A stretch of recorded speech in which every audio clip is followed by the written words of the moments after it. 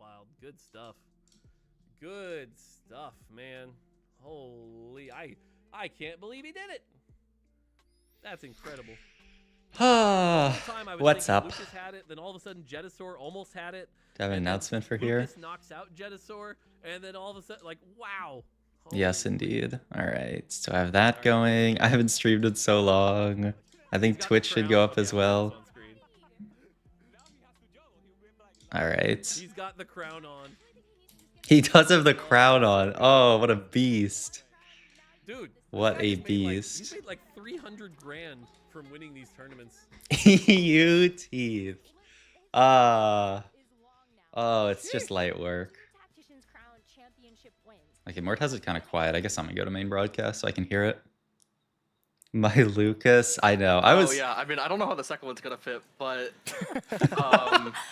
I don't know. Last time, I couldn't even. Oh wait, I don't even have alerts on. Thank you for the sub, Stormageddon. Genuinely such a shock to me. Let me replay it. It's my first sub in a long time. This time, I kind of believed in myself all the way through, and it's just satisfaction for getting a job done. I expected to come in here and win. I felt. How do I even replay? I haven't played it in so long. I feel like I proved it. It won't let me replay it. I mean, when we got a chance to actually talk to you just even a couple sets ago when you had won, I think being able to see your progress from then to now, I feel like we really have seen you become this more confident But thank you. And it's great to see. Dishlove, you put in the hard work, you put in the effort, and so talk to us a little bit about where you feel like you've really found your edge amongst the competition in the last couple of sets. So I'm gonna watch the interview and then we're gonna hop into set 14 stuff. Like I can yap about. Hello? Like my preparation and stuff, and I usually end up. Is my internet knowing fine? the lines better than other people, yeah. That was just the stream. I genuinely think at like this Worlds in particular, you might not feel it that way if you like watch my stream, but I genuinely think my mental edge was way above the competition. I know like You might not think that if you watch my stream somewhat, but the way I did it, or the way I told myself I was gonna do it, is I was like allowing myself to vent a few minutes after every game. But I was never gonna like do it in game, when I was alive, and I don't know. I felt like I stayed super calm, played really well. I don't know. I got really tilted from like a bug that happened like in the previous game, but I don't know. I bounced back from that. And yeah, I don't know. Oh yeah, he had the bruiser bug, the emblem bug. That was. And then you lock back in and you get. I mean, I don't think it ended up making a diff, so it's whatever. Back even just at that last game as an example, I think you did have a spot where you could have won the whole thing in 4 games. And so, you know, talk about a little bit more about that mental edge, because even just yesterday, looking at the first place rate throughout the weekend, nobody coming into this final lobby. It's too easy, man. It's too fucking easy. And I think you might only have farming 1 or 2 games. These bots. So, you know, where do you flip the switch and turn it on for this final day? This meta is terrible for trying to win games. No, the meta is good. Wait, more talks properly. The meta is terrible if you want to go into a game and win. Because my goat dish so Baron is really unbeatable if like it doesn't get griefed. So I think the people that did well, like actually somewhat avoided the Kim Baron because it was griefed substantially throughout the cup, or not throughout the crown or whatever. And the crown. You saw like most people there were just playing for top 4s and then not taking random 8s from.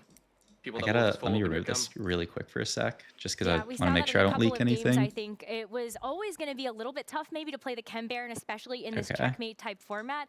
So did you know sort of heading into this, I don't know if I can touch the Chem Baron for the final day. I just got to focus on the other lines that are available.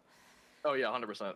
The plan always was to play my standard top 4 tempo-based game plan, and then in the final game, I knew like if I played any kind of loose streak line, I would just be super contested, super griefed, so I knew I had to play from my head no matter what.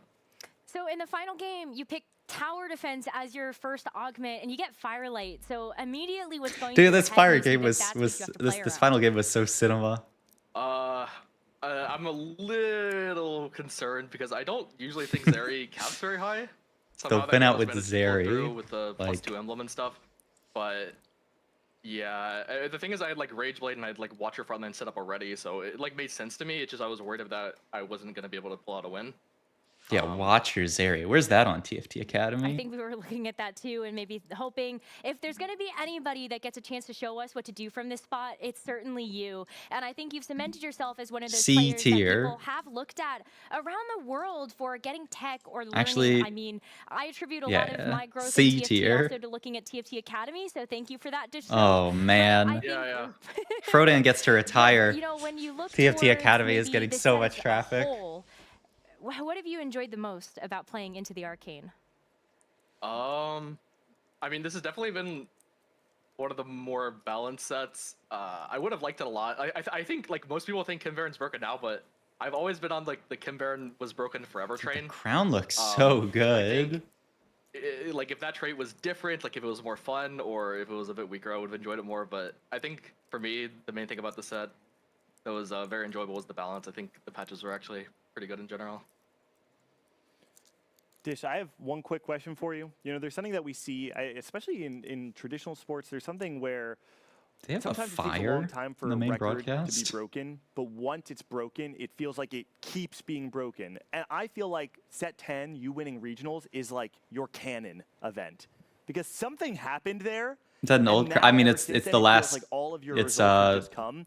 It's I imagine the that last has to time be he won something with Worlds. confidence and believing in yourself.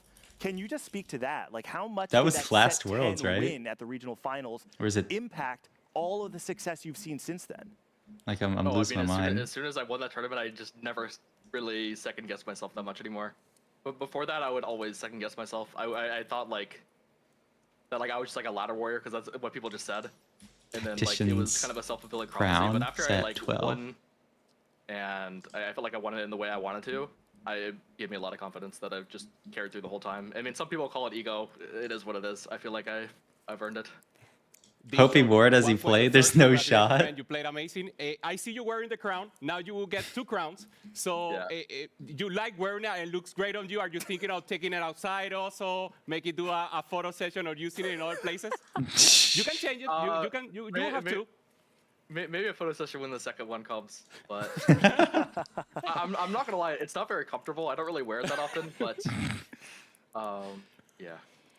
Well, you're going to have to make sure you get a really nice trophy cabinet behind you, especially for when you stream and everything else like that. But Dish Soap, we want to let you go celebrate. Before we do that, though, any shout-outs? I TFT want to Academy. shout out like the main NA player I talked to. I wouldn't say we really friends together, but we ended up like venting to each other a lot throughout all the scrims. Penny He's a really Andrew? nice guy. I wanted to shout out Prestevent. Oh. I think what happened to him, not making the final lobby, is a disgrace, and I think Riot needs to do more due diligence in that situation, is all I'll say. But I want to shout out him. He's a really cool Oh dude. He deserves to be shit. here. Well, Dish Oh. Soap, thank you so much for Oh.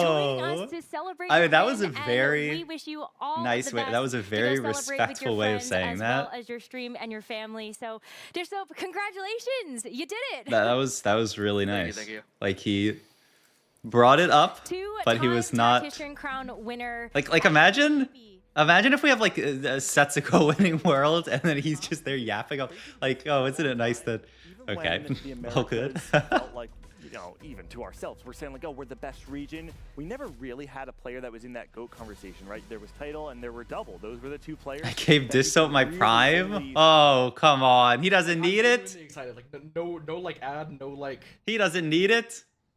I'm not like gassing it up for no reason. definitely Like, doesn't it's need it actually- now. It's actually hype as fuck what's coming out. But Oh, he's talking about. Did they I don't know. reveal? It's crazy that I won. I yeah. They did the set 14 I don't know reveal. what Is to that say- all they to say, revealed? Aaron. I guess thanks like for all the support and stuff. I know Did it so I wouldn't get ads? locked in Get some Twitch modes, Turbo. but I was just so Okay, I can't. Nah, I mean not everyone can. Rodan's calling me. Frodan's calling him. Holy! Wait, is he gonna do the Frodan call on stream? Change Zeri to S tier. I mean, it's not very good. Change Zeri to S tier. Hello. Put him on speaker. Hello. Oh. Oh wait. Probably he's calling him on hear Discord, me? huh? Yeah. Oh, can you not hear me? You Dude, paying for my How turf? the fuck did you win 2 worlds in 6 months? That is insane. I don't Are know. you serious? I don't know, man. I was just confident. Are you just the GOAT? Like, what is that? That's like, do you understand how unlikely that is? Even if you have massive skill edge. Oh my god. Yeah. Proton's I mean, freaked out. you can look throughout time the is it DMs I in- sent you. Like, I've sent you a bunch Time of random in- confidence messages. Isn't he in Japan? I'm in it's- Japan. It's 1 a.m. in Japan. Yeah, he actually did. You said this was the best you've ever felt about Worlds beforehand. This final lobby is getting cleared. Oh yeah, I mean, yeah, you knew you were gonna win the whole time, right? Yeah, I mean, pretty much. I knew if I made it a final lobby, I could win. Damn. God, oh my god, I can't believe it. It's so crazy. Proton That's so losing crazy. it. I mean, actually, I saw Lucas's spy. He looked like he was gonna win too. And every Bro, coach streamer was like, don't- oh, Lucas is gonna win. I don't know how he didn't. Like, I don't know. I was so worried, and then somehow like my dumbass Zeri board is just good enough. Yeah, it's also like extra. I mean, I'm not on any stream. It's also extra poetic that we had to beat China to do it. I mean, It's true. did by It was so yourself. cinema. Oh, Lilo at the end it's versus just- Dish. I'm almost done. Oh man, I'm almost there. Thank you, Dish. Are you drunk? Are you drunk? Didn't they talk about the stuff coming? By the way, I think you said that there's like. I have no idea what the announcements are. I didn't want to leak anything. Oh yeah. I mean, there's no announcements, man. I don't know anything. I don't know what you're talking about. Okay, never mind. Yeah. I think I was mistaken. Okay. Well, I gotta ask, man. We gotta the next podcast episode is gonna be so good. Holy shit. Yeah. Oh, Bro, he's drunk. I He's might have to drunk. bring Bryce. He's drunk as Wait. fuck. I'm gonna call Bryce right now. Hold on. Are you awake? I don't know if he's awake. I'm not talking about set 14. Oh my god. It's something else. How are you gonna celebrate? I don't know. It sounds I like don't maybe know. they did talk about it. Let me go see if they did. Because what I'm you down to asked talk about that as well. I mean, I just like hung out with my family the whole time. Oh, that's actually Those are really bros. wholesome. That's really Yeah. wholesome. You don't drink, right? Yeah, Oh, I really? can I can send you. Oh, I mean, it's good for you. Good for you. I mean, like, Oh, I think Bryce is A little. asleep, man. This Oh, what's guy up, needs a YouTube good chat nap as or well? something. Thank heavens Win Trade didn't win. My goat. EU But, down. Let's go scissors. honestly, It's man, been just so long. super What's up? happy What's up? for What's up? you, like, in all seriousness, like W play, W streamer, like the fact that you're streaming it, right? W interview, way to stick up for precedent, and honestly, man, just like freaking 10 out of 10 performance across the board. It was just amazing stuff, man. So. He's I in- can't he's in really Japan- drop he's in the Japan. Generational glaze, but it's He's- like it's a you night. work harder than anyone. It's just like so deserved, and I'm just so proud of you, man. I just couldn't be more proud of you. Oh my god, I can't believe you won again, dude. Kite's losing it. He's actually losing it. Oh my Thanks, I don't man. want god. to take too much of your time. Yeah, That's yeah, fine. yeah. I just felt like you were kind of just there twiddling your thumbs, like, what do I do? So I just want to congratulate you, man. You're the Yeah. fucking GOAT. That's my boy. Yes. thanks, man. All right, have a Bro good night, down, man. bruh. Yeah. Holy. Wait, I think He is blasted. Where's my pick'ems? I What? predicted Dish Soap to appreciate win. Oh, it's So too he's at easy. 150k on banker. I'm good, buddy. Waiting for stats to be calculated. Crystal Okay, Ball, you also, see Kite's that? calling me now. Dish number 1, Iron Bog number 2, and So- title number 3. I kind of missed on that. Bro, like I'm literally shaking, man. What the fuck? This is a YouTube editor. Yeah, I don't know. Wait, I said I would go with you on some vacation if I won again. I forgot where I said. Yeah, brother, I'm shaking. I just woke up and I click on the stream and you actually fucking won. What the fuck, man? You're surprised? I mean, no, but yeah. Good shit, man. Good shit. That is crazy. Congrats, dude. Thanks, man. You're the best player in the world. Oh, I don't think We I got- farmed I don't China, man. I told you we'll farm. Alright, Frodad's drunk and then you just woke up. It's the combo. Okay, I'll talk to you later. Alright, you too, Congrats, man. dude. Bye. Bye. Why are people rating him? That's my YouTube editor. Thoughts on this? What is this? Mega Drift Blim. That's I like it. Yeah. It's kind of hilarious. I think I'm out of here. Yeah. Yeah, I mean, I'm pretty sure. What do you think he's gonna? What player you study with? Me.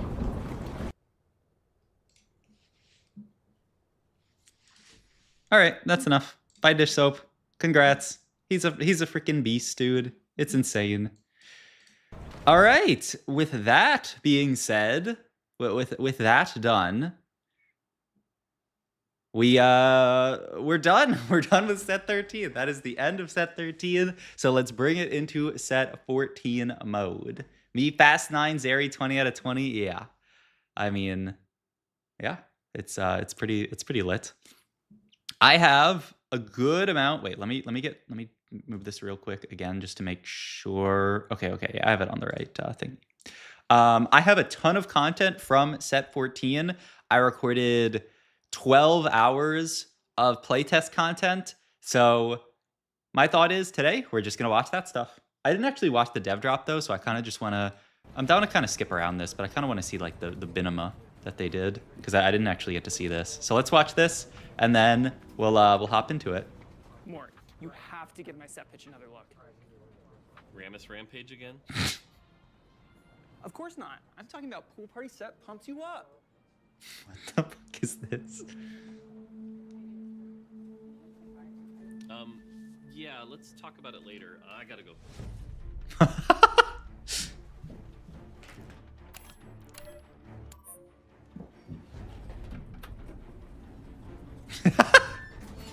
So every game you'll work out with the set and he makes you bigger. But you'll also be tasked with various exercises, get supplement tips, and be informed about the benefits of saunas and cold plunges. Yeah, the shirt's good. There we go. Thank you for the sub, Dunkpacino. Oh, it's like Morpheus. Wait, this is sick. I was asleep for this. It's go time. Always has been. True. All right, and the actual set reveal stuff, honestly, we can just watch it in the content. I'll be real. Yeah, okay. So, I don't know. Do you guys want me to watch this, or do you want me to jump into exclusive content? Have you guys already seen all this? I kind of feel like I should jump into exclusive. Ooh, hey, tacticians, this is so cool. The lead of our next set, Cyber City. Let me move this to 2x speed Cyber real City's quick. crawling with different factions, each vying for power, territory, And they showed some of this stuff on Twitter already. Make your mark on the mean streets of Cyber City. Activating street demons will tag Street demons. This is like cool. This is like KDA with super hexes. I haven't seen it. Okay. Touch of artistic flair. Okay. I'll bring it down to 1x. Let's talk through it, and then we have more time for people to just come through. Thanks for the sub, Oh Dorito. Samir's other trait, AMPs. This is one that I barely got to play around. Thanks for the sub, Counter. Missed your streams. It's been a few weeks / months. Yes. I'm sorry. We're back though. What's up, Rising Tide? TV's in 3 days. Yep. It is on. It's actually in 3 or 2, depending on how you count it. It's on Tuesday. It should be on Tuesday. That's what they said. While we were grinding Swarm last summer, Anima Squad is really cool as well. Chaotic fun that would make for a perfect trait. At each breakpoint, you'll get to choose new weapons to add to your arsenal, and they'll fire automatically during combat. They like shoot from the units. It's kind of weird. So back. Anima Squad is a big vertical. You've been away so long. Okay, yeah, I mean, yeah, we can watch it all. Leona and the debut of 5-cost Aurora. And spots with the bench unit. Once you're done watching the stream, you should go watch my GigaTuber that I just posted with 3-star Aurora. While she's on the bench, she'll keep. But wait, you can watch that after the stream because that lasts forever, you know. The stream is now. To hit the most enemies before hopping back. Next up, the trait for the gold. Oh, I love Golden Ox is so fun. Have damage amp and a chance to drop gold. The fact that they can like farm gold, like it just feels so good playing this early with a strong board. If you spend a bunch of gold in a single turn, Underground's X Heartsteel, yeah, it's pretty cool. But if you want to do it again, you'll need to save up again. This trade is really sick. Sometimes you gotta spend money to make money. So Golden true. Ox's 5-cost Viego dives into big clumps. This is basically just old Viego, the coolest part but is that he gets a hologram copy. Yeah, this part is cool. He like summons an extra copy. Okay, they said items and everything. In the playtest, it was only one. It was one like tailored item. Cypher is a fun. Yeah. Cypher champions gather intel by losing combat or killing enemies. The more Cypher champions you enlist, the more intel you get. But here's the catch. You'll only be able to trade your intel for loot once. You just get Only have one a big couple cash out. opportunities to do so. But Will your secrets and blackmail give you the upper hand, okay, I don't know if they or said. will you stay jacked in too long and get burned? But the other thing about Cypher, I don't know if they just said it there because I wasn't really paying that much attention, is oh, okay. The other thing is like it turns into stats after you cash out. Like it gives you like at 5 Cypher, it gives you what they had in playtest was like 50 AD and 50 AP. It's pretty Hold cool. on, I gotta take this. Same blue coffee cup. No. What do you mean Shaco's a 1 cost? We agreed to be at least a 12 Over here. cost, if not Don't worry. 13. I got this. Right, Blue Cove here. Great news. They finally freed me from that magical library. I'm sure it was an accident. It's at 14. With our syndicate trait, you're the boss. You get to decide This one's how really your cool, too. organization runs. The trait gives you a kingpin hat. It's that a upgrades unit the syndicate upgrade. champion's ability. Like it upgrades For their instance, ability. Twisted Fate normally throws cards, but make him the kingpin and he'll throw enhanced cards that deal more damage, give him back mana, or even drop gold. Shago's upgrade is kind of crazy. Do they, Shaco is a yeah, one yeah, yeah. cost that permanently gains attack damage on kill. Hat this clown, and he'll teleport behind the weakest enemy, making sure he's always there for the final blow. Like it With teleports 5 within like a syndicate, you get to 4 pick hex another range. kingpin, allowing you to make 2 carry kingpins, 2 tank kingpins, And that's just 4 kind of each. boring, but it's good. She If you get shoots to more. 7, your kingpin's abilities upgrade again and grant an additional benefit. And I have not seen this. If you want Whoa. even more boss mode, we've got a whole trait of cyber boss. Oh, mode, this one's including really cool Poppy, too. Vigar, and Ziggs. Plus, I had to bring a friend along from Inkborn Fables. Oh, Kobuko. and the He's the Kobuko is so fluffiest of all. sick. And this They isn't nailed, even their dude. final form. This Kobuko is so cool. Like you created When him they straight level up for They'll TFT. get bigger, and their abilities will hit a larger area. Kobuko's the 5 cost, and his 2-part ability knocks up and stuns nearby enemies, Bonk. then slams them into the ground. Oh, it's so sick. If his health gets low enough, his much feared secondary health bar will appear, this time as a shield that upgrades the size of his ability for the rest of combat. Do I hear Oh. boss music?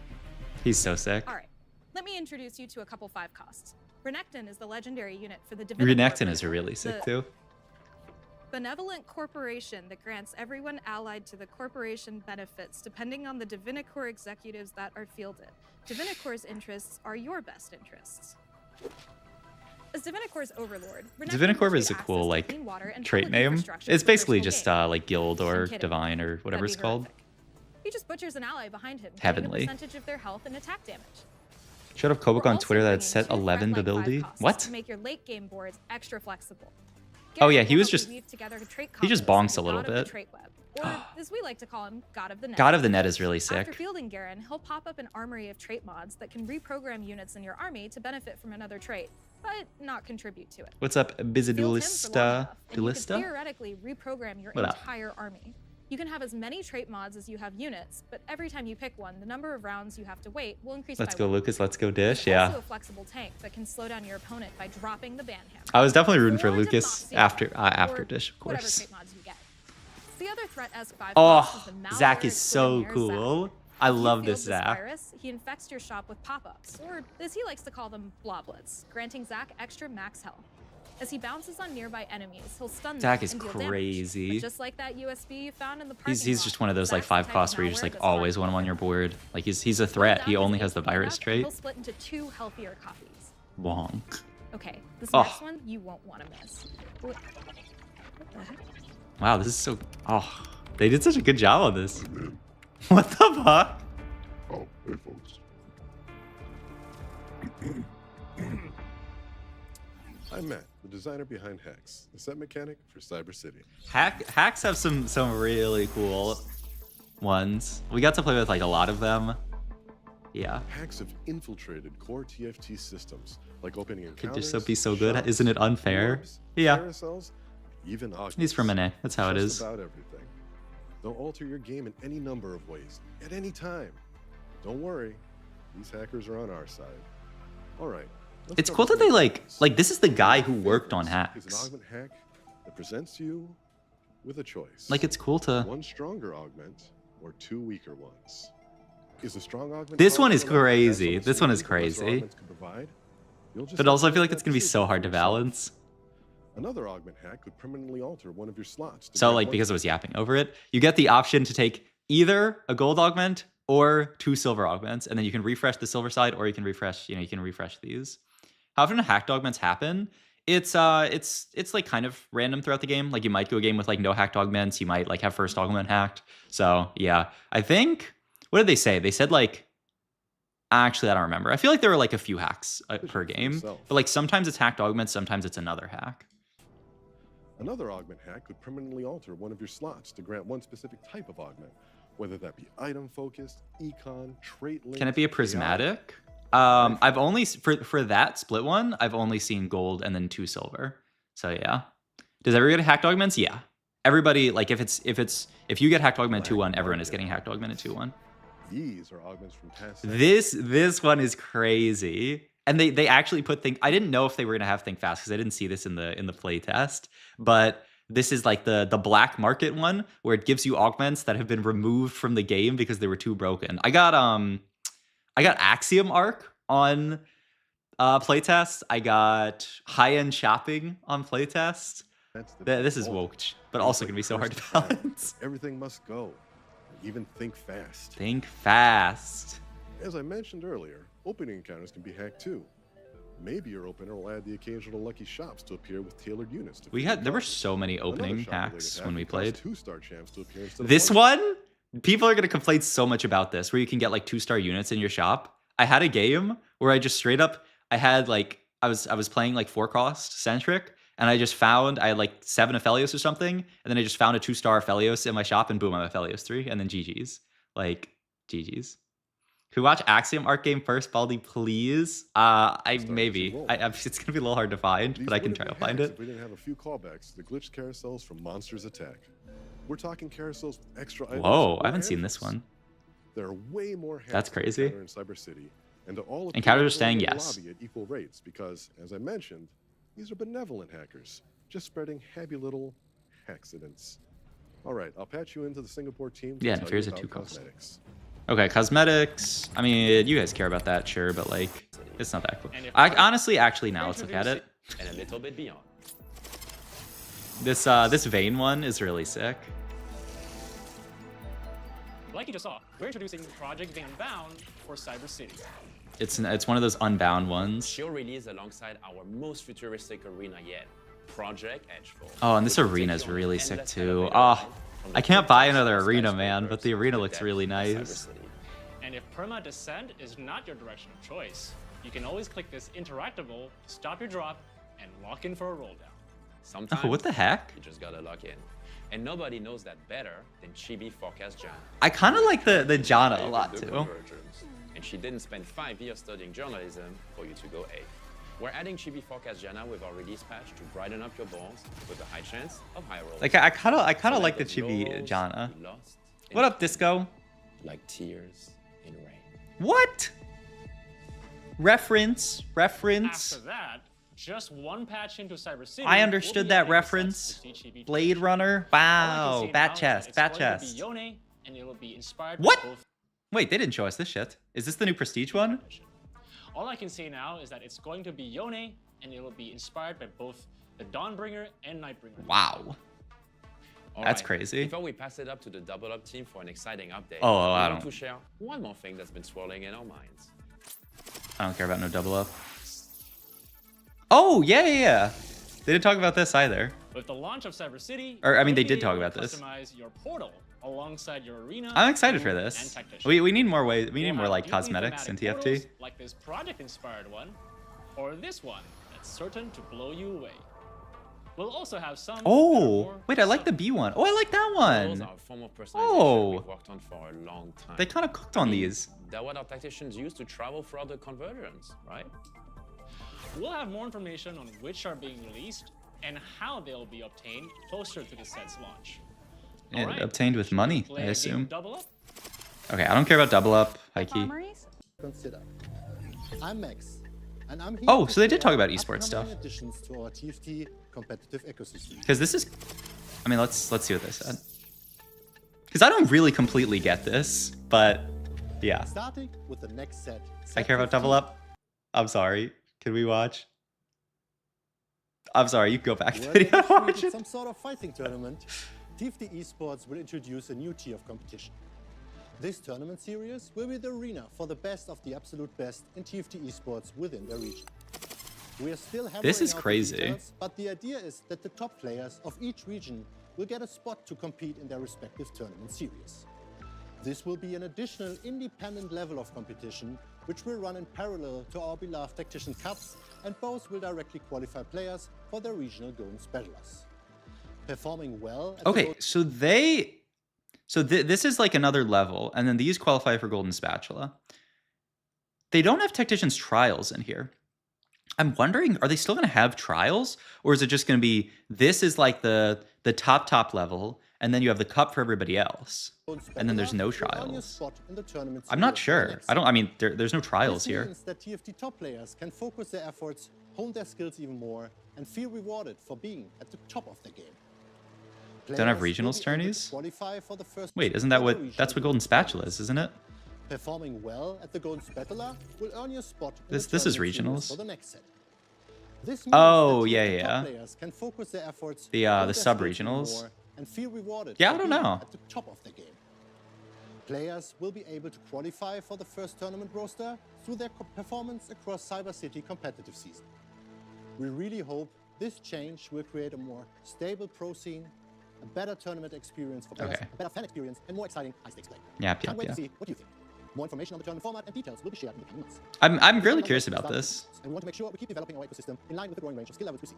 But the core promise of TFT esports remains. Anyone from anywhere can come out of the woodwork and reach for the crown or belt. Pog. Set 14. All right. Time to pull up some VODs. All right. Embargo's lifted? Yeah. They lifted embargo kind of early, actually. They lifted it like, I don't know, a little while ago. When is it coming to PBE? Tuesday. Did you know we were banned? No? What happened? What do you mean who is we? Third-party devs were banned? Oh shit, really? I didn't know that. Damn. Smoj. But you're also because of last set's leak? Oh. We just watched the PowerPoint. Huh. Well, wait, but they gave you guys the power. Interesting. Okay, Becca wanted to watch a specific game that is going to be kind of annoying as hell to find. I think I might know where it is, though. Is it in this one? Okay, it might be in this one. Oh, nope, that's not Axiomark. This isn't Axiomark. Okay, I thought it was in this spot. If it's not in this spot, I have no clue where it is. Let's look.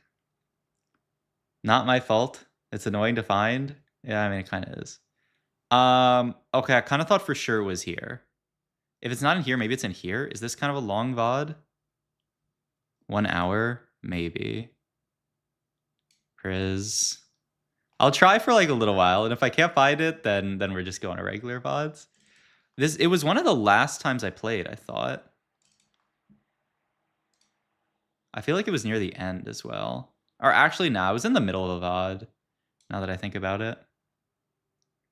Did you enjoy it? It was really fun, yeah. But also, like, you gotta... I always say, like, you gotta take my POV with a grain of salt, because I like every TFT set. Are all the VODs uploaded on the channel or just the one you published? Not all of them are. There's this one and another one. But the other one's unlisted right now. Okay, this one doesn't need to be in here. That's a VOD I accidentally put in there. Oh yeah, and this is just not a real one. Okay, honestly, I'm almost done looking through all of them. So surely it's somewhere around here. Oh, that was a really fun one as well. That was a Cursed Crown game. Okay, like I almost looked through all the VODs, so surely I can find it. Oh, I get they have the future site. Was that a T-Hex? Maybe. Maybe it was. Maybe it wasn't. Who's to say? Where's my Axiomark VOD? I didn't like. Oh, it's gonna be this one. This one's 2 hours long. It's probably like the mid. Oh, here it is. I found it. All right, here we go. Here we go. I think this one has audio of me and Kai yapping in chat or in the VOD. So I don't know if you guys want audio or no audio. I'll turn it down a little bit. Are you taking this set off, or are you competitive? I wanted to try hard this set because I haven't, because I kind of chilled out last set. Yeah, so I want to try hard this set. Though honestly, I was I was talking to people. For some reason, I was thinking that this is the set that qualifies to Paris, but I'm pretty sure it's the next set. I kept being like, I gotta try hard this set to qualify for Paris. And then somebody was like, well, aren't they gonna play Paris on 16? So shouldn't 15 qualify? And then I was like, oh. So yeah. You said the same thing at the beginning of last set? Doesn't sound like me. Doesn't sound like me. It's 15 that quals. But honestly, like this set's also gonna be super important because of like that competitive stuff that they're talking about. Like, I mean, it's kind of hard because it's like only the best of the best players. But like theoretically, like if you qualified to regionals this set, like you're in such a good spot, like for the new competitive format thingy with the tournaments and stuff like that. Like if you get to play in those, like they didn't say how much money they were, but I think it's shmoney. Be a very fun set, not very competitive with the hacks. Yeah, we'll see. I do know that when we were doing the set reveal, oh, maybe I can get some lo-fi going here. Let me hide this though, just in case I like leak my Spotify. I do know when we were doing the playtest, me and Kai were in the APAC playtest because Kai, I had to do it because I had work the next day, and Kai did it just because he's silly and he messed up. But we were in the APAC playtest, and so was Frodan, and so like Frodan hopped in the call with us, and he was saying, I forgot the point that I was making. We were talking about the competitive scene. Oh no, he was saying that Riot was like, yeah, the set is really fun, but it's like insanely hard to balance. Like they were like, it's really unbalanced. So we'll see. I know Mort recently said that he was like, he thought it was in like a good place. So we'll see. Like I think he tweeted, he was like, yeah, we played the playtest and it's like in a good spot. So yeah, for fun set. I mean, that's the secret. They're all for fun, but yeah, we'll see. I'm the world's biggest Bastion hater. Oh, it's kind of chill. Oh, now he just gets a free Ad. Oh, you guys getting hit with an ad? Can you tell me when the ad is over? I guess you're not gonna know when the ad's over. I'll just start. Like if you didn't want ads, you should have Twitch Prime subbed. The minions are different, yeah. Oh, no, it's different. What are you talking about? It's like, you remember Champion Delivery? I don't know if I'm gonna be able to listen to Kai yap while we look at this as well, but yeah. It's okay to lose to 2 drones. Let's speed it up a little. Let's do 1.5x speed. All right. So I don't remember we played this game. I guess just looking at the stuff we have here. So Exotech, this is like new Ink Shadow, where you get items that are like, you get unique items that can only go on Exotech champions, and then the more items you put on them, the more they get buffed up. So it's pretty sick. Who is this guy? What's up, David? It's been, look at this, by the way. This is how you know he's a real one. Look at all these subscriptions, right? I have these today. 12 days ago, the Prime sub. I don't even stream and this guy gives me the Prime sub. That's how you know he's a real one. Do you mind if I post clips from the stream of you explaining stuff? No, that's chill. As long as you give me the attribution. As long as you give me the Twitch in the description, and the YouTube in the description, and the Metafy in the description, and the PayPal in description. All right, so yeah, Exotech is pretty cool. Oh, I don't remember what I played this game. I'm going to blur your face. Huh? If Twitch gives me ads in the dashboard, I will cry. Oh, it might. And all the ad money. Yeah, true. I mean, well, like 80-20 split, right? Me 80, you 20. I mean, that seems pretty reasonable. Oh yeah, we got like TF pair here, and I'm like, I don't really care about this. So I mean, Syndicate's cool. All right, our first augment. No hacks so far this game. Salvage bin. I forget what I take here. Maybe all the shimmers is just like cool. Oh no, I see tower defense and I'm like, oh, actually no. I thought this was a different game. Okay. Well, we start off with 4 Bastion here, which is pretty good. Big tanky. And then I'm like, okay, what can I play that exists on this board as well? I'm like, okay, I could play like a Cyber Boss. I could play my Veigar, and I think I end up doing that. So yeah, Bastion. Is this the Veigar game? Oh wait, we were supposed to watch it. I think it is. Now that I think about it, yeah. I think this is the Veigar game. Yeah. I'm pretty sure it is.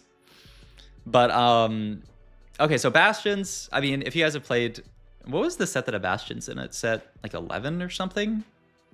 where they just get a bunch of Armor Mar, and then the first 10 seconds of combat, they get even more Armor Mar. So it's just a good, I mean, it's just a very generic tank trait. It's like kind of whatever. And then Cyber Boss I have on this board as well. Cyber Boss is pretty sick. Cyber Boss, you can see like Veigar has the little thing under him. So Cyber Boss buffs up one of the Cyber Boss units until you get to 4 Cyber Boss, then it buffs up all of them, and it just makes their ability a little bit better. For all of them, it makes their ability just hit more units. Oh, and there you can see Bastions. It also gives, I was trying to remember if it gives team-wide. Yeah, it gives team-wide Armor Nar as well. So it's kind of a nice, like, late game, just play 2 Bastion, get the full team buff. But yeah, like, Veigar's ability is normally single target, but now it's AoE. So that's pretty cool. Also, I'm looking at these Exotech. Does Veigar stack in League? He does not, actually. So yeah, I feel like a lot of versions of Veigar do stack. But yeah, this version doesn't stack. He just throws out his thing. The only thing that is kind of interesting about him is if he is higher star level than the unit that he hits, he does % true damage. So, I mean, the idea is you really want to 3-star him. Shyvana's a Bastion. Yep. Shyvana is a Bastion Techie Nitro. So, Bastion, Techie is the trait. It actually has really nice synergy with Veigar because he's a Techie as well. Techie is like the sorcerers of this set. But the weird thing is that it also, the units that get hit by Techie abilities take or deal minus 10% damage for like a certain amount of time. I think it's like 4 seconds or something. So it's like you want your Techie units, like the Seraphine's also a Techie. It's pretty cool. What's the stacky unit this set? It is Shaco. 1 cost Shaco is an AD unit, and every time he gets a kill, I think it's every time he gets a kill. It doesn't even, yeah, it's every time he gets a kill, he gains permanent AD. So yeah, we got Shaco here. But yeah, I really want to pick up Tyr here, I think. Oh, actually, why did I take Bow here? Am I trolling? Okay, I don't remember what I was thinking about playing here, because I was thinking like I should probably take Tyr, like in hindsight, for the Veigar. Man, what did I say? How do I even play this shit? Oh, you lost. What did I even You only say? need a +1 You only need 1 emblem? Oh no. Missed TF2. Oh, maybe I was thinking of playing like Bastion. It's fucking fine. What happened? Something else. I don't know. It's like the whole word. But yeah, Yeah. IQ in the game, it's a fucking embedded wandering train. I guess I didn't know from this point that I was playing Veigar. Oh, I was thinking of just playing like... It's like not an issue. Oh, yeah. I was thinking of just playing like a Bastion Exotech game. That's why I'm hovering early Exotech. What? Sets him an Olaf, like one that stacks stats on death. Oh, yeah. That would be cool. But I don't believe they have one. I mean, they have some like... Okay, so yeah, I take Bow here to try to play AD. But here's our first hack. Oh yeah, so this is actually a hacked encounter. I think it's cut out from the video. But the encounter is you get these lucky shops once a stage, sometimes. So this one, yeah, I got a lot of stuff I got Alawi to. I got this Shyvana as well. I kind of realized here, I'm like, oh, I am going to have a lot of trouble like making gold here. Like I think I actually even level here as well, which is maybe even a mistake. No Ezreal unit. No, I don't think there is an Ezreal. I don't think so. But yeah, I mean, I really want to fit this so I could fit some more Techie, and then I have to just end up selling this guy, and then I just move Sunfire to the Alawi, which is like fine. Yeah, is there an Ezreal? I don't think so. This also means that I don't even get to hold Poppy if I win this fight. This round was kind of a disaster. I probably shouldn't have leveled here, just because I was like, I was so broke. I learned so much watching these guys yap about the game because this guy just keeps asking questions. You know? Yeah, you really you do a good job of like presenting an uninformed viewpoint. It was fun yapping and call with Kai. I like yapping and call with Kai. Dude, I'm so excited for Kai to go full time this set. So I can see more Kai content. I keep telling this guy like he needs to stream. He needs to stream like every day, and he's like, nah, I'm gonna be working on all this stuff. And I'm like, nah, I know you aren't. Come on, give me a 20-hour stream, Kai. Like, come on, like stop messing around. But yeah, so like I was yapping about that to Kai in the call, but like it's really important, like Techie wise. Like here's Techie. Enemies hit by their abilities deal 10% less damage for 3 seconds. And Seraphine has this really cool ability that basically like hits the entire board. Like look at this. And so if you get Techie, this little shiny thing there, that's the damage, like the decreased damage there. So what you really, really want is to have Seraphine in a spot where she can kind of like snipe backline. Oh yeah, and I think I'm literally talking about that there. But yeah, like you really, really, really want that because she is like damage reducing their carries if you do it that way. Reprinted Sword, but gave the 6-piece bonus to all breakpoints. Yeah, that's exactly what they did. Which is not I mean, it's a cool idea. Okay, also I'm like so hungry, I just realized. I read the abilities in clumping look so... Yeah. There's a lot of anti-clump stuff this set. Okay, fuck it. I'm down to reforge the Sunfire game. Thoughts? I mean, is red buff on Veigar good? I mean, it's probably fine. I mean, I'm sure you can probably purple buff somebody. Is there like a karma SQ? Kai trolls me so hard this game. I mean, it ends up kind of working out. But like the second I see this here, Veigar's a 40 mana unit. So I'm like, oh, I can actually play around Veigar. Like I have the blue buff. Like you really want blue buff Veigar. And Kai tells me to reforge the Sunfire and stay on red buff. Which like it's honestly probably not. Because like I could go like blue buff Nashers here, but then I'm still left with another bow. And then also, I don't know if blue buff Nashers on Veigar is that good, you know? Like I don't know if he does enough damage. For some reason, like when you get more techie in, like at least you have a decent amount of damage. GS last bow, and then what? I'm making like TG. Yeah, it's like it might be fine. I have no clue. I need to look at the stats, but there are no stats, so I have no clue if blue buff Nashers is like good on this guy or not. I mean, yeah, I'm making blue buff for sure. But do I reforge this and make red buff, or do I make Nashers here?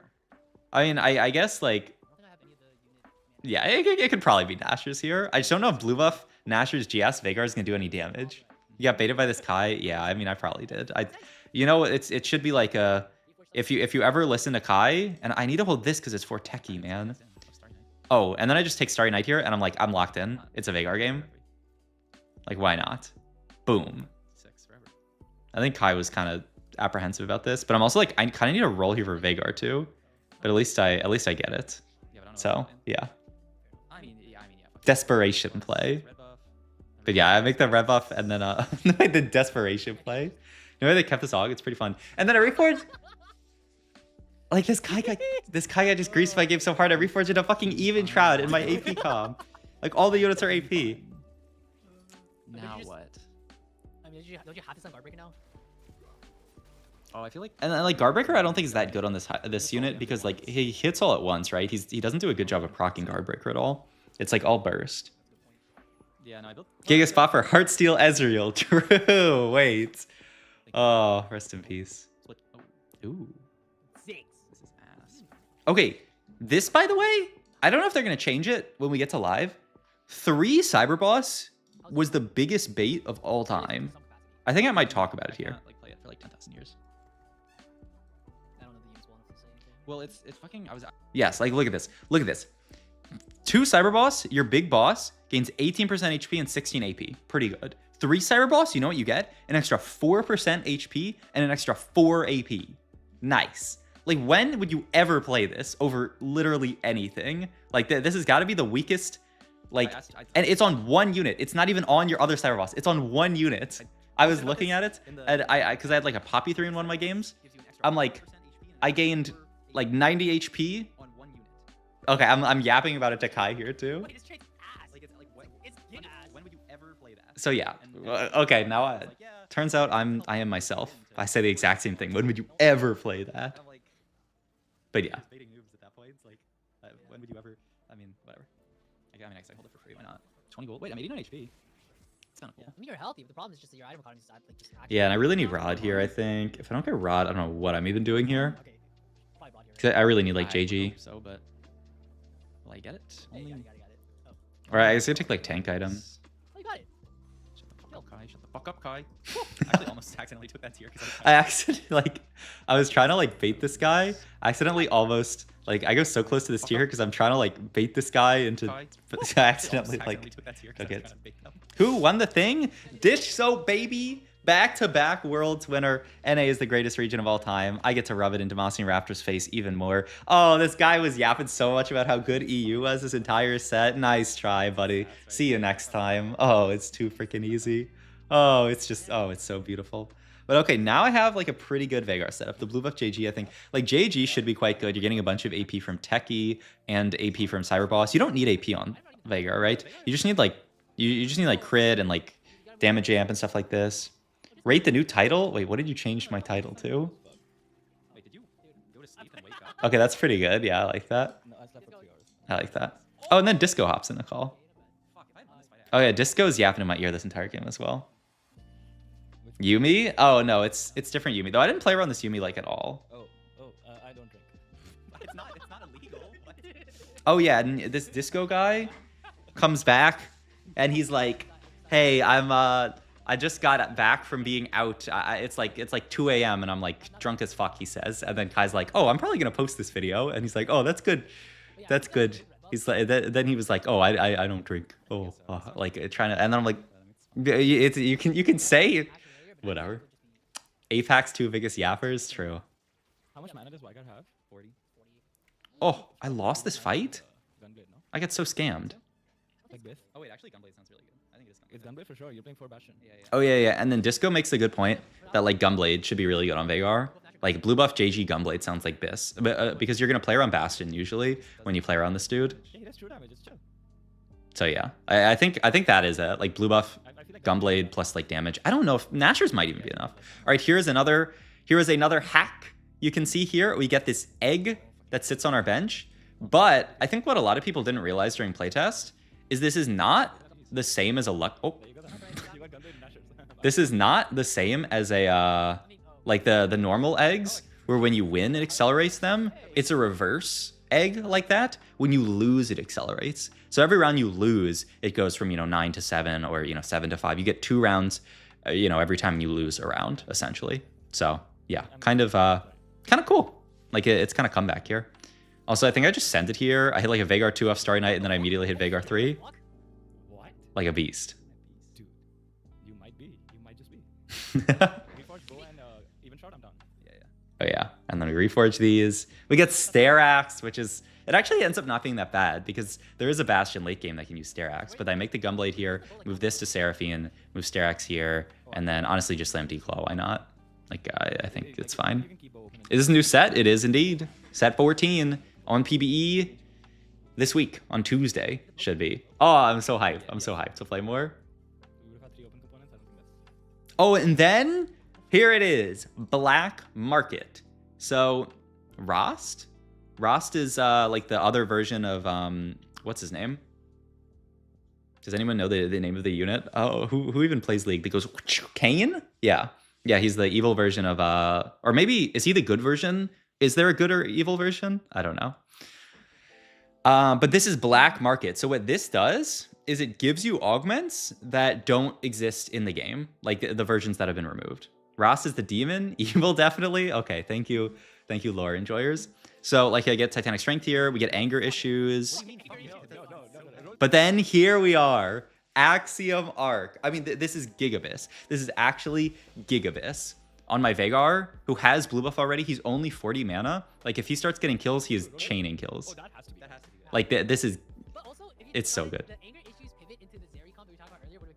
But yeah. Also, I just hit random Seraphine 3 here. Was that... That was 2 2-star Seraphines in my shop? I was trying to go see. I have 4... I see 6 Seraphines in my shop. Yeah, that means Anger Issues is not... Yeah, I guess they removed it for this set. Black Market augment should show you AVP. Yeah. Nice. But yeah, look at this. Boom. Seraphine 3, like a beast. Okay, then. 6 Seraphines, 1 shop.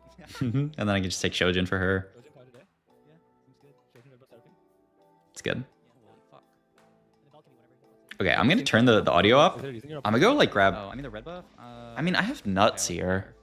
Like to do the big wave. I like her opposite. I have nuts. I mean, it doesn't really have to be opposite. It just has to be like. I just need to eat something. Hits as many units as possible. Remember, it was 40 mana priz, 30 gold. Yes. But she's like teching. She's teching everything. One cost.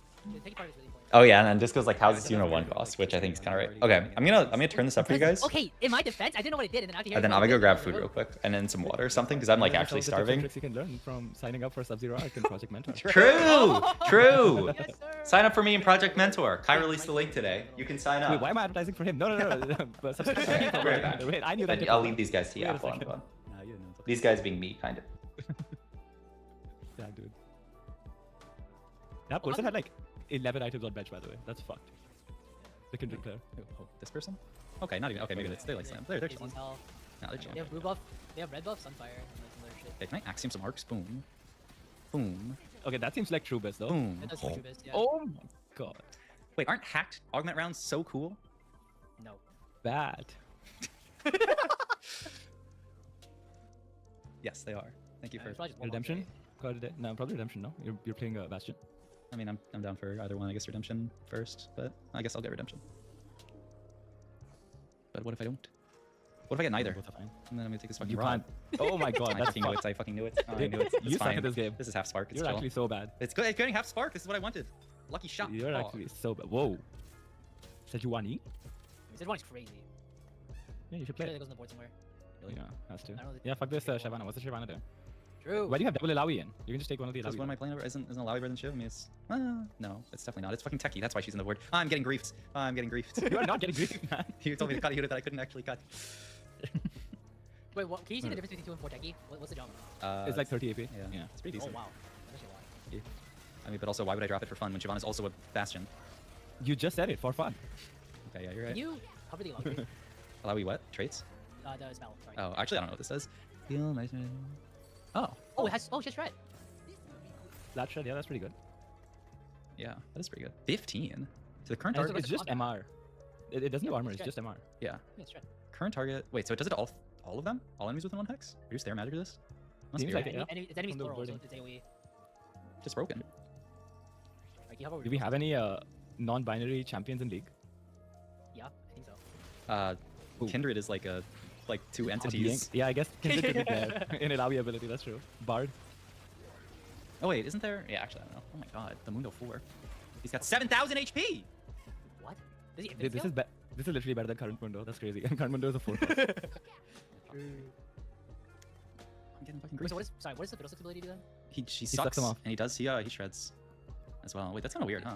Wait, that's. Yeah, so you don't really need like You don't really need shred yeah. then. I mean, It's a lot too. Like, I mean, of course, you'll slam it if you get it, but like, if you don't get it, like, are you even that sad? But I it's think I probably am hard kind of plus sad. percentage, It's like, right? I mean, I guess once Yeah, I but you're not that sad. I'm like kind of sad, but yeah, I guess. Well, the very least you know you're playing badges, like you can prioritize like AT Fiddle. over shred if you have to think about it. Sticks.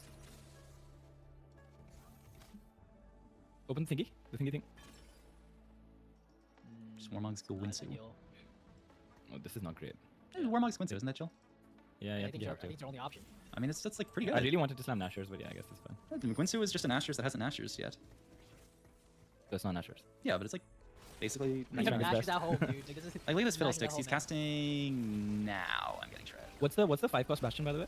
Renekton.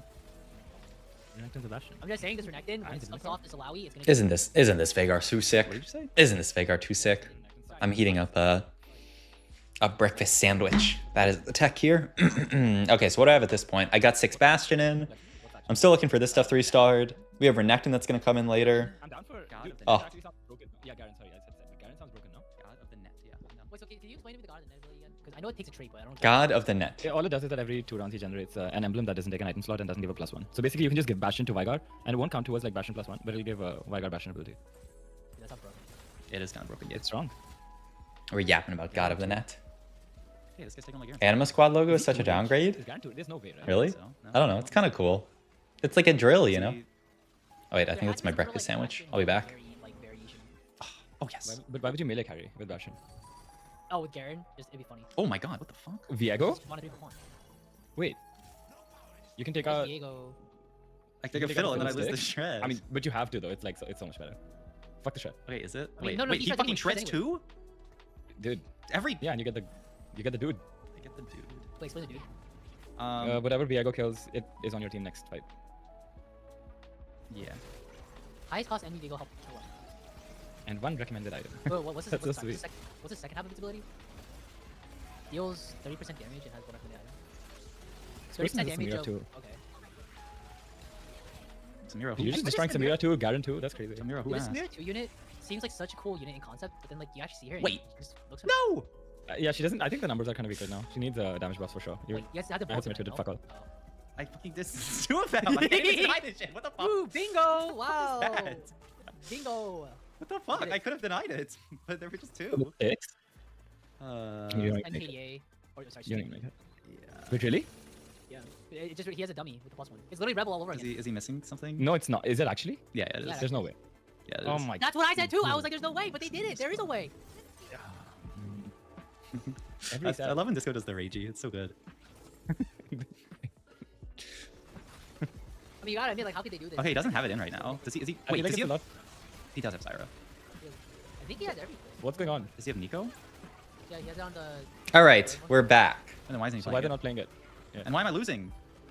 There's LeBlanc, blue battery. Well, actually. Oh yeah, and this guy has blue battery. Hey, I need at least my top 2. It's crazy. Oh, and then I find God of the Net. Yeah, it's just, I mean, it's like 10 years. What's the sign? You need to roll, no? For Renekton and shit? I mean, I guess you can do it after. I'm kind of down to not die. Sedge too. That's big. Kind of chill. I wonder if Sejuani is probably better than Lavi, man. No? Really? Or no? 4k HP, 1800 HP. Wait, why did you have 4k HP? Because you have 3 items on her. What do you mean? 600. I mean, how much are these giving? If I took all the items off her, how much HP would she have? Okay, Oh yeah, does this guy? Oh yeah, this guy got to 10 Street Demon, I think it's called. So Street Demon, like I talked about before, is basically KDA. It's like exactly the same thing as KDA from set 10, except there are some super special hexes. And the 10 version just buffs up the entire, like it makes the entire board a big super hex. Honestly, 10 Street Demon when I played playtest seemed giga weak. Like I played this, I lost. I played against this guy. Like look how close these fights are. Like it just doesn't give a big enough buff, I would say.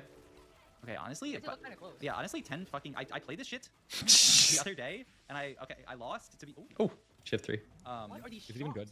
Renekton? Pick up the Renekton. In there, I guess. Yeah, I think so. Galileo. Isn't Galileo techie? No, he's not. Okay.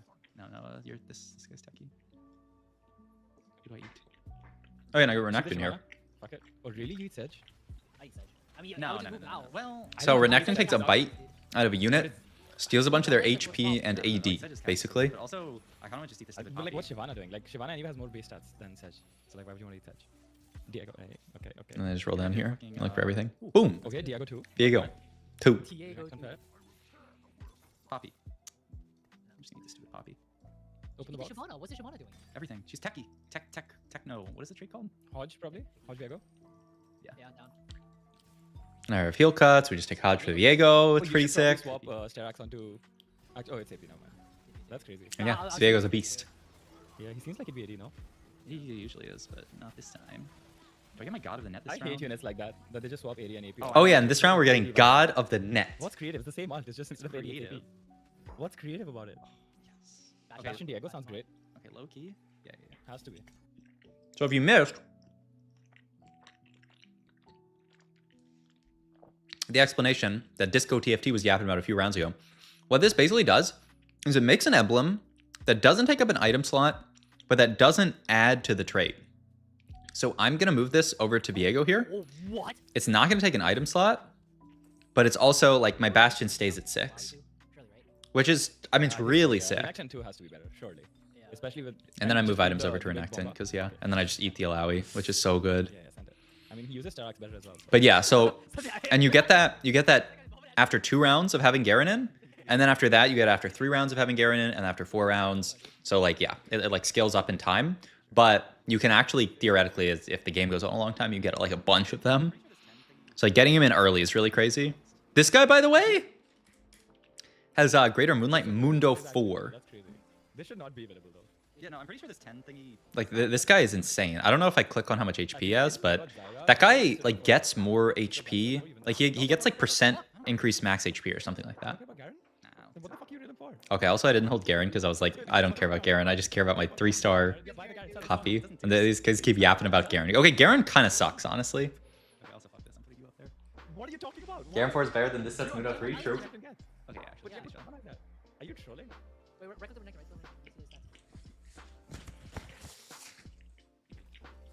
Oh, it's not even that Bro, much. Dude, look at the armor MR. Wait, That's crazy. Yeah. Wait, what? Did he get armor MR? Yeah. Well, he gets armor MR and AP. Did he not? He does not get armor anymore, by the way. They're just yapping. So what he does is he takes a 40% true damage bite out of the unit behind him, and then he gains 40% of their HP and 33% of their AD. It's kind of similar like Legend, I guess it was called. Though I think Legend just killed the units. Don't say it yet. Cast? Boom! Okay, yeah. 7 thingy. But yeah, look at this. They're also level 10. I'm just wiping this guy. Like, I'm so good. You should put that in the... I'll just put it. What do I take here? Viego item. Guardbreaker, Shojin, TG. Oh, I take the TG for Shiv here. I don't know. Seems fine. It's Omnivamp, but like... What's your favorite trade from these sets so far? I liked Golden Ox a lot. Golden Ox was really fun. It's like a little bit basic, but pretty fun. Oh, maybe it's Nitro though. I think it's probably Nitro. It's a scaling summon trait. Like, can't be beat. Yeah, okay, actually, it's definitely Nitro. Wait, how about the ranking again? We definitely have odds with that, so maybe we can show those off. Do you hover for Bastion? Is it double? Yeah. Double per percent. That's what But yeah, I mean, this Veigar is just a beast. Blue buff, blue battery, Gunblade healing on my front line. I mean, it is, but I should not be beating Boom. it 10. No, but Boom. Like, I mean, it's pretty good. Also, the other crazy thing, I mean, I do love a summon trait. No, but Boom. Look at this. Look at this damage, by the way. Seraphine 3 dealing 11,000 damage. That's insane. I mean, it's Favorite good. unit? It's good, but like disgusting is a bit far, though. They have this at 14 update. Units, 1 cost. Da, da, da, da, da. None of these guys. Jin was. I played it at some Jin reroll. That thing was quite strong. I feel like it should be like a 4 cost that I like the most. I didn't get enough time to play around Annie, but she seems fun. Zeri seems cool. 5 costs. Actually, no. Maybe Zac. I mean, Zac is really cool. Maybe Zac's my favorite unit. I don't know. I guess I need more time to play around them all. Give Axiomark its respect, calling it Blue Battery. No. The other, someone else said Blue Battery, or maybe I did just say Blue Battery. Whatever. I mean, dude, I feel like it's your main carry. Like, just give him extra trade, you know. Yeah. What the fuck was my login? I just realized your game is ending and I haven't updated. I guess. Gotta go fast. I mean, I don't know. There haven't been that many people I'm stupid today, so. I feel like in I mean, general, hopefully. I mean, so many people can't, like, I can't help one either. Yeah, but Kai, I mean, that's you. That's no, but they also like Blue Battery, blue buff on this Veigar. Okay, my bad. Sorry. they also cut down the list by a lot. But anyway, I mean, look, isn't this Veigar such a beast? Like, I'm just clearing this guy who's level 10. I mean, they definitely need to buff Street Demon or whatever it's called. I'll post after the embargo. Excuse me. Would you take Divinicorp mod? I believe all that does is just give them, like, because Divinicorp gives the Divinicorps double stats. I'm pretty sure that's all that does. Like, I don't think it gives the emblem effect. Maybe edit it on then, but now we're just dragging it on. Well, I mean, like, Street Demon is the same as KDA. Basically, yeah. The only difference is that there are some, like, super hexes that give even more stats. But that's the only difference. Traits and units seem similar. Set 8? Set 8? What is the same in set? Oh, I guess because, yeah, that was, like, hero augments. Like, this same, like, Viego skin was in there. I mean, definitely some of the skins are shared. Because I'm a beast. You're right. I could just take Spark, just to guarantee. No, why would you take Spark? Viego already shed. Yeah, for fucking 4 seconds. Just take Gunblade. Gunblade Diego. How much damage is he doing? 3? Yeah, they're probably Disco's probably right about Gunblade Viego here. Okay, I'll be honest. This Diego unit looks like shit. Like every single set, this unit just does fuck all. It jumps in and dies. I mean, alright, bro. But we gave him Bastion, no? Yeah. Yeah. Okay, that's not so bad then. Okay, that's pretty good. But yeah, honestly, this yeah, the vibe is definitely similar to set 8. Like a lot of like traits and stuff that they have in. Glitch, that was more Cyber Seam. Yeah, exactly. Yeah. I'm just rolling down here trying to find Poppy 3. I'm like, where's my Poppy 3? And I hit it. Oh shit! Wait a second. Oh whoa. GG then. You win. Oh my god, wait, how much HP does the lobby have this fight? Yeah, I do think you still feed the lobby for sure. Oh yeah. And Kai wanted me to hover over how much HP this reenactment gets here. My god. Almost 5k HP onto Renekton here. Like, he's actually just a monster. Dude, this Terax is actually like doing so much work. That's crazy. Yeah. And the Sterak ends up being fantastic here because you just throw it onto the Renekton. It was beautiful. Really makes you think. I mean, okay, you had double bow and a Sunfire. Like, what do you want me to do? And do I kill this guy here? No, I missed 26 HP, yeah. But yeah, it's just the easiest win out of all time. His item component is on 3-1. He had like a lot of components.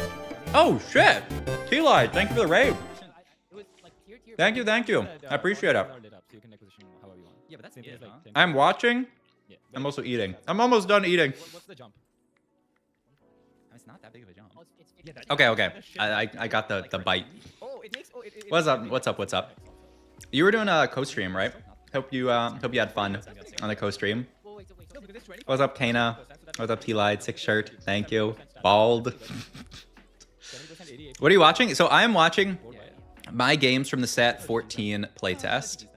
Also, I just smurfed to get you guys up to date. By the way, I just smurfed with an Axiom Arc Veigar 3 game. Axiom Arc came back. I got it in a hacked shop And this Veigar, I'm smurfing on 10, I think it's called Street Demon.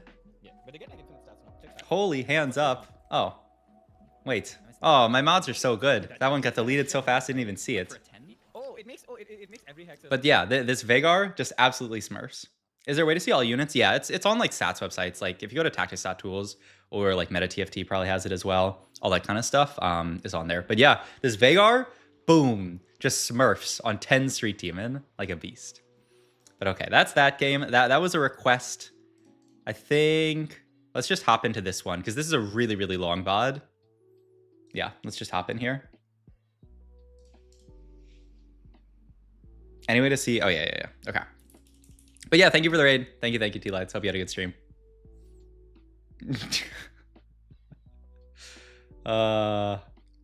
They're getting banned so fast. I mean, you know what? Thank you, Becca. Thank you for being a good mod. All right, let's talk set. Okay, what's the last one do? Okay. So this game, oh, I remember this game. Yeah.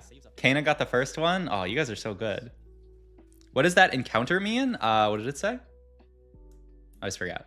Oh, okay. So this one, yes. 2-star units can appear in your shop. Wait, this is actually like a bad quality version. Do I have the better quality version? There's 82. Wait. This is a completely different one, but this is better quality. All right. Isn't this supposed to be better quality? Actually the quality's fine. It's like the text. Oh yeah, you know what? I'm going crazy. Okay. Yeah. 2-star units can appear in your shop, so you just get 2 stars.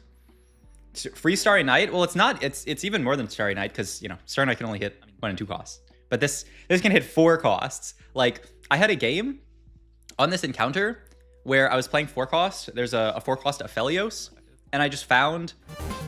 Oh, thank you for the gifted sub, Funky Dude. Oh. Thank you for gifting Becca a sub for all she does. Pog.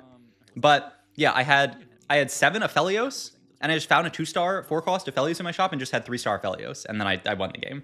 It's pretty crazy. 4 cards have less of a chance to appear than 2 stars, or two, or yeah. I don't know exactly. I think they just said the chance goes up the further you get into the game. So I think it's kind of centered like we're mostly seeing 1 stars here. Like I think it's kind of just like flat. So yeah. Priming to dish soap paid for itself. Hey, let's not talk about that. Let's talk about priming to this channel. Okay, but yeah, this game. Okay, this game was kind of, I don't know what to say. So my dream here is that this is going to be a Cypher game, and then I'm gonna full loss streak into Cypher. Cypher. I don't know if I hover over it here, but Cypher is the new loss streak trait for this set. The way that it works is it's like basically the exact same thing as Heartsteel, where if you lose, you get a bunch of stacks, and if you lose by, you can see this guy's got 35 stacks, and every unit you kill also gives you some stacks. So like he killed a few units there, so we got some stacks. It's also like if you're on loss streak, you get more stacks. PBE or early playtest. This were my games for playtests. Okay, also I have no clue. I read this augment like 10 times, and I still don't know. Oh, thank you for the sub, Kana. Thank you for the Set 14 gameplay stream. Thank you for modding and getting rid of some of those Hydras. I read this like 5 times. I still don't know what this means. Every 5 rounds with Strategist active, bet whether you'll win more or lose more. If you're correct, gain 5 gold and a completed item anvil. I mean, if you're correct, this is insane. 5 gold and completed item. What is win more or lose more? If you win more or lose more in the next 5 rounds, bet whether you win more or lose more in the next 5 fights. You bet the over-under on 2.5 round wins. Oh, is that how it works? 3 wins versus 2 losses? You bet if you win or lose. If you win 3 or lose 3. But yeah, can't you just... Wait, so then you can just sack. That's kind of... Oh my god. I mean, but I mean, like, if you get it, it's insane. So I guess you just, like, sack for the first time, though you're going to be sacking a lot. And then, like, hopefully you spike really hard, like, stage 3. Like, end of stage 3, and then start winning. Yeah. Or honestly, I mean, you only need to sack 3, right? And then you could win the 2 after that. That's kind of chill. But yeah, this game, I don't know. We can, we'll watch this game because it's a cool game to show off Cypher a little bit. But It's a little bit of an unmitigated disaster, if I remember which game we're looking at correctly. I have a lot of games. So, we'll get through as many as we can. Win streak if you have a good board? Yeah, but... I mean, you have to, like, scout lobby and stuff like that. But it's cool. No emblem augments after 2-1 rubs you the wrong way. Wait, did they say that? Is that true? Is the new set better than set 13? Okay, set 13 was really good. New sets always feel great because there's no like, oh my god, this guy hit Divinicorp. Oh my god, this guy's just 20 out of 20 Divinicorp, like destroying the game. Mort confirmed it? Oh, interesting. Okay. I didn't know that. Yeah, they didn't mention that. So it's just emblems, no unit or items. No emblem augments. Just the emblems, no unit or items. Emblem augments are still around after 2-1, just weaker. No more Crest Crown after 2-1. There's like a tome thing at 4-2. This is a problem with Twitch chat. I'm hearing like 10 different things that I don't even know what these means. Only at Prismatic. You can still get them as Prismatic. They don't give units or items. Okay, so after 2-1, you can get a Priz augment. Okay, what you can get them on Prismatic. They don't give units or items anymore. Okay. So after 2-1, you can still get a Prismatic augment that gives you a +1. What are they saying? It's called Circlet. It's one augment for everything, but how does that work? Like, does it just give you whatever you have the most of? Or like if I'm playing Rapid Fire, will it say, it'll be a Prismatic that says Rapid Fire +1, or will it'll say some weird Circlet thing, and that'll give it to me? Oh, we got the big says 1K viewers and just so having one worlds. Yeah, we got a raid from T-Lides. Oh, here's our first real hack of the game. So this one is really, really cool. You see these items here on the left side with these little thingies around them. These are like unstable items or something they call them. And it's not shadow items. What it is it's basically Pandora's items for these components. So every round you don't slam these. These are going to, and like I slam this one just to, I think it stayed there. So if you summon on bench, it stays. But yeah. Raid was Dish Soap to Kurum, who was offline, to T-Lights to SZA. Oh, I'm getting the 4th tier Dish Soap viewers. That's what it's all about. But yeah, so you can see. So the other one didn't actually reforge that round. I think maybe it doesn't reforge. Watch end of Mort's stream. He talked about a lot of stuff. Oh, really? Enforcer Circlet, Rebel Circlet. I'm kind of down. But this is new content. I don't know. What do you guys think? Go watch Mort stream or watch the rest of this VOD. I mean, I can always pause and come back to it whenever. Oh, we got Priz here. I just say send it. I'm taking Priz pipeline. Gameplay, watch VOD. Just watch your VOD. All right, GG's. This is where it gets a little dicey because I'm sending it here. I'm sending it here. Yes, did I see a headliner? So it's not a headliner, but the portal that we're in says you can essentially get 2-star units in your shop. So that's what you saw. But yeah, I'm sending it here. Oh, this game was such a disaster. I'm sending it here to get Cypher in. This is my 3-2 Cypher, but at least I'm still losing fights. I get a lot of stacks for losing, right? Because I'm on a loss streak. I'm getting 35 for my streak bonus, so it's a lot. Do you get info before the playtest, or do you just YOLO your games? They give us a little bit of info. Like, they kind of explain some of the traits. But I mean, yeah, most of it is just YOLOing the games. Like, it's very different from like the normal experience where like you get to look at like all the traits. Oh, and then the other thing is I remove the Draven because there's another guy in my pool who's also playing Cypher. Like, this was like Giga the worst spot to play Cypher, but it's fine. It's fine. Oh yeah, and I hover over Cypher here. So yeah, it's generic. Well, it's same as Heartsteel with 2 big differences. One is that you can only cash out on these specific rounds. You can only cash out on 3-3, 3-7, 4-3, and 4-7. So you have to pick one of these, and once you cash out, boom, you're done. And the other thing is once you cash out, you see this, it converts into a trait that actually gives you combat strength. So after I cash out here, I'm gonna get 30 AD and AP, or at 5 Cypher, you get 50 AD and AP for all your Cypher units. So it's pretty cool. 5-5 being added. Oh, okay, that's cool. Because yeah, I mean, you want to be able to play for the Giga Cash, right? Oh. All right. That's the last of my breakfast sandwich. I didn't eat anything before the stream, so that's life.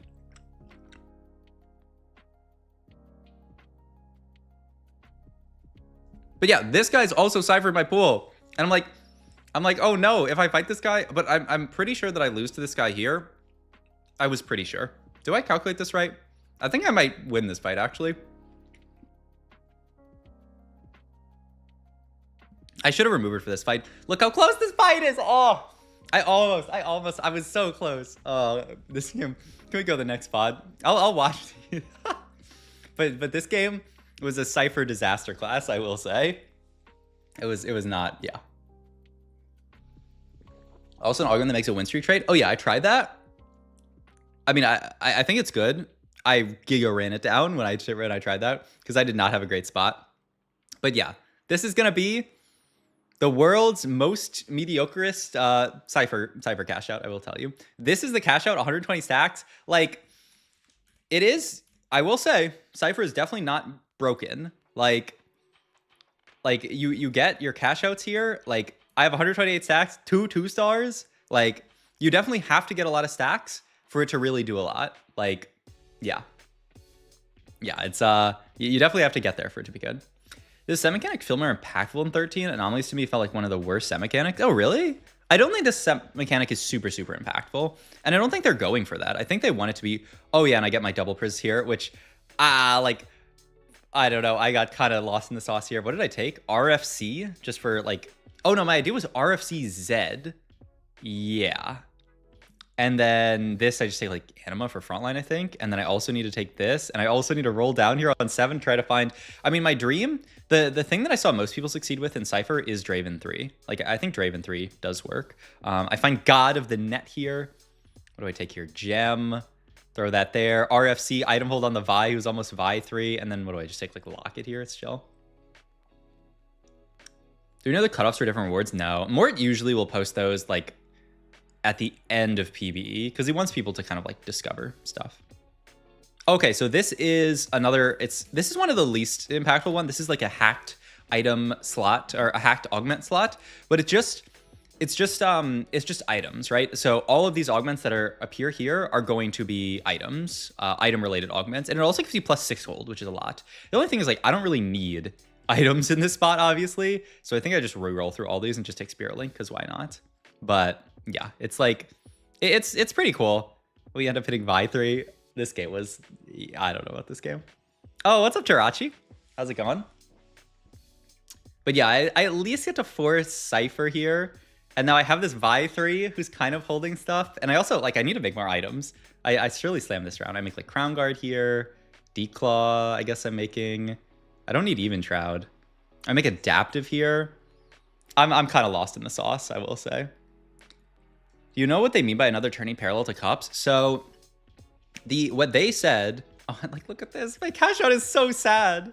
But I do at least, I get God of the Net here. So if you guys haven't, if you guys haven't seen Garen yet, the idea is that every 2 rounds, and then after that, every 3 rounds, it's really just 2 rounds after you put him in, you get one of these. And it's an emblem that doesn't take an item slot, but it doesn't add to the trait. So for example, like, I basically have to take Vanguard here because I have 2 Vanguard in, but now I can make Galio a Vanguard. But you see, like, my Vanguard didn't go up to 3 Vanguard. It's just 2 Vanguard still, but I do have now a Galio who's a Bastion, he's a Vanguard, and he's a Cypher.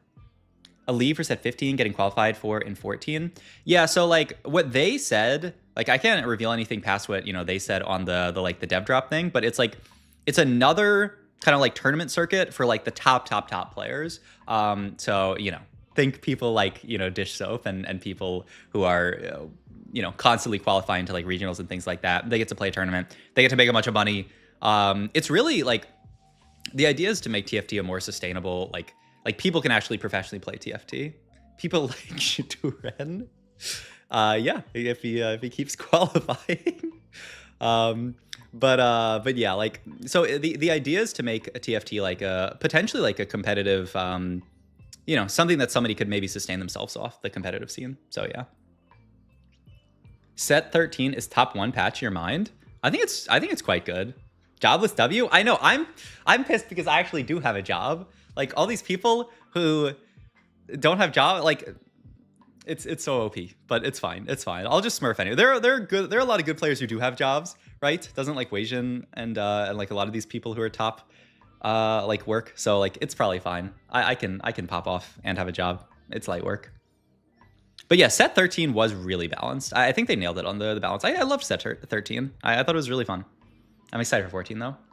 I have a job and I'm good at the game still. All right. Well, you're just a beast, Jirachi. We can't all be as good as you. Only fans, only bald. Bishop winning worlds twice. Year's 300K a year. Sounds good to me. Yeah. Just win worlds twice. Just win 2 out of 3 worlds every single year, and you make 300K. That's pretty good. But yeah, like, yeah. Where's my cash out here? I cash out at TG. I mean, yeah. This was pretty depressing. I mean, I just didn't have that many stacks this game. Yeah. I mean, to be fair, this was like I said, a Cypher disaster class. Like I broke my loss streak. I didn't get it in until 3, whatever. So like, honestly, I saw somebody get to like 3 something, like 330 stacks, and they cashed out a Radiant item, which seemed pretty cool. So yeah. I don't know about that for me, Jirachi. Maybe for some other people. I don't know how many people are. I don't know what the bald market looks like there. Yeah, it's also a lot of work. Kane is right. It's, you know, I like making my TFT videos. I don't know if I have the same passion for it, but you know, that's to each their own, right? But yeah, so I'm playing Cypher. The idea, by the way, I think I interrupted myself, but like when I saw people do well with Cypher was Draven reroll. And like this Draven unit is kind of a beast. Like he's dealing 5k damage to just Draven 2. Like he's okay. Let's get off this. Let's get off this topic. They reskin neutrals. Yeah, they're basically like all new stuff. But what I was waiting for is this guy to die because this is the other dude who's contesting me. This is the dude who's contesting me in Cypher. So I'm trying to go for Draven 3, but I need this guy to die. Draven, whatever, here for Zeri. I mean, Zeri's really cool. So you see, she dashes around. And every time she casts, she summons like a clone of herself that autos. Like, isn't that so cool, actually? And she's dashing around, like dashing to safety kind of stuff. Yeah, she's really cool. So even just set 13 Draven. Set 13 Draven. I'm so bad at TFT sets. Like, the second a set is over, I'm like there was Draven. There was not Draven in this set, was there? Oh, yeah, okay, yeah. The one cost Draven. No, completely different from one cost Draven. Like, the second I'm done with the set is completely out of my mind. I had to go, like, do some, I did some VOD reviews on, and do I die? Okay, I think I die pretty soon. I had to do some VOD reviews after playing set 14 of set 13, and I went back, and I was like, what? I was watching, like, a game, and I saw like an Alawi on the board, and I was like, what the hell is Alawi? What unit is this? What does she do? Bro, already deleted from memory. World's just finished. Yeah, I mean, isn't that optimal? But also, yeah, this spot is like, I have to sell this to try to pick up my Draven. I do actually end up hitting Draven 3 here like a beast, but obviously my spot is so clutched. How many days have you had access to 14 for? Playtest was a while ago. They did this weird thing where playtest was kind of early.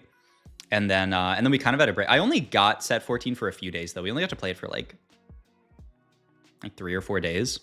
I wish they had given us access longer, but I mean, I understand. They can't give us access forever. So, yeah. Is there Talon in this set? I don't think so.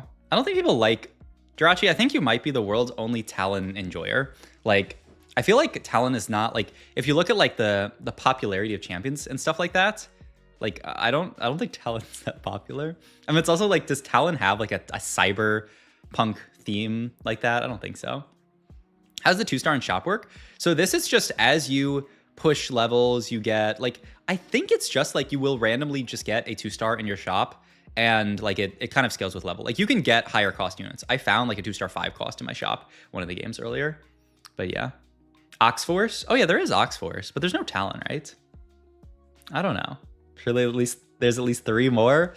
I mean, maybe. I don't know. Probably not.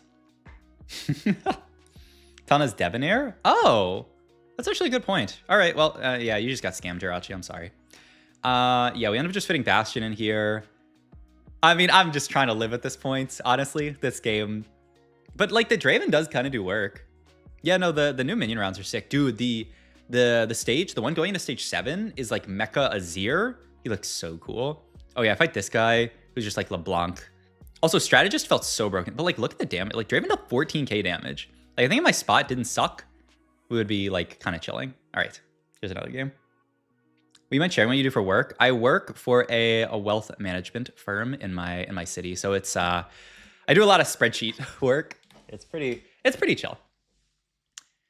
I do not do that, Light. All right, this game. So Nitro is really cool. I don't know what I end up playing this game. Asset management, yeah, basically. He's a money person, yeah. There's so many, like every time somebody asks me, I'm kind of like, what should I say? But okay, so I mean, let's just hover over these traits for people who are noobs. Well, I can't say that but I did hover over them, so like pause and like look at them. Okay, so Nitro is the summon trait of this set. It's kind of really cool. Like it's a summon trait. It reminds me of what is it called? The one where you fed the Namzi. In the trainers, right? Yeah, the one where you feed Namzi trainers, like you scale up this little summon and it gets bigger and bigger throughout the game. Once you get to 200 stacks, it upgrades to the T-Hex. So it's really, really sick. If you miss Namzi, you'll love this.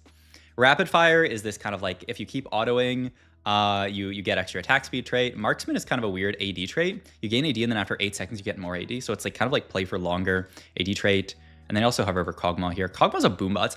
I still don't completely get this, but like, every 500 damage they deal, they shoot a missile, and then it does more damage based on how much damage they've taken. So, yeah. What is the I Heart Bald emote? What the hell? I just started audit EY. We work in Excel. Oh yeah, that's pretty cool. I thought about doing stuff like going to like Big Four type stuff. I thought about doing accounting when I was in college, and like I don't know. I never really thought about like, yeah. I thought about being like a CPA, and then I was like, I don't know about that.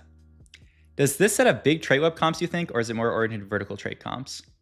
Oh God. Do I take high-end shopping here? You guys are about to...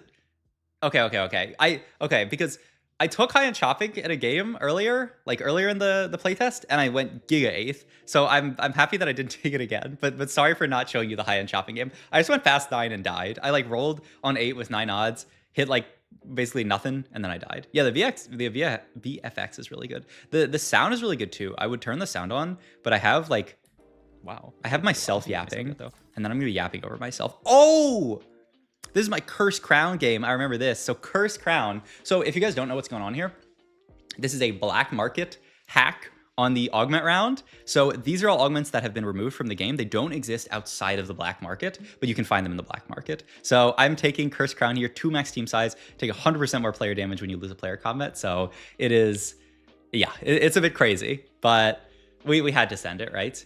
Wasn't Cursed Crown kind of bad? Yeah, I think it was like, it went... I never had that much success with it. I think if you can use it well, it's good. And honestly, PvE is one of the best times to take it because people are weaker than normal. But yeah, I'm just making AD stuff here. I just want to make a bunch of slams here and be as strong as possible. Yes, if I have hacked augment, everyone else has one. So like this person didn't end up taking a hacked augment here. They just took random Wandering Trainer. But we'll probably see people, like maybe if I do a scout or if we just look at the people we fight, we'll probably see people with more kind of like hacked augments as well. I wonder how power levels of older augments will feel without augment stats. Yeah, it's going to be kind of crazy because like, oh, and I get Exotech in here. Exotech is really, really cool. This is a, oh yeah, see like this person, this isn't in the game, right? Is this called Wise Spending? I forget which one this does, but I don't think that's in the game. Exotech is really cool. So it's like Ink Shadow in the past where they get their own items when you put more of them in. And like this one's crazy. This one is Execute and abilities can critically strike. So it's like IE plus collector. It's kind of crazy. This one is nuts. Cursed Crown is good if you keep your nom advantage up. Yeah, like as long as you push tempo with it, it's good. Oh yeah, vertical versus trait web. I mean, there are a decent amount of like verticals. I would say like, I don't know. It's hard to say like, is this a set where it's just like all about verticals or not all about verticals? Like there are like, you know, Exotech has like 7 or 8 units in it. You know, Techie has like a lot of units in it.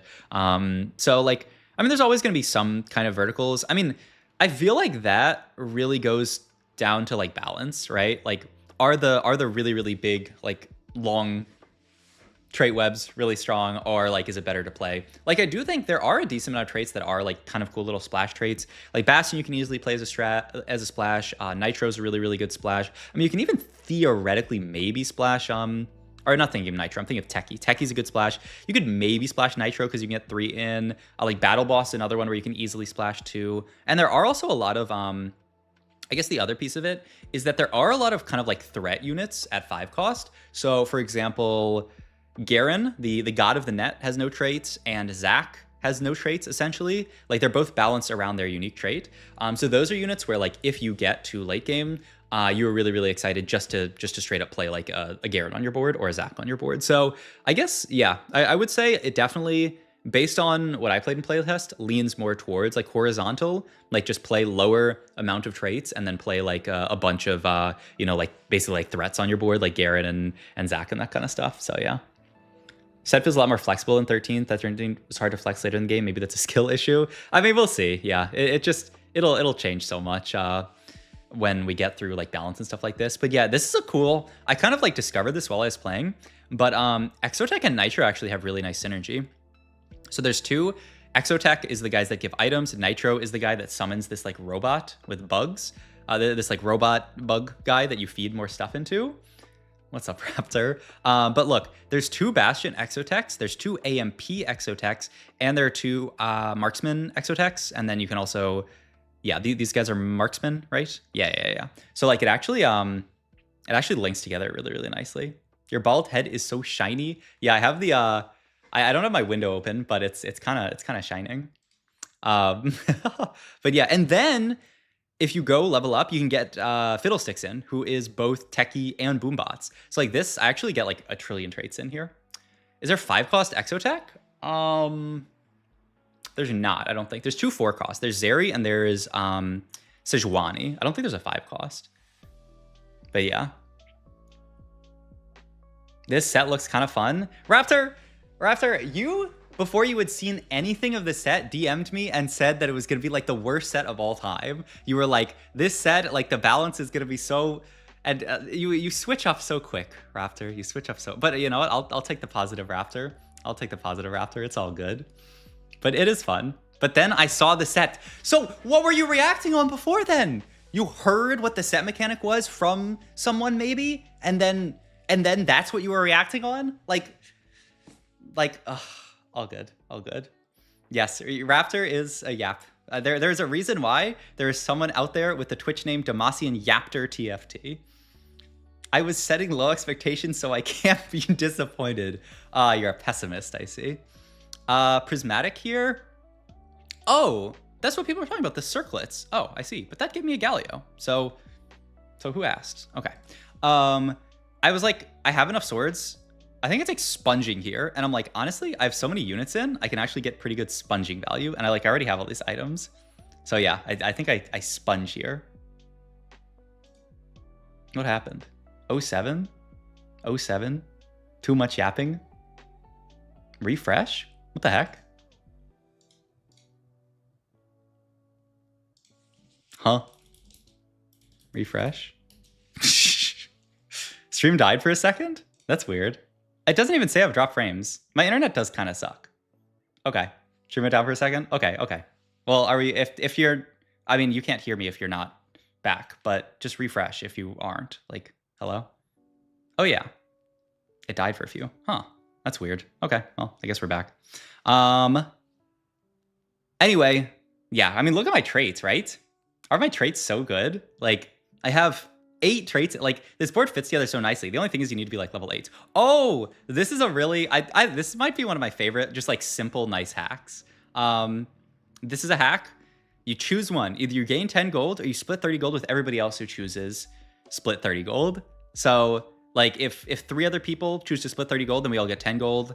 If no one else chooses it, like then I get 30 gold. So I just choose it. I became a splitter because I saw so many people. I saw one guy get 30 gold once, but yeah, actually there were 3 people who took it. So we all got 10 gold. So it's the same for everybody. But yeah, I don't know. I've been a splitter basically. I don't know. It's splitting felt too good when I did. Like I basically was always getting 10, and then like sometimes you kick a high roll, but yeah. But yeah, it's actually pretty sick. But yeah, I don't know exactly what the idea. Yeah, it is like prisoner's dilemma kind of thing where like, you know, you want to, but like, I don't know exactly how the game theory works out for it. Like if there's ways to actually like really like make that decision other than just being like, I'm going to take split every time. So yeah, I don't know exactly. But all right, we are, yeah, honestly, my biggest fear this game, did you see this part of the win trade? Oh, what did the thing Milk posted where, was this just him like not using redemption? Is that like earlier? I think I was looking at this. Oh no, this is when he like didn't make Vi 2 or something. Yeah, I don't know. I think I saw this. Yeah, it's pretty crazy. Yeah, the traits are like actually perfect here. Oh yeah, and then Elise adds Dynamo to the board. Like, isn't this trade web so beautiful? It's so nice. This set looks so fun, aka Rip Balance. Yeah. How many are in game and how much gold you need? Yeah, I mean, that was kind of what I was thinking. Whereas, like, if you need a lot of gold, but like, if you need a lot of gold, you split because it's higher variance, but like sometimes you won't get it. Oh yeah, that person had unstable evolution. This person has wise spending. Like here you can see a lot of the hacked augments. So yeah. That one's more blading the LDP thing. Really? Didn't he just not, he just put 2 Vi2s on his board because he had, whatchamacallit? He had no scout, no pivot, so he didn't want to get locked into playing like a second GP on his board or something because he was afraid. Like, I don't think that one's that crazy because he had no scout, no pivot. Wise spending? I have no clue. It is definitely a set that I played, and it is definitely a set in the past. But does anyone in chat remember specifically what set Wise spending is from? I mean, if you do, I don't know, you're just, you're a beast somehow. I don't get it. But yeah, we're Giga 100 streaking with this board, which is pretty fun. Like I level here, I pick up Jhin. My idea is I want to get into more like vertical exotech is the idea. 8.5 was rumored after 8.5. Oh, all right. Look at you guys. You're so good. So yeah, I pivot into 5 exotech. Then I get this extra item, and I'm still sponging all these items, by the way. It's kind of sick. Yeah, this one is really cool. The Repulsor Lantern. So you gain 5% HP, and then every 3 seconds you deal 8% of your max HP as magic damage to all enemies within 1 hex. So it just gives you a bunch of HP. This is also really good because there are 2 bastions within Exotech. So there's Shishwani is a bastion, and there is Jax is a bastion. So like you want HP, right? They're getting a bunch of Armor and MR already from their trait. So HP scales really, really nicely with both of them. So pretty sick. But yeah, I mean at this point, I'm just gonna push like level 9. Like my board's already good enough. So yeah. I think I just take Piercing here. Like I don't have that much Armor Shred really, and I'm just like piercing onto it. Like I just want something that's gonna buff up my entire board, right?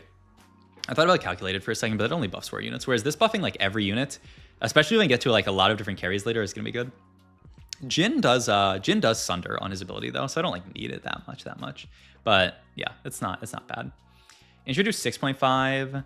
And don't quote me that I didn't play till 7. Did you play Heavenly Trade at all? Yeah, I played a little of it. I don't know if we'll have where my VOD of it is though. We'll see. Also, I got so afraid that I was gonna lose this fight, but like my Jax actually like smurfed this fight and we ended up killing everything.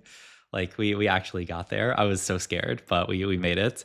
I think I probably shouldn't be solo frontlining this dude at this point. Oh yeah, and I think I'm like, honestly, I just end up cutting this guy because like, yeah, he doesn't really do anything anymore. So I just get the Dynamo in from MF. Dynamo is it's kind of like Scholar in the past where all the Dynamos, it gives you mana every 3 seconds and then the Dynamos get more mana. So it's just like a mana gen trait. Heavenly Kha'Zix reroll. What are the 1-cost Heavenly units in this set? There's Morgana. Oh, it's not called Heavenly. It's called Divinicorp. It's pretty, I like the kind of like the lore idea of it. But I mean, the one thing that people will probably yap about this set is that it is like a lot of reprints. Like there are not that many like truly like new completely traits. But I mean also like, I don't know, because I was talking to other people in the playtest about this and people were saying that and I was like, well, it's kind of hard, especially as we get further and further in the life cycle of TFT to make like completely novel new traits every single set, you know? Like you are just going to have a situation where like you don't you can't make any more new traits. Like that's just life. And so I like a lot of the traits. New traits for the sake of it isn't necessary. Yeah, that's how I feel. Like as long as the game's fun, as long as it's like balanced and everything fits together. Like as long as we have like a few, like enough little spice in there, and I think the 5 cost can add that. I think like cool takes on stuff like this summoner trait Nitro is a lot like Namzi, but it's different from Namzi, and you know, it summons a T-Hex. Like that's enough, I would say, to make it fun. Yeah, and they are like making the traits slightly different. Like the fact that, what's it called? I keep mixing up the name of Nitro and Dynamo because they both end in O. But yeah, like Dynamo, for example, that's the one that gives you AP, and then your units, it's like Sork where it just gives all your dudes AP, but then also when your Dynamo units hit somebody with an ability, they do less damage for 3 seconds. Like that's a cool version of Sork where they basically like took the 6, like the chase trait for Sork where it like does the damage, the reduced damage, and put that onto all levels of it. So pretty cool.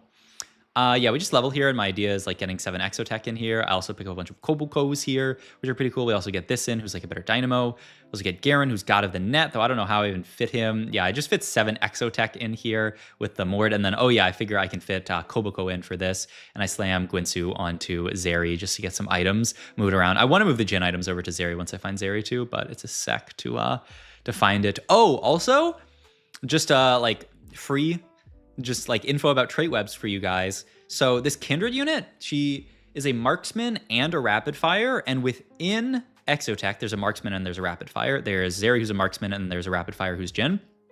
So like Kindred is a nice unit to kind of like fill out the trait web when you're playing this comp, because yeah, like you get both marksman and rapid fire in there. And here I actually have this cool setup where I have Nitro on the board as well. Like I actually dropped, I dropped down to 5 Exotech because I was like, I need to fit all this stuff. Like I need to fit Renekton on this board. Like I want to be able to play like the Aurora, who, oh my god, Aurora is so cool. Please tell me Kobuko's a beast. He is a beast. You really want to have his trait in for him. Battle Boss Kobuko is like night and day. I don't have Battle Boss in here, which is kind of sad. I think I would have to drop out of Nitro to get it in, is the only downside. I don't know if I ever get it in actually this game. Whiffed Even Shroud Slam, quit yapping. But if you get Battle Boss in, like you'll see he does this like 1 hex AoE here on his ability. If you get Battle Boss in, that becomes a 2 hex AoE, so it's like way, way, way bigger. So yeah. You like Kobuko like Rumble with damage or full tank? I built him tank a lot, but he does slap. His like slaps scale with AP or something like that. So I think you can build him as either. I just usually built him as damage because as tank, I mean, just because I have a bunch of tanky units, but I don't actually know what is correct there. Also, there was Exotech there, but I was like, I don't know like how I'm supposed to actually, like I kind of want to play, like this board actually fits really nicely if you guys like look at the traits. Like I even have Mordekaiser in. Mordekaiser fits in. He's a techie as well, so he's getting this like AP and like decreased damage onto the Shyvana. And then I have the 2 Bastion Exotechs here. And then like I said, Jhin, like maybe I could cut Jhin. He's just like a marksman. But then he's also Dynamo, which is giving more mana to the Aurora and I mean I guess to this Elise. So like the traits kind of fit too nicely. So yeah. Yeah, Renekton, I have him eating the robot. Oh, like I hit Zac 2 here. Oh, and I was like, how am I gonna fit Zac? And then I realize I have an Aurora on my board. And Aurora is really cool because she's gonna highlight this Hex, and then when she casts, she's gonna jump to the bench and she's gonna put the Zac in here and then stay on the bench and keep casting. Like, oh, she's actually so sick. Like it's actually beautiful. Like it like now you get to throw a unit. It's kind of similar to like Syndra in the past where she would like throw in a unit off your bench. I think he was meant to be a fighter. Yeah, I think so. Built in Deathcap, JG Hodge. Yeah, Thresh. I never played set 3, but I think that was like the first version of it. The version that I remember playing with was like Syndra. But yeah, I think at this point I just stopped eating the dude because I'm like, actually I might need more frontline. But Renekton's cool. If you guys haven't seen him yet, he takes a bite out of one of your units and gains a bunch of their HP. So he bites them for like 40% of their HP and AD. Oh yeah, that's why actually I swapped off the thingy now that I think about it. It's because I wanted him to bite more AD because I realized like this guy doesn't actually get that much extra AD. Like I think I check here. Maybe I keep it there just for HP though. Usually a YouTube frog. Thanks for answering so many questions. I got you. Adge. Oh, rest in peace. Well, gotta get the ads. Just sub to the channel. Jeez. All right. Oh, I'm such a genius here, by the way. When you put Zac in, you can get Bloblets in your shop. And so my thought is Zac toggling because I need him on my bench for Aurora, but I want to put him in when I roll so that I can get the Bloblets and make him bigger. Am I not the biggest brain TFT player of all time or what? Like, it's actually so good.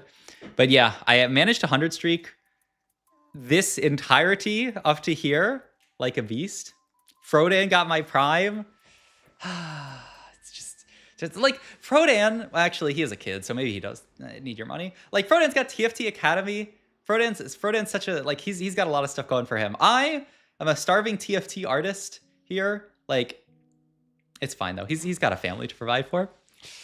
And then you lost Pogo. How did you? Yeah, maybe it's obvious from how I said it. But yeah, I was like, I'm here. It's my Mr. 100. And then I lose to this guy's giant Rengar. To be fair, like, this guy does have, he has what's it called? Titanic Resolve. That's another, like, you know, hacked one that comes back. So his Titans were up to 45 stacks. Like, they actually went crazy. Oh, speaking of primes, for the starving TFT artist, thank you, Impact. Thank you. But I realized, like, look, I just need to put my Sedge and my dudes, like, in front of the tanks, and then I'll be fine. Like, I need Sedge to stun guys. Like, I realized, like, I just fix my positioning, and then this fight is, like, kind of fine. And then I win. Like a beast. Like a beast. So, Curse Crown, dub. Absolute tuber. It was pretty fun. But, all right. Did I not cut this bit out? Okay, there's another one. I don't stream for almost 3 months, then people use their Prime on someone else, XDD. It's not my fault. Is it even my fault? Yeah, a little bit. Is the semi-kind of random, or does the game warn you? It is kind of random. Like, the game will not tell you ahead of time, like, you're getting, like, this augment will be hacked, this augment will be hacked. If there is a hack that affects the entire game, it will start the game off like an encounter. So, like, there's a hack. I had a game earlier that I was showing where it says you get 2-star units can appear in your shops. And so, like, that is a hack that can exist. And so, like, that just starts the game off with that. But aside from that, there's no kind of, like, forewarning of, like, yeah, what it can be. I think Zach loses his extra HP when he gets benched. Is that true? Honestly, I probably should have checked that. But does he get it back when he gets thrown in? I don't know. I mean, at the end of the day, it can't hurt. Like, maybe I'll play him. I would have played him later. Who knows? But yeah. You trash. All right, so we get, like, this one is crazy. Also, I don't know if some of these are economic, but whatever. Yeah, the new minions are dope. But yeah, like, so this is a hacked augment slot. These are all going to be econ augments. The crazy thing, though, is it gives you +2 gold as well. So I'm kind of like, well, don't I have to take one of these? Like, it's 2 gold. The only thing I realize after taking this is delayed start kind of sucks in this portal because you can't pop your anvils until delayed start is over. But yeah, it's fine. But hey, I mean, I get to make 10 gold. I get my +2. Like, it's kind of chill. It's actually kind of chill. And I'm looking at my items, and I'm like, I'm probably just gonna play some kind of like AD in this spot. Oh yeah, I was kind of trying to see like what the AD kind of like brawler bruiser type setup is. You know, something like Vi or Mbessa from last set. There's only one this set, and it's Zed, and he's a Slayer. So that's kind of cool. But yeah. Didn't pop anvils on stage 1 in anticipation. True.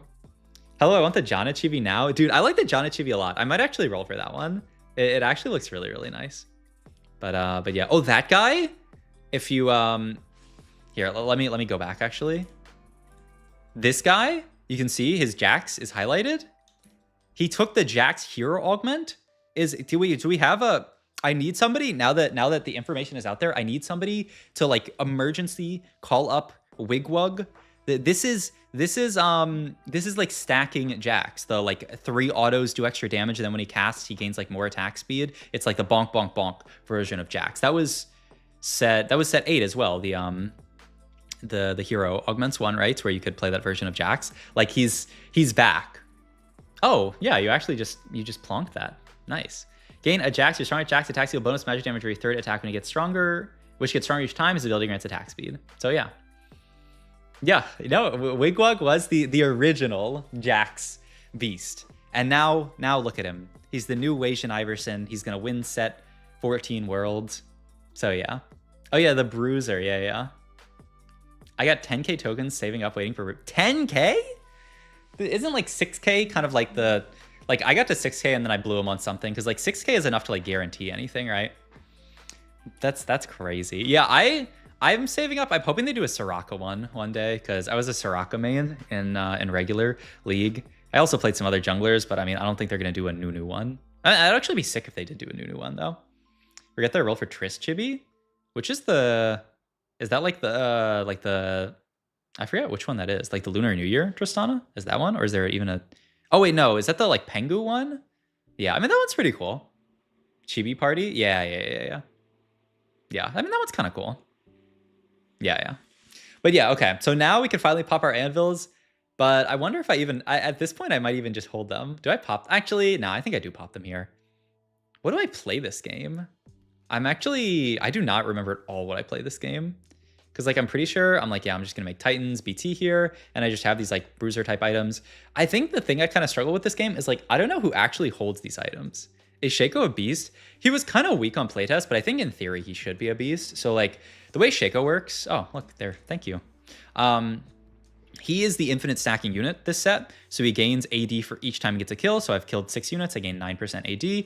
And then his active is he just does some damage. His Kingpin bonus is pretty cool though. So Kingpin is, if you put them in, you get a little hat that you put on one of the units. It's kind of like a Dragonmancer selector or something like that. And then that upgrades their ability. So if you Kingpin him, he teleports behind the lowest health enemy within 4 hexes and deals extra damage. So he can just straight up teleport to the back line if, you know, they're low HP there. It's kind of crazy, I will say. 10k, but I'll get an arena. Yeah, that's fair.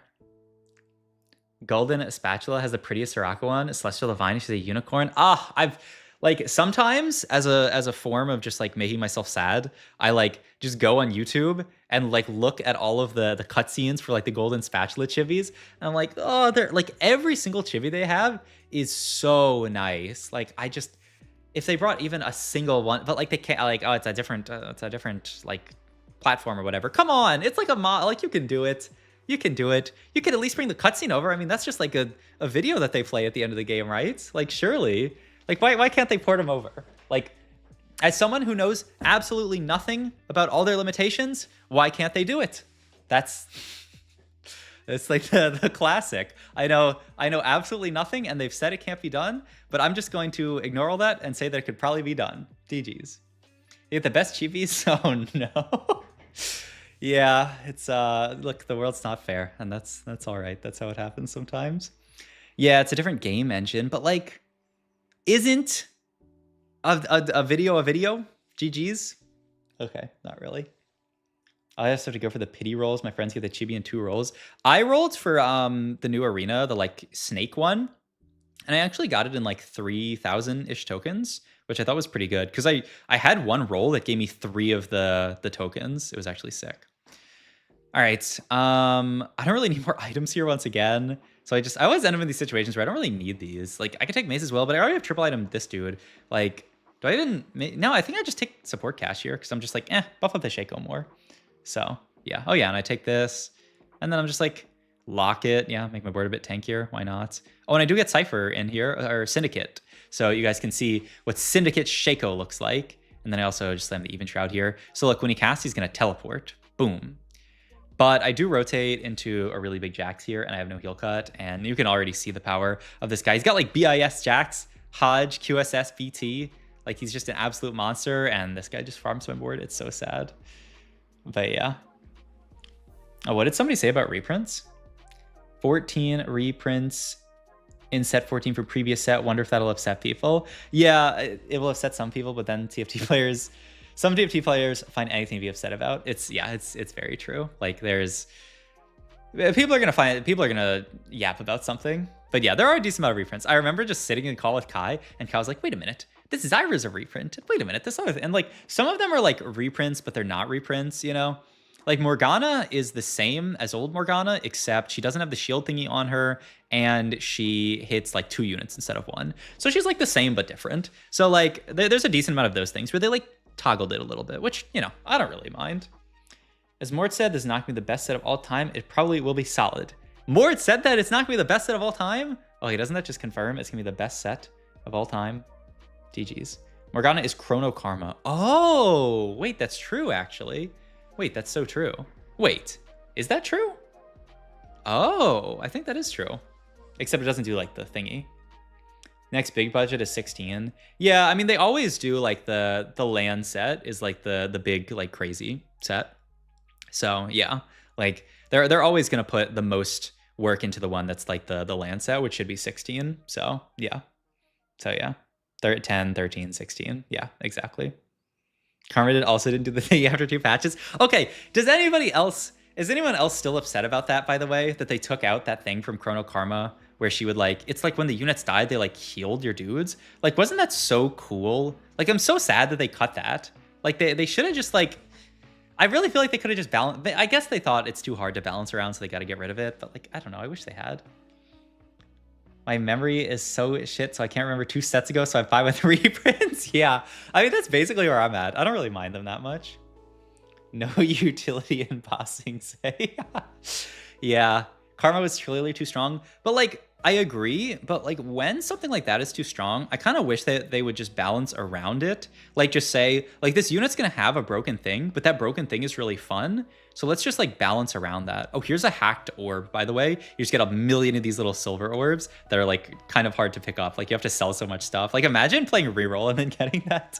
I think I had that happen to me once. It's kind of tough, but yeah, all good. If you want to keep her healing, you have to nerf something else. Then she wouldn't do damage, which is kind of awkward. Yeah, I mean, it is weird. Like, I do think, like, utility units are fun, but that is, like, a big, like, I feel like competitive TFT players really like utility units, and then, like, the more casual player base, like, they just want their unit to go and do a bunch of damage, which is, like, fair enough, I guess. But, like, yeah, I miss support units. I feel like support units are so cool, and, like, we don't really have them that much anymore. But, yeah, oh, God, wait, I remember I make a kind of a mistake. I think I just take Radiant Refactor here, just because why not?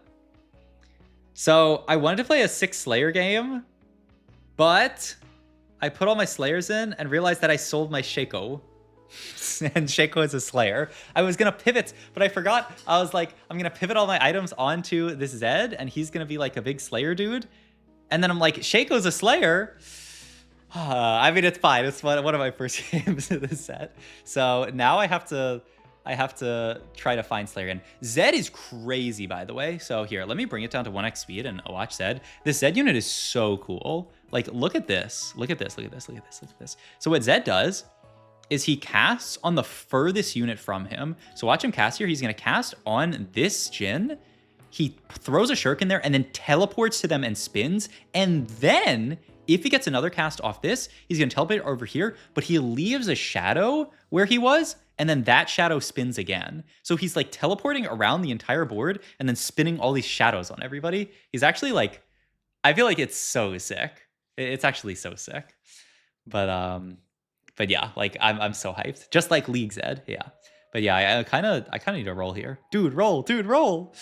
I need my Shaco. I eventually find it. Oh, yeah, okay. It was only actually 1 round I played down it for. Okay, it's not even that bad. And then I'm like, okay, why am I playing this random dude? Just play random. I play random Vex here just for like kind of garbage Divinicorp. And then I also just make tanky item here. But yeah, honestly, my thought was with 6 Slayer, my Zed was going to be really tanky. And the Radiant Titans was going to make him like even more tanky because Slayer gives a bunch of Omnivamp. But he wasn't that tanky. He ended up dying like a lot. So yeah, maybe I feel like the Zed unit probably really needs like Edge of Night and stuff like that because he's always just flying into backline and taking aggro from everybody.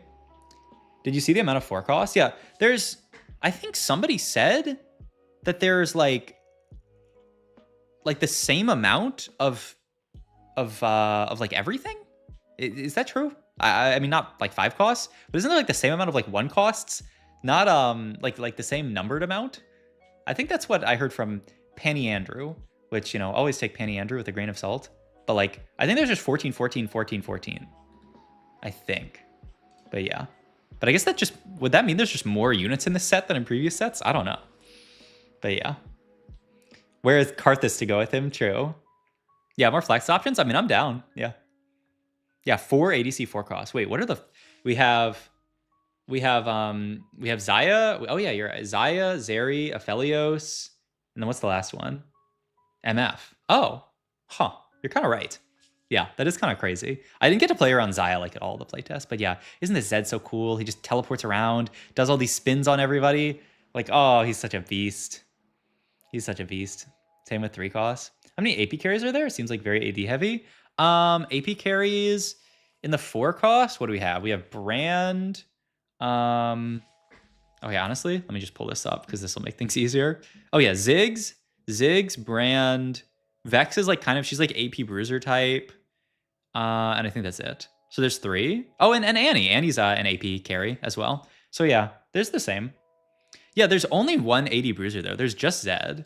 Like there's nobody else who's like AD bruiser from what I see. Like Vex is like AP bruiser type thing. But yeah, it's kind of weird. Love the ADCs. Yeah, they're pretty sick. Like it's just having a bunch of ADCs to play around where you can like flex the items. It seems it's pretty fun. I think I just push 9 here because like what else am I gonna do?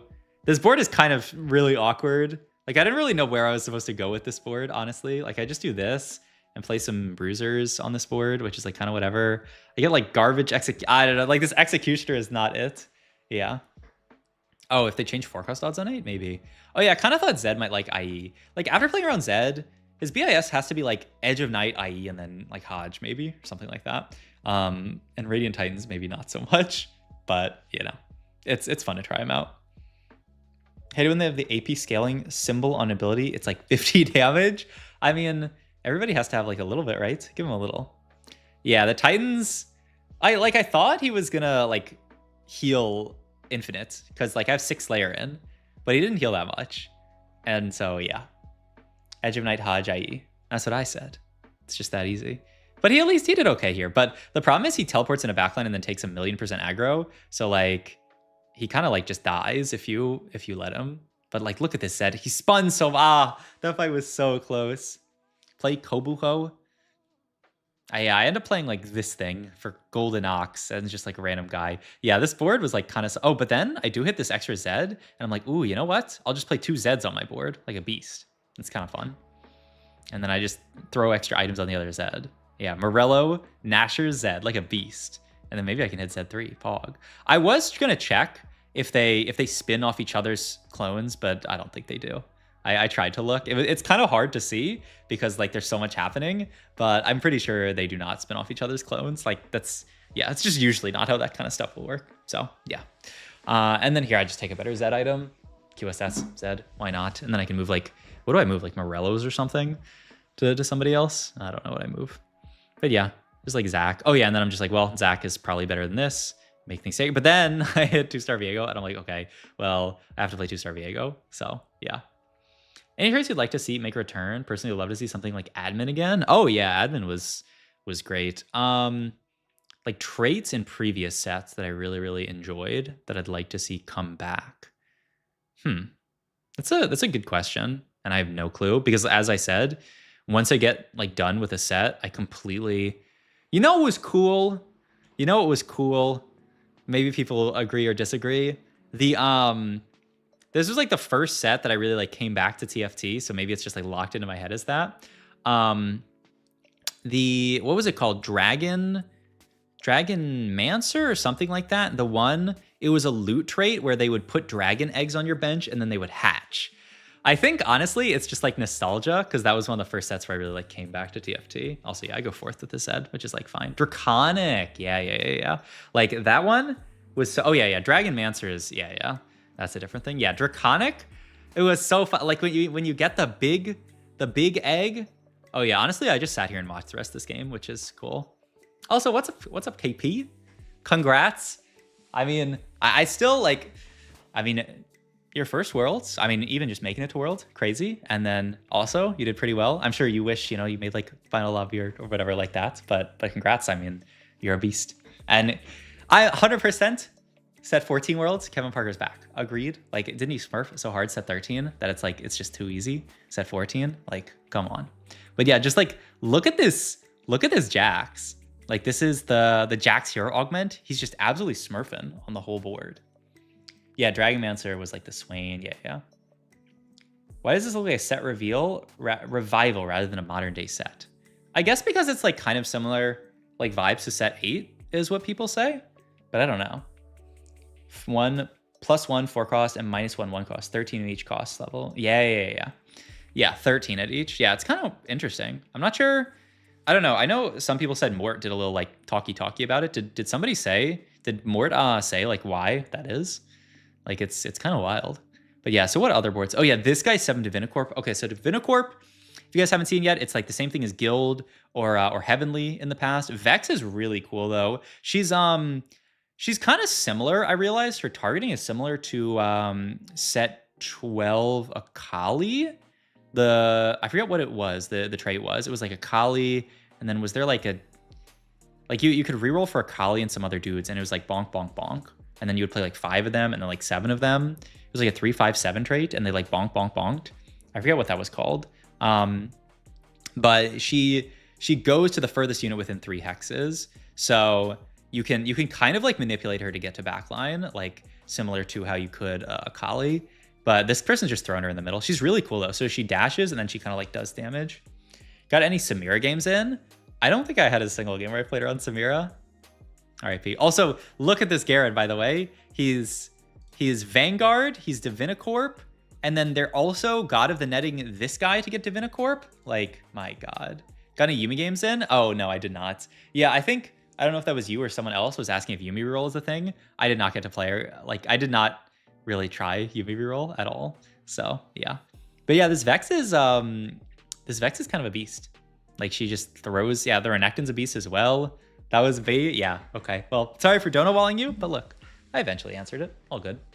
But yeah, like, the Vex is really cool. And this guy is Kobuko too, though. Do they have battle? I don't think they have battle boss in, right? Yeah. But yeah, like, she just dashes around the board. And it's also like every time she dashes, he gets more Omnivamp, I think. So she also kind of like scales up, interestingly. But yeah, it's kind of like, oh my God. And the Aurora ult pops off there.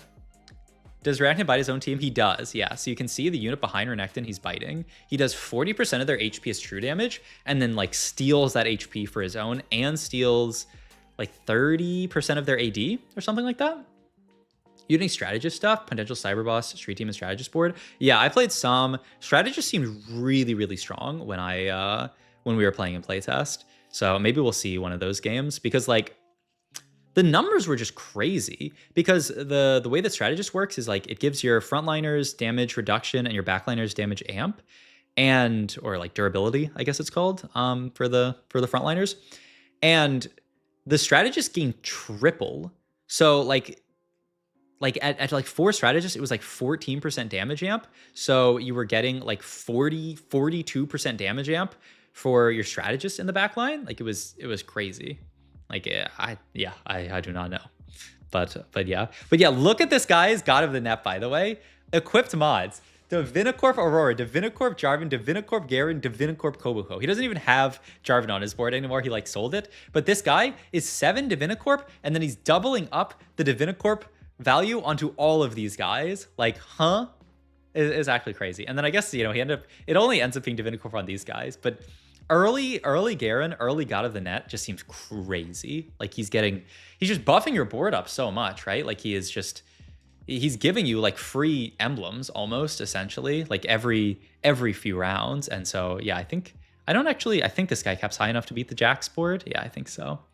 Garen does not seem balanced. He's pretty good, yeah. All right, that's the end of that game. Okay, boom, artifact ammo game.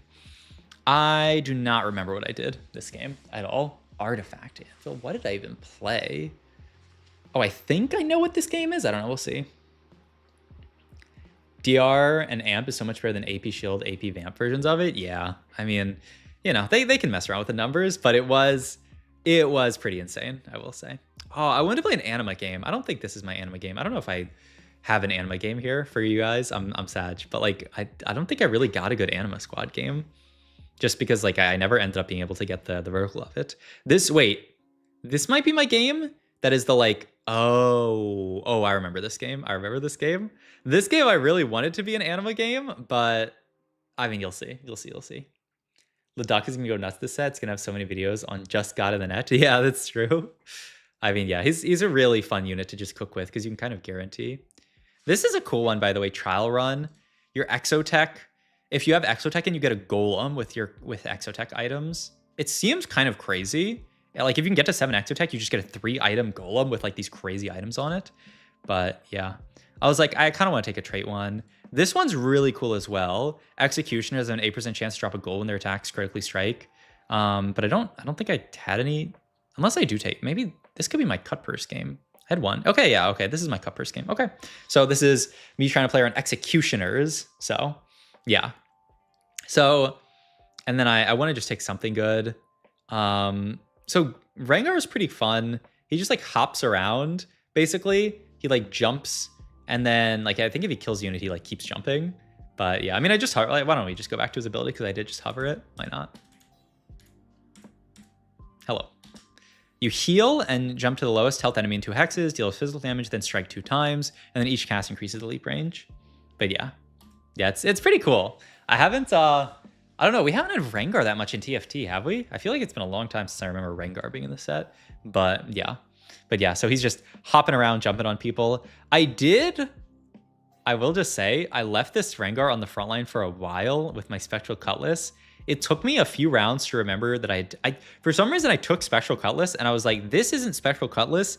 This is the one where when you kill a unit, you Prowler's Claw. But it's Spectral Cutlass. But eventually I get there, so it's fine.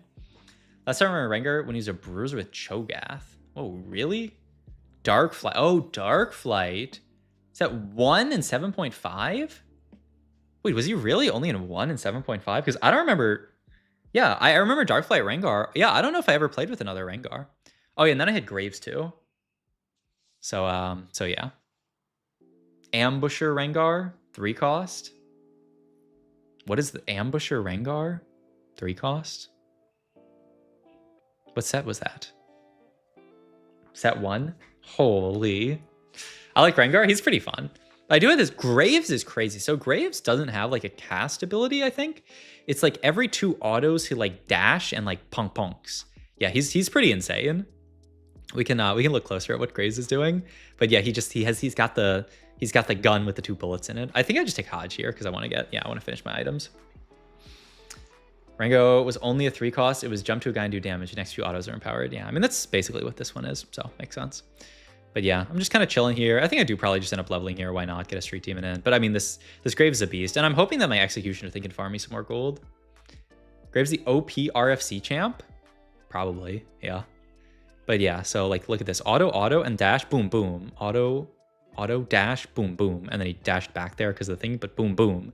Like, this guy is so cool. And he can dash really, really, really far. Like, I think it's, if he kills a unit and then dashes, like, he'll dash the next unit. Like, he's kind of a monster. So, I was kind of like, my idea originally was Rengar reroll, and then I started seeing these Graveses, and I was like, should I play, like, Graves reroll? And what do I end up playing? I think, oh yeah, I remember what I think this game ends up being a Rengar reroll game, but I think I'm also contested this game by somebody else who's playing Street Demons, which is annoying, but all good. But yeah, this Graves is just a beast. He's just Graves 2 with these items is just farming people. Like triple item Graves 2 is a monster. And so, I mean, 5 streak and the extra gold, not bad. Hey, thanks for the sub, Dab. Thank you, I appreciate it. Oh yeah, and then I get another Rengar here, and I'm like, oh my god. Ability set definitely look fancy. Yeah, there's some really, really cool abilities this set, I will say. They definitely cooked on the abilities. But yeah, especially like for the ones that are kind of like, you know, newer abilities, because like there are an okay amount of reprints. Oh yeah, I memed this round. I should have benched Vayne so I could have sold her. Yeah, I was like yapping to myself about that. But hey, I do hit a Rengar too. So now I'm like, all right, now the items are gonna go back on Rengar. Like they're just bouncing back and forth. And I was like, should I put Sterak's on him? I could build something else. I could go like QSS or something. I think I do end up actually going QSS because I'm like, it's crit chance, why not? And like, it's probably fine. Then I can just Sterak's Graves and then make like Sunfire as well. Yeah, why not? And you know, yeah, crit chance, like more crit chance means better odds of him farming off of this cut purse augment, which is what it's all about. A lot of reprints, but I like it. It's nostalgic. Yeah, I think so. Oh yeah, Woodland Charm in the black market is crazy. I don't know what I end up. Oh, I think I just. This one is weird. Open 3 portals to Zaun on a random hex in the second row. Any unit that starts combat in the portal gains HP, attack speed, and drops 1 gold. It's such a weird. Like, what even is this? Because this is supposed to be from a previous set. Is this like a really old set augment? Any TFT boomers out there can tell me what this is supposed to be? Like what is this? How long do you think it'll take for them to remove Cypher emblem? We'll see. I mean, I got wrecked. Oh, this is my Future Sight game. So, Future Sight, if you didn't play with it, you can see who you fight next, but they changed it. Actually. Gain 2 training dummies, each equipped with a Zephyr or a Shroud. So, like, I mean, I had to take this here. I had to take this. Because now I get these 2 dummies with Zephyr and Shroud, and I have special Cutlass now, but I know who I'm going to fight every single round, so I can just position every single round my Spectral Cutlass on their backline. Like, oh my god, Future Sight is so good. Like, this combo is so sick. Like, I saw this, and I was like, I have to take it. But yeah. Azalea's Socialite Hex, kind of. It's more akin to like KDA. You can see like all of these hexes buff up our units, but the special ones just buff them up a little bit more. So yeah, it's a lot like KDA, except with some like super hexes. Change this one because the Fusion or Future Sight gave Radiant Zephyr, right? Which I guess doesn't exist anymore. But I mean, this is like low-key better. Like it gives you dummies, it gives you a Zephyr like and a Shroud in a spot like this. Like, I don't know. Isn't this, I mean, I guess Radiant Zephyr was for like a really long time, but yeah. They're the same KDA patterns, yeah. It's great seeing Final Reserves back, but Last Stand is still the GOAT. Oh, I haven't taken Final Reserves. That's cool though. That's sick. Yeah, this augment did seem insane, I will say. Like, I was like, huh. Also, why did I take Tier here? I have no clue. Oh, I think I'm thinking Vex itemization at this point. Yeah. I'm like, who really cares about Graves? Like, I'm gonna play for Vex later. And also I can get 5 Street Demon in here, just like this. And then the Alistar actually fits nicely with this setup because you get Golden Ox and you get the other thingy. But yeah, I just keep scouting at the last second, swapping my Rengar. Sadly, he jumped to, I got so trolled, man. He jumped to frontline, then took aggro from this dude. Like, this is actually Giga Wisp positioning. I was so upset here. I forget if I just barely win this fight, but I was actually so scared I was going to lose. Final Reserves, it's like the same thing as Last Stand, but it gives you a bunch of golden XP, right? So it's like when you would die, you don't die. Like, you go down to 1 HP, but you gain like, what was it, like 80 XP or something? Didn't have Street Demon value. Yeah, I mean, I keep sacking Street Demon value here because I think it's like, it's more important to be on the good unit, right? Than to get Street Demon, I was thinking. But yeah. Yeah, just like, it was like 80 XP. So you're like supposed to go fast 9, but then like it trolls you. Gotta remember always fake scout. I did a good amount of scouting. Like when I scout, I usually scout like most of the lobby here. The problem is like, yeah, I mean, it's kind of hard because like anybody you scout is going to be like sus. But yeah, I mean, at least I'm like psychologically damaging the lobby by like, yeah, basically fake scouting here. But yeah, I think I start slow rolling for my 3 stars at this point. Oh yeah, there's a lot of inbuilt synergy in Street Wraiths, by the way, or Street Demons. So Echo and Nico are both Street Demon strategists, and then Brand and Zyra are both Street Demon techies. So like you're always basically like playing these guys if you want to keep, and like you're probably always playing strategist, so it's like it's good. And so like yeah, this just like fits really easily, and then you can just play Rengar. It's just a little sad because then I had to cut my Bruiser, but like I mean this is fine. It's like you don't really want to cut techie, I feel like, and other stuff, but yeah. All right, yeah, I fight this guy. Both techie and strat. Always, yeah. That was my nickname in high school, huh? But yeah, I mean, my Rengar beasting, honestly, like 9k damage. The only thing is, I don't really scout that much for it. Oh yeah, and a lot of these I just can't like really take. So I just take Spear's Will, like it's fine. And you know, more items can't be bad here. And then I'm like, I want to play more Executioners. Like I think probably, had I scouted and realized that this guy was taking all my Street Demons, because they took a lot. Like I roll down tier to 50 gold here and I don't see a single Rengar, and I'm kind of like, uh-oh. And I think at some point I scout and realize there is another Street Demon player who's like taking some of my Rengars. So like in hindsight, probably you just push 8 here, but I mean, that's life. I just make some items for my brand too. I get cleared out. This MF unit felt so broken in playtest, by the way. Like, okay, honestly, this game is just everything. Okay, also, yeah, I mean, all their units did stuff and Anima did stuff. Like, it wasn't that bad, but yeah. I get Garen here. I get God of the Net. Oh yeah, Dynamo does seem like did feel crazy here. So I say, you know what? I'm going to strop out of some of this stuff. I think I sell the brand here, which like, there's no way that's correct, but I wanted to get everything in. Like, what else was I supposed to do? I guess I could have dropped down to like 2 Executioner, but whatever. You fight the big shaker. I just want to get God of the Net in and start like giving other dudes Executioner and Street Demon. Like that's the dream here, is that I can like make someone else an Executioner. Rengar's RFC user. Oh yeah, I mean RFC Rengar sounds really good with this version. Oh yeah, this is the guy who's taking my stuff, because that guy, they got scoped weapons in their illegal shop. your units get an extra or infinite attack range. So that's why, I guess. This guy was RFC Rengar already, and then he got scope weapons. So yeah, I guess that's why. But yeah, this is why. I mean, he's holding 4 Rengars, which I'm like, match. But it ends up being kind of okay, I think. Yeah, scope weapons. So scope weapons is kind of back. Like, all of these are like kind of back in that, like, Future Sight is kind of back in that you can only get it in a hacked augment round. So yeah, that's kind of how it works. But yeah, I'm like, you know what? I'm still gonna roll that. Like, this guy only has 4 Rengars. So like, as long as I hit some, I'll be fine. Like, I hit a decent amount. I'm like, okay, I'm just gonna roll like kind of deep here. Like, it's fine for me to roll deep. I can like sell this other stuff off, and like, I just want to take as many Rengars out of the pool as possible. But yeah, I just keep last second scouting and just getting Rengar to the backline. I need him to go to the backline there, but Vex actually bailed me out there by dashing backline. Oh, this Vex unit is so cool. And also, Varus is pretty cool. Varus is AP. And he sends out his like chains and they stun, I think, the first unit and then spread to some other units. He's pretty cool. But yeah, Street Demon mod or Executioner mod. I was kind of thinking, I'm like, who can Executioner mod even go on? Like, nobody really. So I think I ended up just taking Street Demon and just throwing on to like Varus or something. Because like who am I executioning here? Garen. Like, Garen, when I played, did not do that much damage. Like, he dealt like an okay amount of damage, but not a lot. But yeah, here at least I get to put...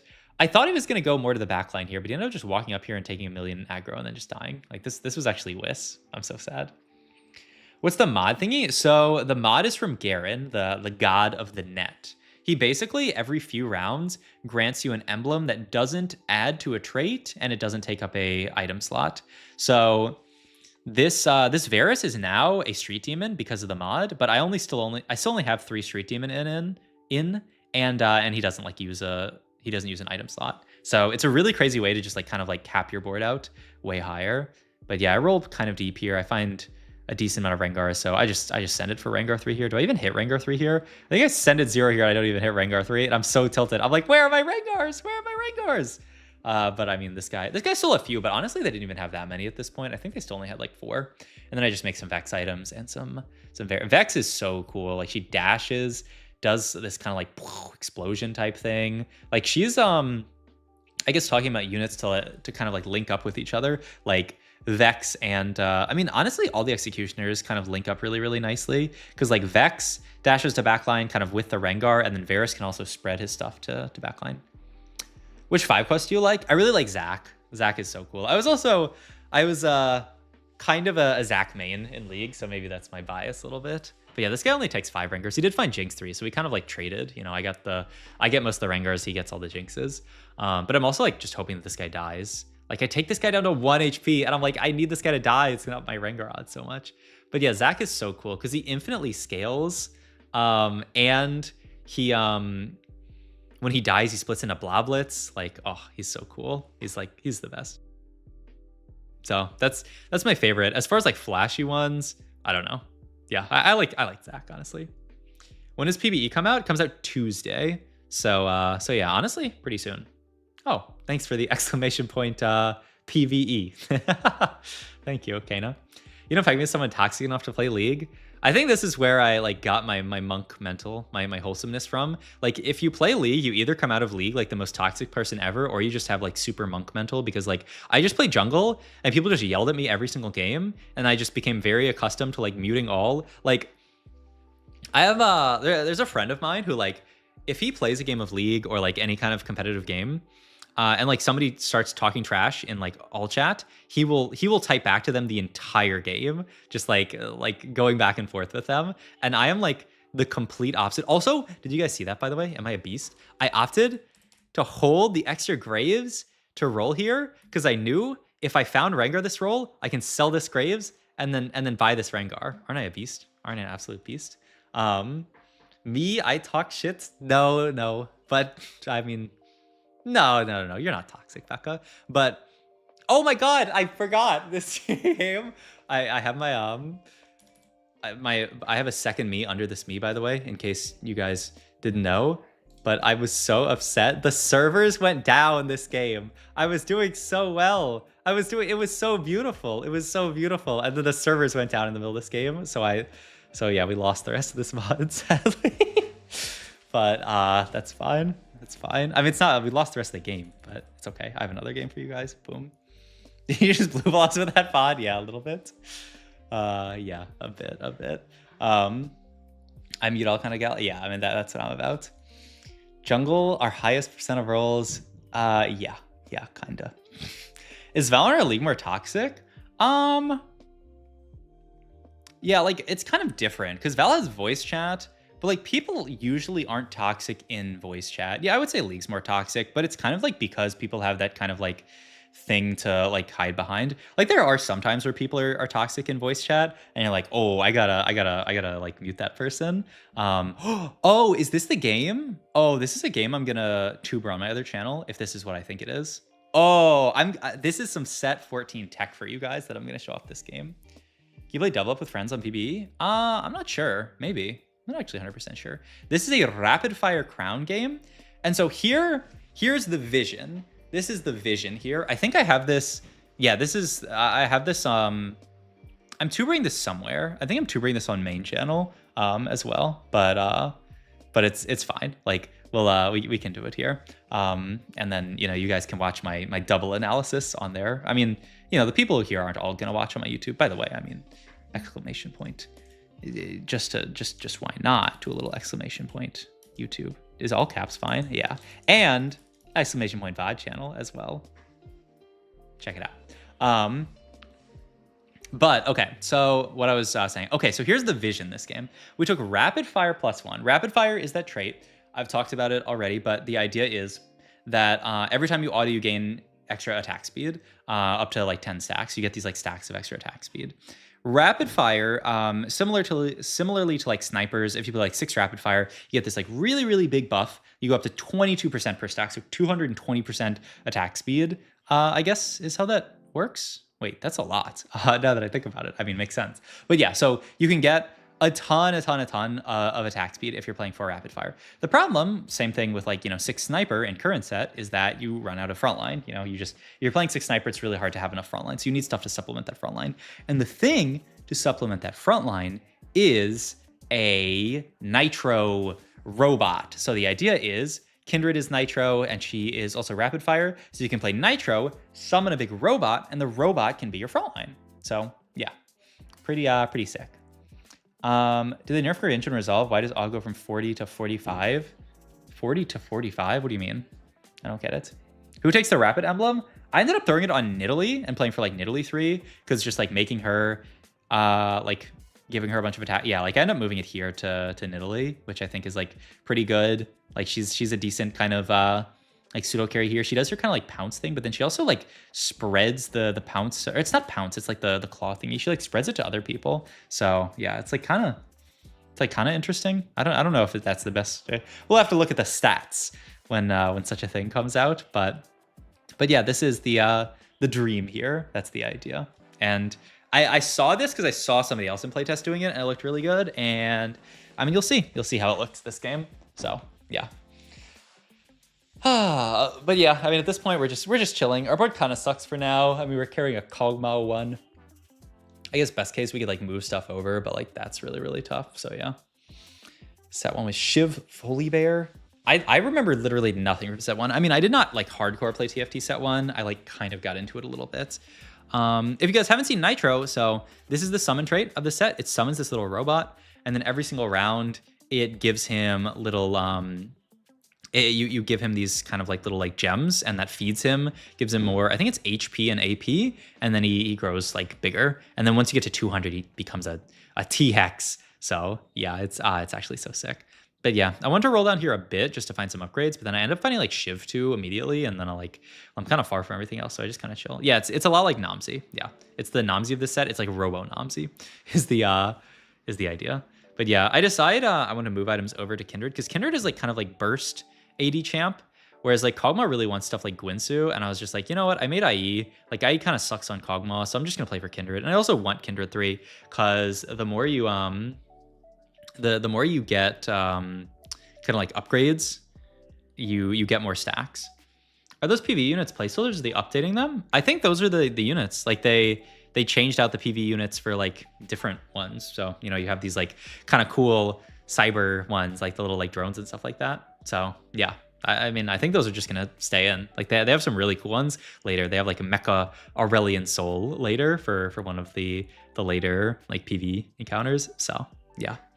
But yeah, so that's the idea with this board. And honestly, I mean, just watch and learn. Watch the Kindred's really cool. So the way Kindred's ability works is it's just like a big burst of damage. Ooh, I've talked about this already, but if there's anybody who like just turned into the stream, this is one of the hacks. You either choose one, you get guaranteed 10 gold, or everybody who chooses the second option splits 30 gold. I have become a splitter because I've seen somebody just straight up be the only person to get it and get 30 gold. And so since then, I'm just like, I have to be a splitter. But yeah, so many of these, like when I did it, it actually like kind of got to an equilibrium where like 3 people would split and they'd all get 10. So yeah, take everything and get 40. Yeah, splitting OP. I mean, but like it's self-balancing, right? If everybody's a splitter, then it becomes really bad, you know? Like, so it's one of those cool mechanics that like, yeah, I mean, it'll work itself out after more people do it. You think 5-cost soup will come back this set, especially with 2 threat, ask 5-cost? I think it's possible, yeah. It depends on 5-cost balance, right? It always depends on 5-cost balance, right? If they make the 5-cost units really strong. Sorry, one sec.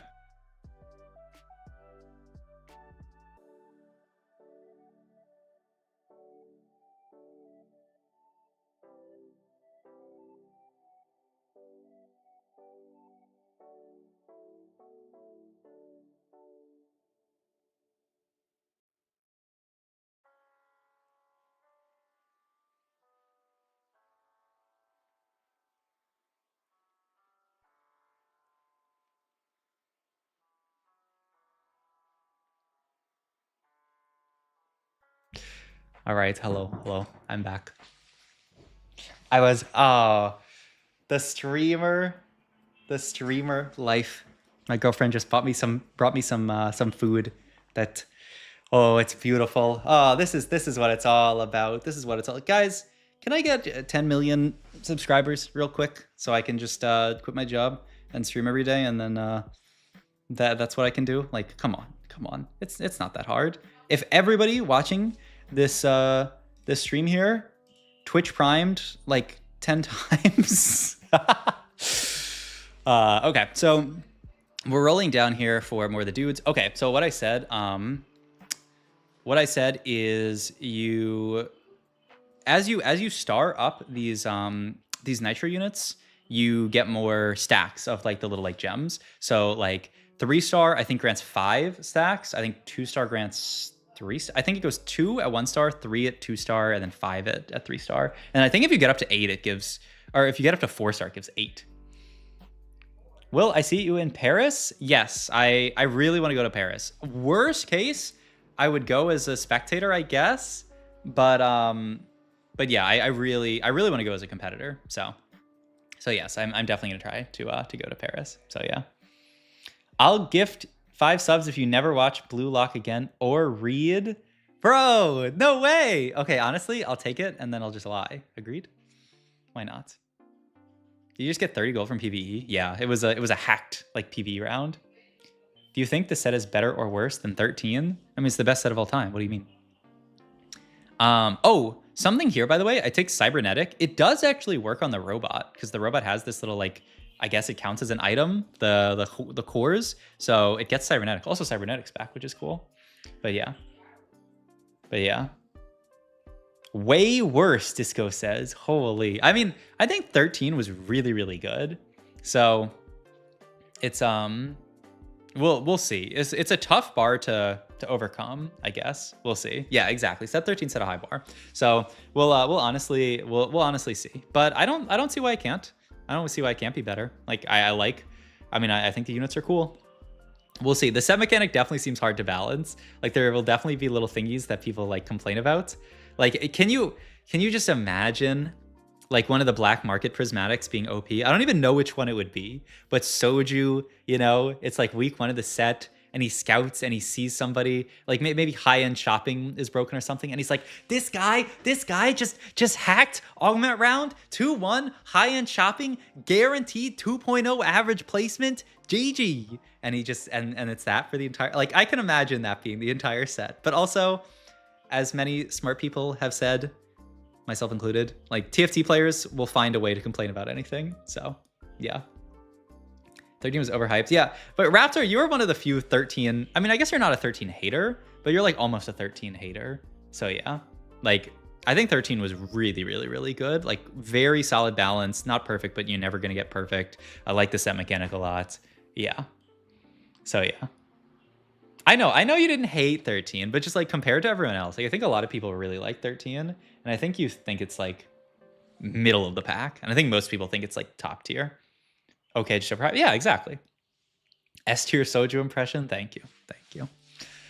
But yeah, my robot is scaling up. I got the 6 rapid fire in, and this is the dream, right? The dummy, the robot is buying us a bunch of time, and then all these guys are just, you know, beasting off. Love 13, the integration with Arcane, yeah. And the Macau is, yeah. Honestly, when I saw the Macau stuff, I was like a little bit FOMO. I was like, oh, I wish I went to Macau. But also, it was so expensive. It was like, the flights were so expensive, and yeah. Can you do the whole stream of soju? No. I need to carve out my niche as the not soju of TFT. We have enough sojus. You know we have enough in TFT? We have enough sojus and enough Setsukos. Like, we have like 3 or 4 Setsukos. And like, I mean, honestly, there's only really one soju. There are a few people who are like kind of mini sojus, but there's only one like real soju in soju. But I gotta carve out my niche. I gotta not be. I think that path is well trodden. Too many Timu sojus. more sojus Raptor. Yeah, you're right. I'm a flex Timu, which makes set 13 so good for me. Yeah, I'm hyped for. I mean, I love sets where the 5 costs feel really impactful and like fast 9 stuff is good. We'll see if that ends up being this set. We will see here. All right, I'm gonna eat all this. Yummy. Also the Shurko route, that's true. But there's no Shurko clones, right?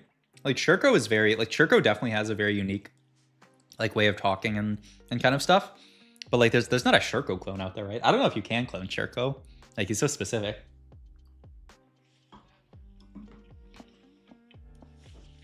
Where are those Sub-Zero clones? It's called... Actually, no, never mind. I was going to try to flame Kai, but it doesn't even make sense. Like, Kai's not a clone of me at all. Watanabe Kai? But he's not. He's so different. He's actually so different. Like, I want to flame, but he's just not. Kai is like... Kai's his own thing. Kai's his own thing for sure. Kai was kind of MIA set 13? Yeah, he was.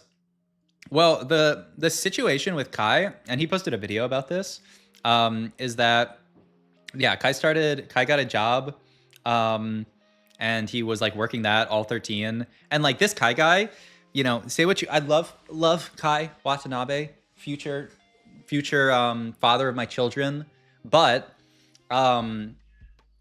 he can't do it like me. He can't do the multitask like streamer gamer life while also having a job.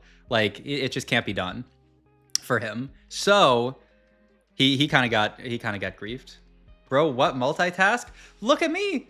You haven't streamed in 3. Look at the YouTube channel, Raptor. I posted a video every single day. Like, yes, you're right. I can't stream and post a YouTube video and do full-time and do coaching and like boom. It's too much.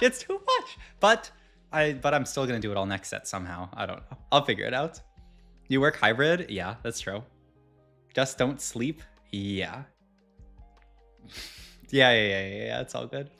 Set 14 is out? No, it's gonna be out Tuesday. These are recordings. Like I'm not playing here. Hands up. Like these hands aren't going anywhere. These are games that I played on the playtest.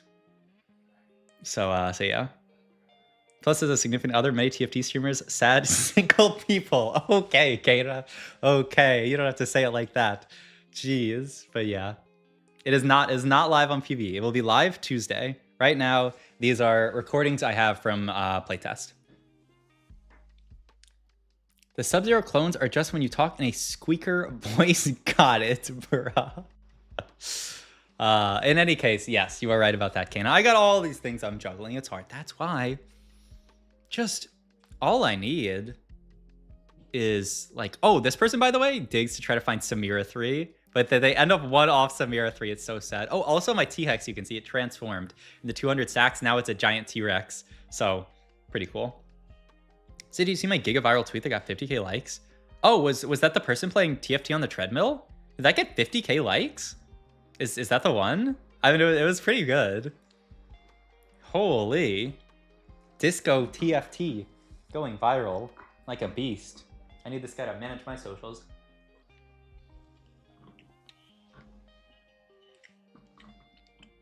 Get those blobs? I know I'm blobbing it. I'm blobbing it.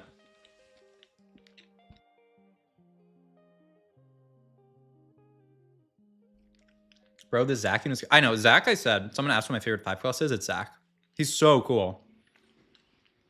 Like, 1, buying the blobs is so satisfying. Like, it's just so fun picking up the blobs and making him bigger and bigger and bigger. And then 2, when he dies, splitting into the other Zachs. Like, oh, he's so cool. He is so cool. Oh yeah, I screenshotted this because I'm pretty sure it was bugged in playtest. Because that's supposed to give me gold every time I win a fight quickly, and it never gave me gold. I got so grieved. Doing 6-kill roll down with Zach on board is so annoying. Yeah, so Think Fast is in this set. Imagine like Think Fast, Zach roll down, and you're trying to pick up all the blobs, but you're trying to do all the other stuff. Like it's actually gonna be kind of hilarious. Shojin Zeri, like what am I supposed to do? I need an item on her. It's chill. Low key, you take Zach out on Think Fast. Yeah, probably. You're probably correct. Yeah, but what if it is Zach 2 with items that somehow you got at 4-2? It could happen. Just you wait. But yeah, look at this. Like, isn't this board so good? Isn't this strategy just like genius mode? Yes. Are blobs not disabled in Think Fast? I don't know. Why would they be? I mean, how would you know that? I assume they wouldn't. They're pop-ups. They're pop-ups.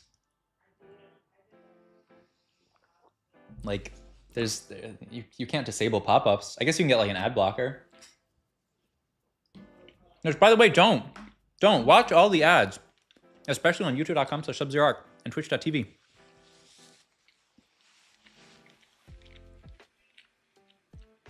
You can block ads for other people though. Is this on PBE? It's not yet. Maybe I should put that in title. It is coming to PB on Tuesday. How much HP the blob gives? I think it's like 1% HP increase. So it can be like a lot. It can actually be like hella if you get a bunch of blobs. Is it the augment? In the augment, some stuff is disabled if you benefit from the rolls. Oh. Wait, what? Oh, like you can't take like prismatic ticket and just go boom boom boom boom boom boom boom and get infinite free rerolls? Sag. They thought of everything, didn't they? Oh. Okay, I do remember the end of this game. This guy, it's like a pretty strong Oxforce board. I'm pretty sure I should beat this guy, but I do make some kind of boneheaded positioning moves, and I just keep not putting my tanks in front of my carries, and then just getting like sniped out by stuff. Okay, but also low-key, isn't this guy's board just crazy? It's like a really, really high cap like Oxforce board. I don't know. Probably just unlucky. Dev. Okay, yeah, I got another VOD in here. Oh, okay. So this is one once per stage. A lucky shop tailored to your traits can appear. This is one of the lucky shops. But yeah. Look at Discord DM. Shop rerolls are free until the end of the round. Traits and other augments do not benefit from these free shops. Oh, interesting. Who thought? Oh, so I guess that's where you saw it. Okay, that makes sense, actually. I can't wait. I cannot wait for PB. Yeah, they really did think of everything.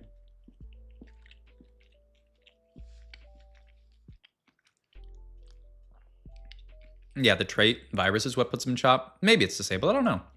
Wait. I kind of feel like we watched this game. Is this my Vagar game? Let me skip ahead. Did we watch this one? Oh, yeah, this is the Vagar game. Okay, we already watched this one. If you want to see that, go back to like the start of the stream or something. Oh, these are the games I played with like here, if I turn the volume up, you'll hear Kai and Disco yapping and call. Do not play Shaco, man. Fuck this unit. What? I told me it was broken. I did not say that. But it's gonna be way too much if you have Kai and Disco yapping. If you guys want the exclusive audio with Kai and Disco yapping, then go sub to my VOD channel. !VOD. 14 release on PBE. It releases on Tuesday. Should be Tuesday afternoon, like NA time. But yeah. Oh, I take Wandering Trainer here. Oh, this is another one that I did. Oh, this is a good one. This is a good one to watch. This is a good one to watch, yeah. We'll see. Doing crazy with reprints? They're a decent amount, yeah. Poppy's. I mean, all I'm saying is, like, are we really gonna be on set like 40 of TFT and then be like, I can't believe, look at all the reprints this set. Like, they gotta, the further they get, there's only so many like champions in League of Legends, you know? And so many abilities that you can use in TFT. So yeah, I think it's kind of like, especially something that's like a set 1 reprint, like that's pretty chill, right? So Dynamo's cool. It's right there. Your team gains mana every 3 seconds, then your Dynamos gain even more. So I think theoretically, if you go like super vertical Dynamo, like 4 Dynamo, like we have here with the emblem, then you don't really have to worry about building like mana gen and stuff like that. Like you just get to play for like super like full damage units with all the extra mana. So that's my thought in watching it. Can I run a 3-minute ad for funsies? Is Trainer Golems in the game still? Probably. I didn't see it at all in playtest, but like when they did the set learnings article, they sounded like they were definitely keeping Trainer Golems in the game. I mean, if you want to, Vaka, sure, send it. Why not? Pre-roll ads are still for 63 minutes. Holy. I guess that's what a 3 minute. Mortdog loves M-Pesa. Yeah. Yeah, I mean, it's not just Mortdog. I mean, yes, Mortdog does love M-Pesa, but like people love M-Pesa. Like people really enjoy that one. And it makes sense. Like it allows you to do like cool comps that don't exist.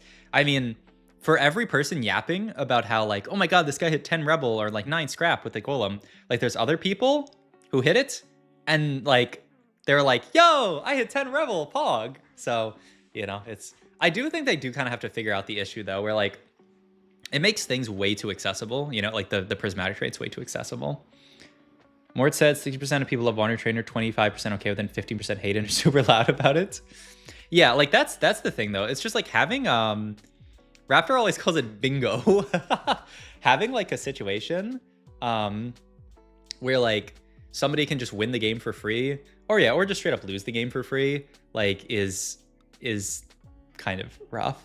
But I don't know. I think they can just make it. It's hard. I mean, that is kind of at the core of like TFT as a casual game for fun versus TFT as a competitive, you know, game, a professional game or whatever, you know, and it's hard to walk that tightrope of just having like when of being able to balance stuff so that it's fun for casuals, but also so that it can be competitive. PB's out Tuesday.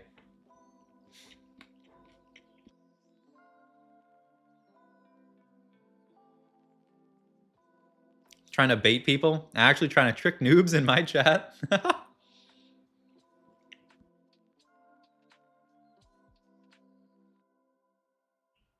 Wandering Trainer should disable the analogs for the traits you have from it. Yeah, I think that's like a very good change. The only problem is that still means that you can get it through like spats and stuff like that. But yeah, like, I don't know. We'll see. Is Kobuko strong? He felt really strong. As long as you get Cyber Boss in for him. Getting Cyber Boss in felt like a really big deal for him. The emblem is, or the augment is fine. The regen is not. I think that's a fair take. But like, I don't know. It is still like kind of crazy that you can just get Wandering Trainer Rebel into like Rebel +1 and just like win the game for free. Like, I don't know if that's like great for the game. But I don't know. You take it for the high roll. But like, you don't have to high roll that hard to just get one Rebel +1 into like one Rebel emblem, you know? Last game just said he would take Wandering Trainer first augment if it were offered, even competitive. Oh yeah, I mean, for sure. I mean, when you're in a spot like that and you need to win out, like for sure. Like it's so good. Like you need it. I mean, it's like, I mean, that's why he took That's why he took whatchamacallit in the final game, the tower defense. It's like it's the same idea. Is that like, you know, if you get Rebel and you play for 10 Rebel, GG's. I know, I can't believe he won out with Zeri. That is insane. The second I saw that, I was like, oh my god, it's so doomed. Oh, I can't believe. Oh, Dish Soap. Dish Soap, the 2-time back-to-back. This guy's just the GOAT, man. And NA is just the GOAT region, and every other region is like drastically worse. But we already knew that. I mean, I've been saying that for years. And like by extension, like because Dish Soap is the GOAT, therefore I'm better than at least like 90% of like most like regionals EU players, because I'm playing on a server with Dish Soap on it. Like I won't say that I'm better than Kevin Parker because that guy's a beast, but you know, like a lot of those like EU players who like play in regionals, I'm probably, you know, because I'm in the same region as Dish Soap, I'm just getting really good competition playing on even the same server. Like even if I'm not in the same lobby, there's like downstream effects, right? Because Dish Soap plays in lobby with someone, and then they play in a lobby with someone, and then they play in a lobby with someone. It all kind of flows down. Yeah, it's kind of crazy. I put APAC as my #1 region ranking. I'm shocked that APAC did so poorly. I don't know what happened. Love that he streams his POVs and talks through how he does stuff. Yeah, he's great. He's really he's a very good streamer. He doesn't have a study group. I didn't know that. I think he said he studied a little bit with somebody. Did he say Prestivant? But it's kind of crazy. I mean, I'm sure he studies with. But he probably doesn't have like a dedicated study group, but I'm sure he still like does random study sessions with people. Becca, I am going to refrain because we're in 14 mode. We're in set 14 mode. So I think clean slate, set 14, rank 1. Talked about this President didn't stay with anyone, I see. Even if Dish lost, Lucas would have picked it up for the Americas. Brazil equal NA. I will say, like, usually I'm like, I do think BioLuke is a fantastic player. I haven't watched much of Lucas, honestly, but I was hyped for BioLuke because I've VOD reviewed him before, and I think he's a really strong player. But yeah, like, I will say, like, usually I'm afraid that some of these rando Americas reps are gonna like kind of run it down, because that has happened before, where we get just like another player who's not NA at Worlds and they go dead last. But I mean, our other Americas reps actually like giga popped off for us this time, so pretty sick. Hacked orb there with player HP in there, by the way. So close to best of EP in Worlds win. Yeah, I mean, Raptor kept being like EMEA is so good this year, and I mean, honestly, they did prove it. Like EMEA did really well at Worlds. I mean, you guys, I mean, it's hard, you know, with Dish Soap out there. It's too hard, but yeah, I mean, I actually, like, no meme, I probably have to start putting some respect on EMEA's name. Like, EMEA had a few rough sets a while ago, but they're actually like kind of beasting. But yeah, we'll see. We should change it now, though. That's mostly, I'm asking legally change the VOD channel name. Oh, I just changed it to something else. What should I change it? Because, like, I'm thinking when I stream this set, like, we're gonna throw some regular VODs on there too. I called it like something else. I said like coaching and VODs. So yeah, way ahead of you. I don't know, do you think that sounds good?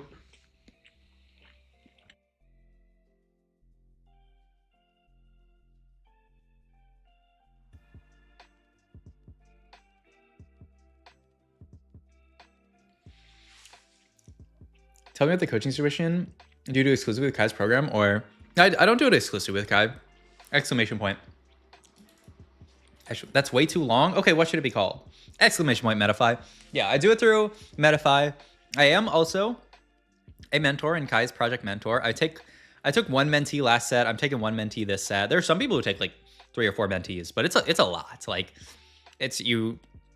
Project Mentor, if you guys aren't familiar, it's like a season, it's a set long mentorship program.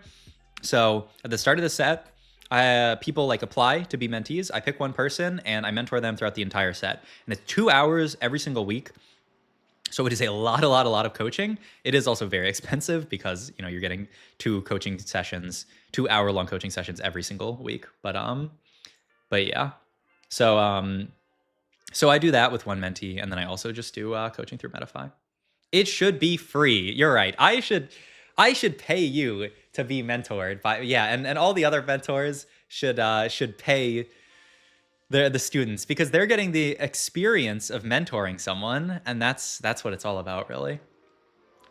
Really tempted to jump on the mentor program? I mean, I think it's like, certainly, I think the biggest barrier is like obviously financial. Like, it is a lot, but if you're in a position where you can pay for something like that, like if you are, you know, just for anyone out there who like is not in a position to be able to pay for that, like, I get it. It's a good bit of money, but I do think like if you are in a position where you can afford that, and it's like, and if you want to take TFT seriously and like, you know, grind out a set, I think it's fantastic. Like, I talked to a lot of people in the interviews last set who were just saying like, you know, I have some time, I'm just gonna like really like all in try hard TFT this set. So if you can do that, I think it's great. I was asked, but didn't want to commit the time. Yeah, that's understandable. It's a lot of time. Like, it is a big commitment. So yeah. Free coaching if your VOD hits 1 mil views on the VOD channel, deal. Okay, honestly, even like 10K or 20K. But yeah. 2 hours every week for a set does not seem like a lot. Yeah, no, I mean, if you do the math for what the mentors get, it comes out to like under like $40 a session, which is, it's way cheaper than what I charge for my sessions. It's like cheaper than what most people charge for their sessions. And you also get access to tournaments. There's there's a mid-set tournament and an end-of-set tournament that you get. I think as a mentee you pay a little bit more than that, but like you get access to the tournaments, which is really cool. We did a mid-set tournament and an end-of-set tournament, which is really hype.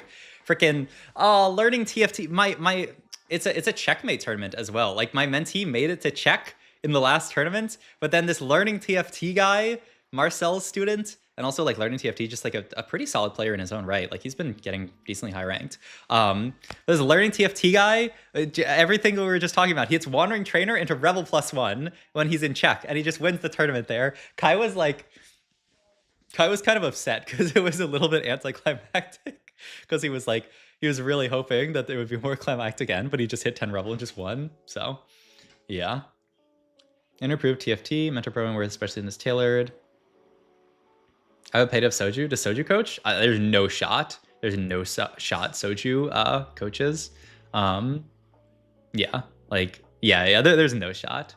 Who is your mentee? His in-game name was Free Radical. He it was kind of unfortunate actually, because he was a really nice dude, but he actually had some like IRL stuff come up in like the middle of the set, and like we weren't able to do we did a good amount of coaching, but like he had like some weeks that he had to like miss just because he was like super busy. And so I was like, hey, like we did some like makeup sessions, but it was kind of RIP, because like he went into the final tournament with less prep than I would have hoped, but he still managed to check. So I was very proud of him that he got there. Did Garen straight stick around even if he's not on the board? No. If you cut Garen, you lose him. So yeah. Yeah, no, somebody like Soju, I mean, why would Soju do? I'm pretty sure Soju's approach would probably be like, I'm making all this money from this. Why would you do not have to do the final mentor tournament? Oh yeah, I mean, if you don't want to, I guess. I imagine most people who are doing it would probably want to, but yeah, like theoretically, like I know a lot of Disco's a coach as well in Project Mentor. I think Disco had 2 students and both of them couldn't end up making the tournament, but yeah. I asked Kai because hell no, I'm not interested in competing. I'd like to make a fool of myself in private. Okay, I mean, that's fair. That's fair. Soju is rich playing TFT. Have you seen this guy's viewership? Is this a real question, or are you memeing? Like this guy gets like 5-digit viewers. Wait, 5 digits, right? Like over 10,000 every single time he streams. Like sometimes he's sitting at like 15K. Like he's actually like a complete monster. Like he's definitely like a millionaire. Like I don't know what his exact financial position is, but that guy is loaded. He gets almost 30K start of set. Yeah. And he has a YouTube channel that like does pretty well. But it's mostly like streams, right? Like he's getting a ton of primes, a ton of ad revenue, and then like if he's ever doing a spot like that progressive sponsorship he did, where it's a giant overlay out of this over the stream, like I do not even want to think about how much money they had to pay him for that. Like that is like that amount of money. Like they probably paid him more for that sponsorship than a decent amount of people like make in a year. Yeah. think he loses money competing stuff like EWC. Oh yeah, but like he does like he's at that point where like he can just do that for the love of the game, right? Like he doesn't really have to worry about like money. So yeah. Yeah, and he does like 20-hour streams. So like he's sitting there with that viewership the entire time, running ads, getting like subs, like yeah. And when he does his tourney, he doesn't even pay for it. I mean, whatever. I mean, if he can get somebody to sponsor it, all good for him. But yeah. So he's one of the few people who can sustain himself playing TFT. There's honestly, like the more that I thought about it, there's actually like more than I thought. Like people who sustain themselves playing TFT. Just because like there are people who do like there are people that you've never heard of that are like full-time coaches. Like if you go on like Metafy and you look at like some of the top like coaches, like there are people who like you look at that giant Kobakol, by the way, boom, he's so cool. But there are people who sustain themselves coaching. They're like random YouTubers. Like is that Redox guy who does YouTube videos? Does he still? He was doing it full-time for a while. I don't know if he ever came back, but like or if he ever like quit doing it full-time. But they're like a decent number of people actually do TFT full-time, just via content or coaching or, you know, whatever. So, yeah. So we'll see.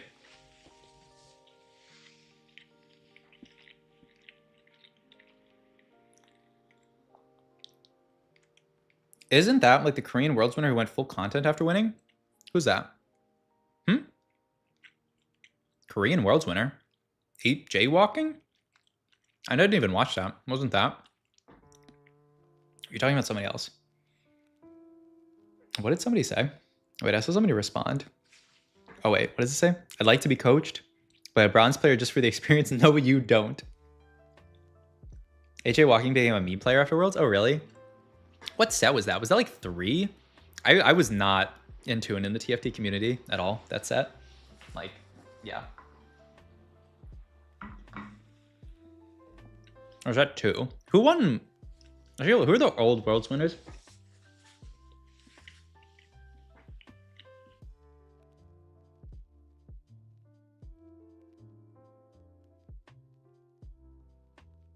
Oh, right. Worlds started in set 3. Do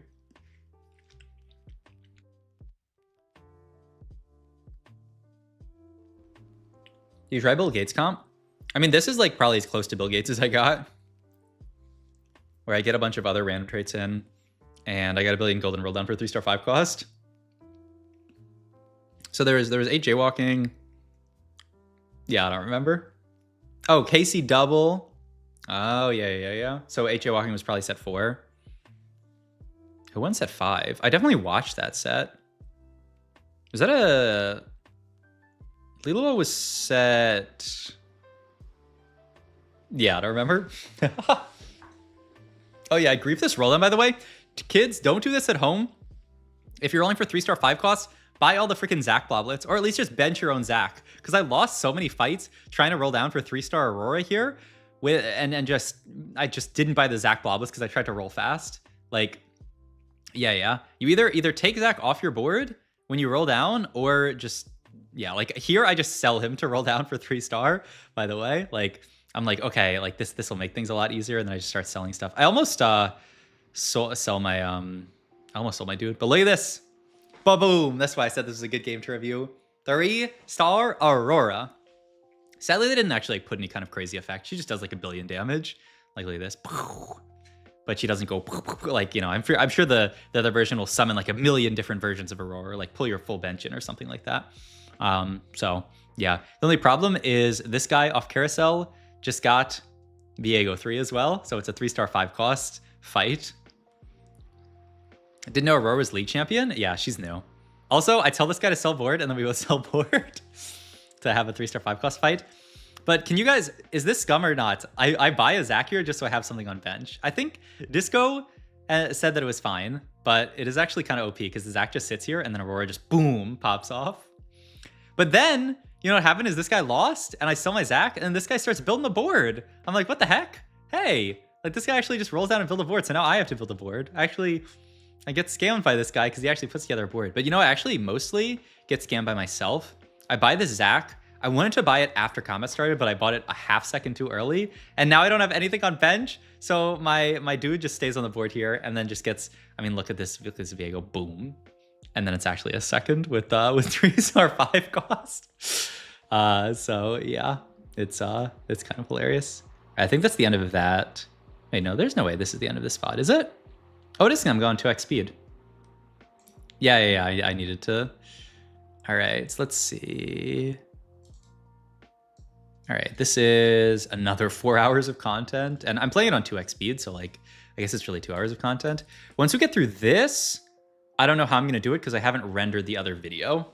We'll see. I mean, it'll be like 5 hours into the stream or something like that. I don't know, I might start getting tired, we'll see.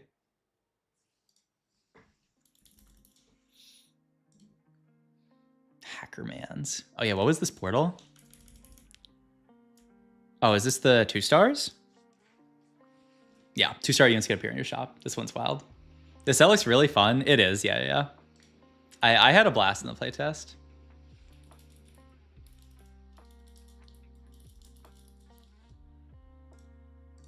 But yeah, no, this was a very good set. Well, I'm excited so far. We still don't vote for Portal? We do not. Yes, it is still encounters. They said in their set learning article, like they want it. They like encounters. Like they like what encounters have done for TFT. So yeah. How thick are the files? 35 gigs. This other one was like slightly worse quality, so it's only 8 gigs for some reason. But this one's 35 gigs. So yeah. I mean, let me know, I guess, if you want that. I kind of like mess up. Like this one is the best quality. The other one is like slightly worse quality for some reason. They don't like it when we bully people for taking bad portals. I mean, maybe. Yeah. I think you can just go off YouTube. Oh, what do I don't even remember what I do this game. I'm like reading through Divinicorp. Street Demon is like the new KDA. Oh, I think I take this, right? Yeah, this is a cool one. So it gives you these little consumables that you can use to make your own Street Demon hexes, and they're the signature Street Demon hexes. So like they're the super ones. Starry Night in that encounter, some people talked about it. I can't tell if it would be good or bad, because like if everyone has Starry Night, do you really want to take Starry Night? But like maybe the answer is yes. I don't know. It sounded bad to me, but I'm not actually sure if it's good or bad. I mean, I don't know. Somebody go and test and let me know, I guess. But yeah, I kind of like, it takes me a while to figure out what I want to do with these extra Street Demon, like the spray cans. I think I end up just putting them on the front line. Imagine you find 2-star and it buys 3-star of it. Yeah, I don't think that's how it works, but hey, this person took Starry Night. So we should see how person number 7 does. Sounds bad, but shop glitch sounds broken. Oh, okay, you're kind of right. Shop glitch does sound kind of broken. Love your vid, Savvy. Nice to see you alive. People, awesome. Thank you. I appreciate it. Yes, I'm going to. This is my first stream of set 14 after like barely streaming set 13. I will try to play a lot more. I'm going to try to play a lot more set 14 and like try hard set 14 and stream more set 14. And I say that every set, so we'll see what happens. But I am making like a conscious effort to like commit more to this set. So we'll see. I do say that a lot. So I mean, you know, take me. Actions speak louder than words or whatever, but yeah. You were getting rank 1 this set? Yeah, I know it. Also, like, isn't it so OP? I feel like, see you at Worlds with Dish Soap in 4 months? Yeah. I will stop Dish Soap from winning again. Dish Soap has won too much. I will be the person to get another win for NA, but to deny Dish Soap a win. That's kind of, I don't know, it's a little toxic. Luna, when? She's in the other room. She jumped into my room for a second, but I got my door closed, so she's probably not going to run in here. Also, I hit this guy 2-star. I'm so strong. Nah, I'm giving NA another win this set. Oh yeah, wait, so Becca, you said drive down. So are you in NA right now? How long are you? It sounds like, are you staying here for some amount of time? Like, what the heck? But yeah, I don't know. This set looks fun, and I want to commit. Yes, move back. Like, permanently moved back? Oh, shit. Wait, so you're actually in like a normal time zone right now? Like it's not like 3 a.m. for you? Sorry to hear that, bro. Yeah, I mean, you definitely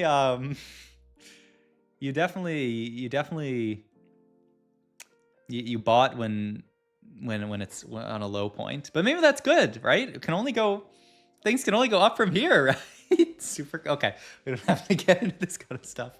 But yeah, I used one of my hexes on the front line. I end up just throwing a bunch of these hexes. I just throw the other hex on the front line as well, and just making like a full front line. Oh, I see, Becca. Huh. Well, hope everything all good, I guess. Yeah, hope everything works out. Look, this just means that you can, well, I guess I was gonna say go to Paris land, but like you could do that already. But I guess this means like if there's another TFT land in NA, you could go to it. Yeah. What's happening on this board right now? Sorry, I just got here. So I'm playing Street Demons. Street Demons are a lot like if you played set 10 KDA, where they highlight these hexes on the board. And if you put the units and the hexes on the board, they get extra, I think it's AD and AP and HP, AD, AP, HP, and then the like super, the ones that are like the ones that look even more so, like these ones that like Rengar and them are on, those get even more stats. It's like, and the Street Demons also get more stats. I think it's, the special hexes give 1.5x stats, and then Street Demons gain double. So the Street Demons on a 1.5 hex gain like triple is the idea. So is it a chosen? Not really, but kind of. I think I just take all the shimmers here, and I'm just like gold collector Rengar. Why not? So you saw this specific encounter is, yeah, you can see 2-star units in your shop. But it's not for the entire set. It's just this specific encounter. It's kind of like a hacked encounter is the idea. But there's no like chosen for this set. But like this encounter, you can see these, but it's only for this portal. So yeah. Yeah. After Paris, where would next land be? Went Americas, APAC, EU. Beck says China, but isn't China like APAC? Maybe like LATAM, right? Like, I guess America's, like, I feel like it'd be LATAM, right? Like, we had the one in A, but that's, like, very different than having one in, like, Brazil or something like that. But it's a good question.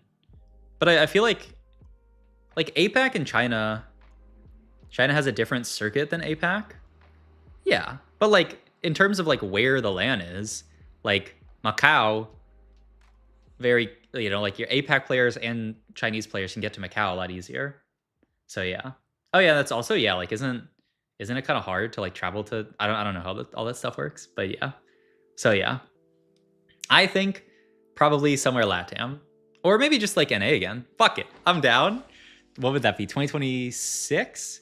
2026, we do the New York City Open POG. I mean, that'd be cool for, like, there's a decent amount of TFT people. It'd be cool for Joe B. And Kai's pretty close to New York as well. Like, all those people would be nice. How will Paris Open work? Do you have to be minimum LP to enter? So, like, no, but yes. You get priority for being higher rank. Like, the first round of tickets go to Challenger players. And that's going to be based off your set 15 rank, I believe. They haven't like fully announced it yet, but it's usually the set before the Open. I kept for some reason thinking that it was going to be based on set 14 rank. But doxed friends, Kai knows it's, and Joe B, I am not doxing anybody. Hello. Kai not in New York? I thought he lived there. No, he lives near there. Okay, now that somebody said dox, I'm like afraid that I'm gonna say something, but I'm pretty sure he's open. But yeah, he lives like not far from he lives, yeah. Should I go up and see Joe B? Wait, where, if you don't mind you saying, Becca, where are you? Because are you near Kai? Like, huh? What's that zip code? New Jersey. Wait, let me look at a map real quick. Map of East Coast. Isn't that near Kai Watanabe, New Jersey? I mean, oh, actually, no, I guess you're closer to New York then. Wait, what the fuck? Okay, never mind. I don't know where all states are. That's fine. Okay, egg. So this is a hacked egg that appears. The thing is, though, it's different from golden egg. It is kind of like a reverse egg, right? Where when you lose fights, it goes faster. So actually, am I going to lose this one? You can see. So like it's at 9 stacks here. I'm going to lose this fight and it's going to go to 7 stacks. But for everyone who won, it's going to go to 8 stacks. So it's an egg that gets better by you losing. It's kind of cool. Are you playing PB right now? No, these are VODs from my influencer playtest. But PB is not out yet. It will be out Tuesday in the afternoon. So yeah, it's like a lost streak egg. It's pretty cool. Oh yeah, I think I'd take this because I'm just like, well, there's 2 4 costs in Street Demon. Like I can actually do this. But then I kind of realized like, wait, I'm playing so much around this Rengar that it's like kind of tough. So yeah. Yeah, no, Bulky Buddies is like, I'm pretty sure like impossible with this. I guess there's some arrangements where maybe it can work.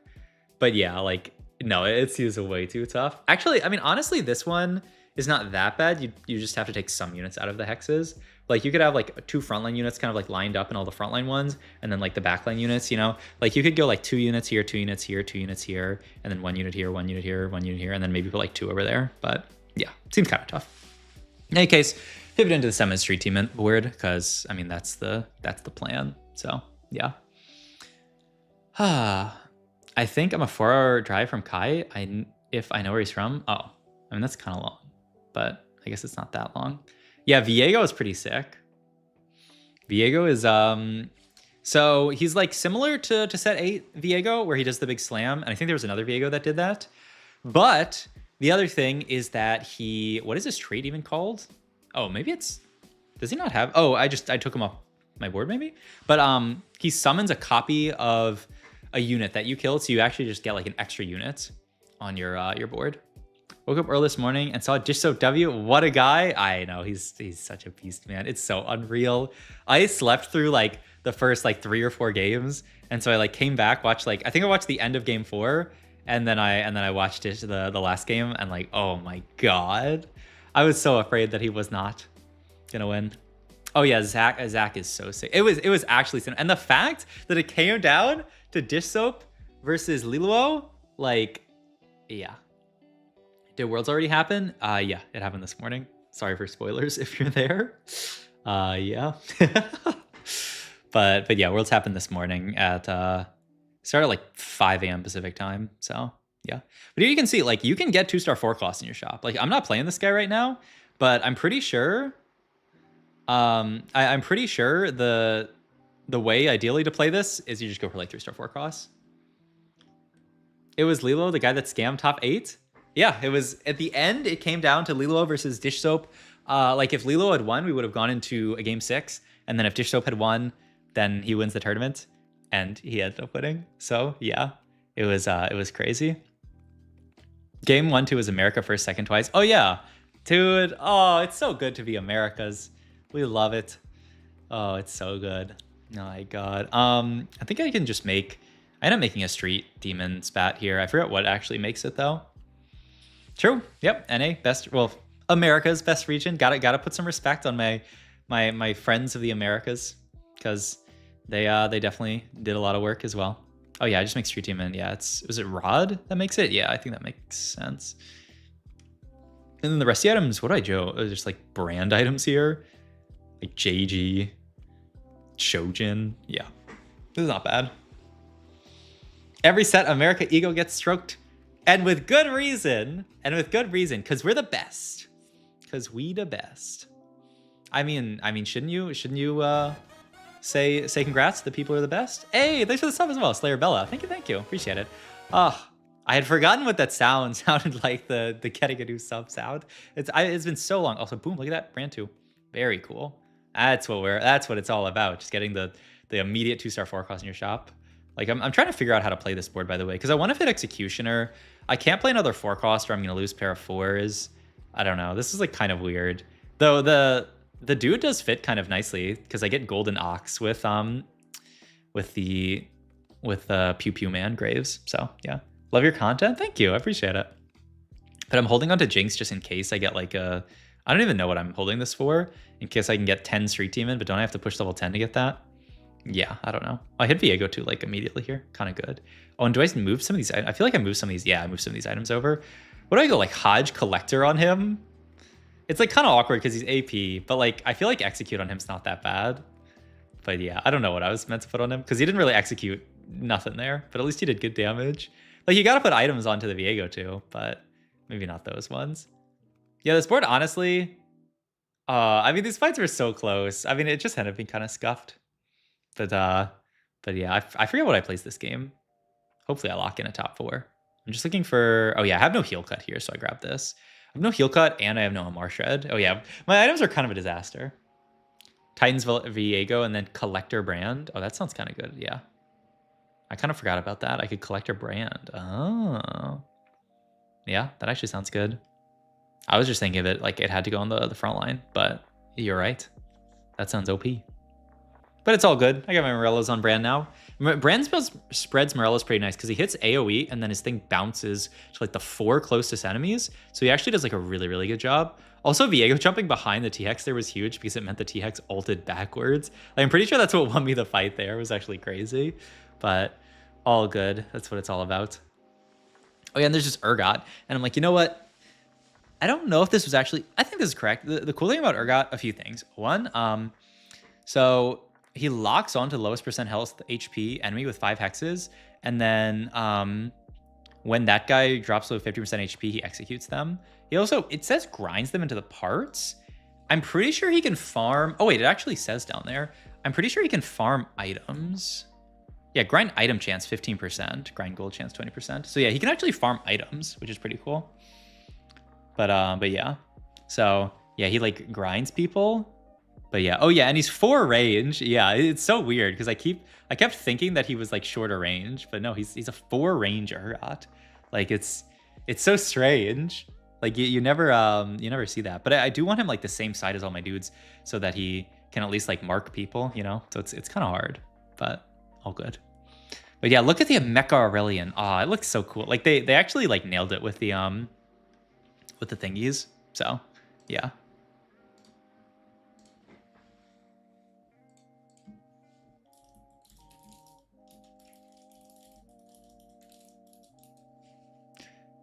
But yeah. Longest Urgot range we had before this was 3 in set 8. Oh. Interesting. Oh yeah, I hit Nico too, move some tank items over there. What do I even take here? I feel like I'm going to take TG, but I don't even know who I'm putting it on. Urgot. I guess that's actually not that bad. Get him casting more. Kind of chill. And Brand. Oh, I'm pretty sure Brand gets these units on the backline so low. Brand Collector would be so nice here. Yeah, I end up dying here, and then, oh yeah, it's a 5th. Yeah. This was a fun game, but I kind of scammed myself a little bit. But that's fine. We got more games. We got so many more. Yeah, the last thing I'm going to have to do is render my my other VOD, because I have one more for... I have these 2 VODs. We watched the last 4 hours. Then I have this one that's 4 hours, and then I have another 4 hours after this. These are all going to go on my VOD channel as well with the original audio. So if you want to hear like me yapping in call with other people or just like some of my own commentary, you can watch those. So yeah. Yeah, Roaring Cat is pretty cool. Are Exotech and Anima items random each game? Yes. Though Anima, you kind of... I think you always start from a few. What was the encounter? I think this was just Aurora, like, Prismatic start, right? Or Prismatic something. Oh, Last Augment is Prismatic. So, just one of the kind of chill ones. So, yeah. But, yeah. What else we got going on here? I did not play around this guy at all, Rast. But he's a Vanguard, so he's some extra frontline.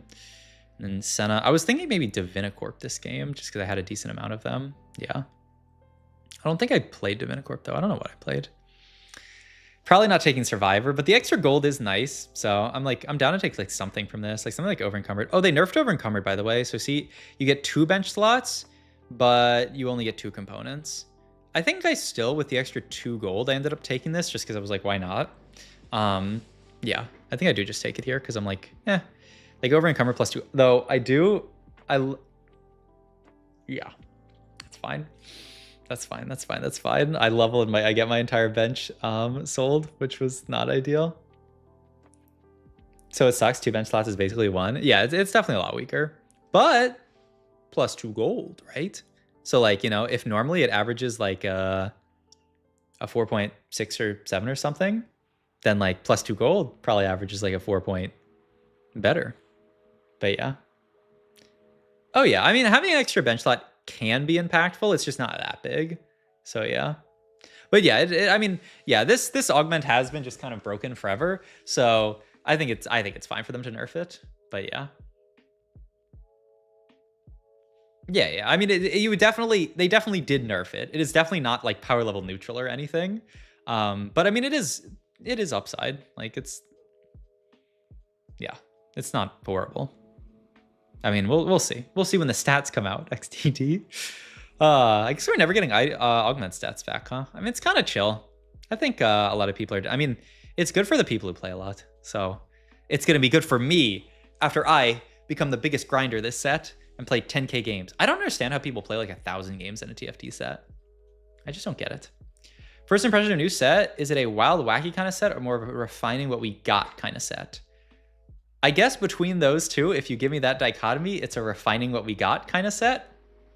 Like the set mechanic is not like crazy game shifting, though there are some really cool changes to the game that the set mechanic can do, like give you augments that are insane, or give you 4 augments instead of 3 augments. Like there's some cool stuff that the set mechanic does. But yeah, overall I would say it's just like it's a fun TFT set with cool traits, and yeah, it just seems good. Yeah, the hacks are pretty wacky, but they don't like, it's not like Chosen that completely changes like the entire game, but I don't know what you mean by that exactly. I didn't have a job or site, I had 6,700 games. Yeah, that's fair. All right, you guys know what that means. Donation link down below.